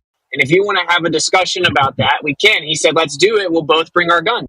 But now we have this respect between each other where if we have a flat Earth discussion, it won't be like his other flat Earth debate where he was just screaming, right? Because now we have respect. Now we text and stuff. So, like, I just try to look at the bigger picture of things. Yeah. Like, to act like I'm a traitor to flat Earth because I had Robertson Genesis.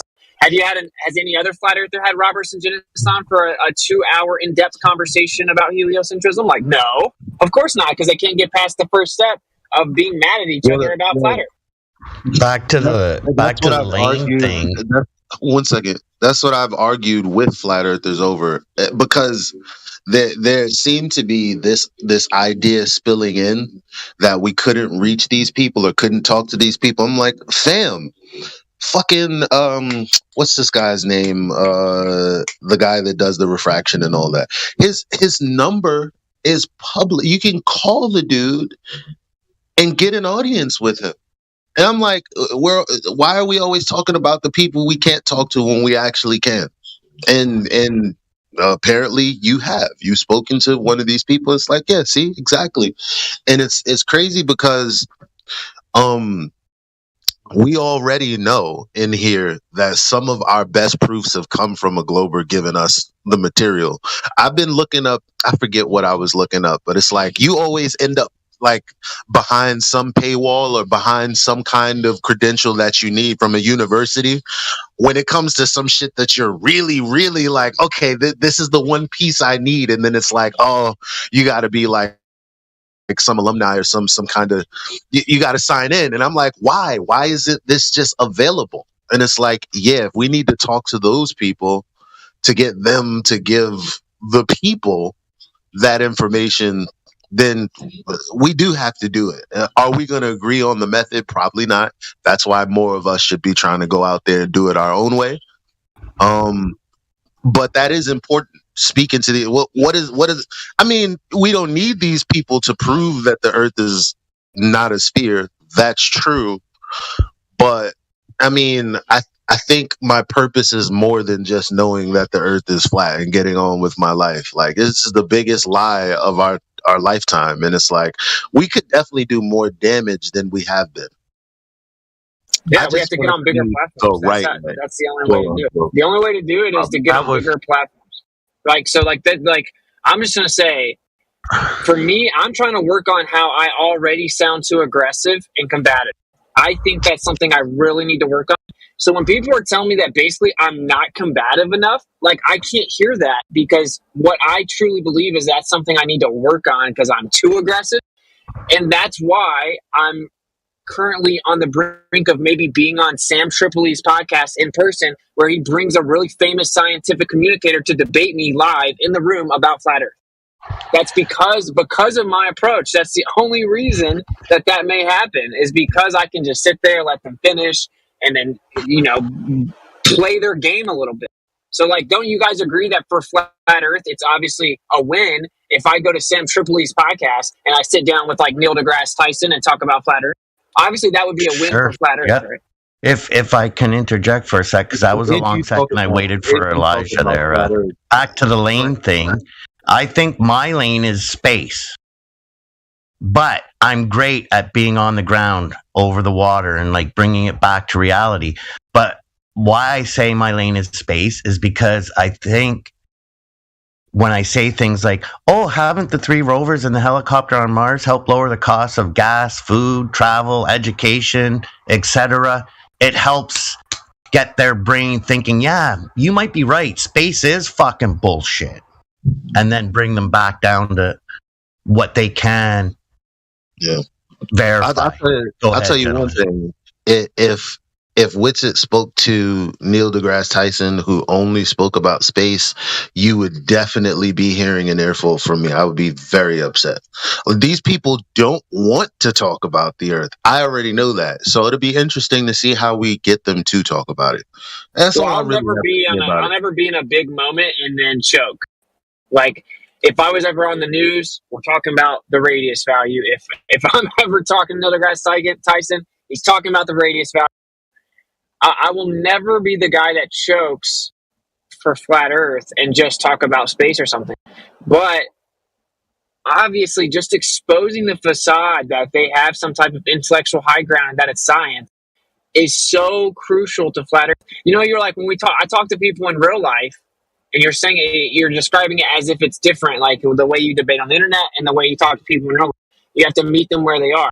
Well, what I've now, because I used to be like that. If you go watch my early debates, I'm just like, bro, you're not even getting an inch, right? And I still don't think I give them an inch. I just let them hang themselves more now. But my point is, now I look at it like, okay, those people you talk to in real life where they're all in different places, and there are people that will wake up to flat Earth because, like, literally the creation thing will click with them, right? Like, there's something different for each person.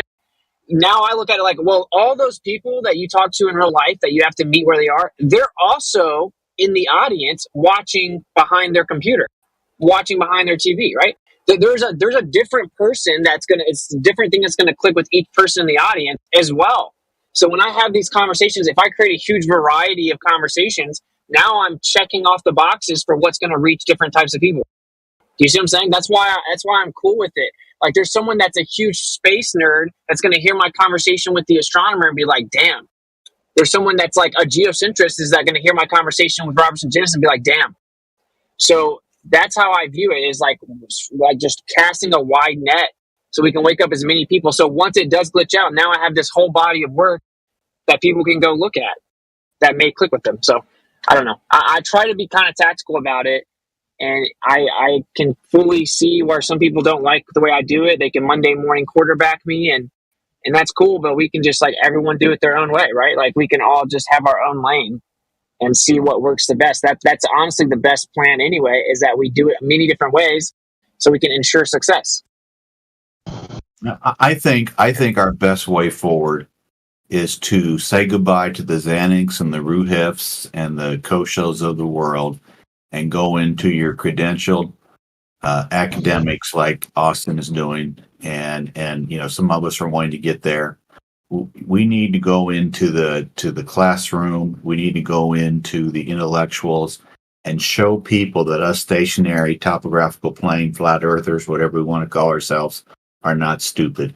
That we can go toe to toe, and we can actually start to mock them. We can actually start to ridicule them. We can start to overcome their objections. We can tell them that photon is not what they think it is. We can tell them that photoelectric effect is a thought experiment and not actual reality. And we can tell them why. We can tell them why general relativity is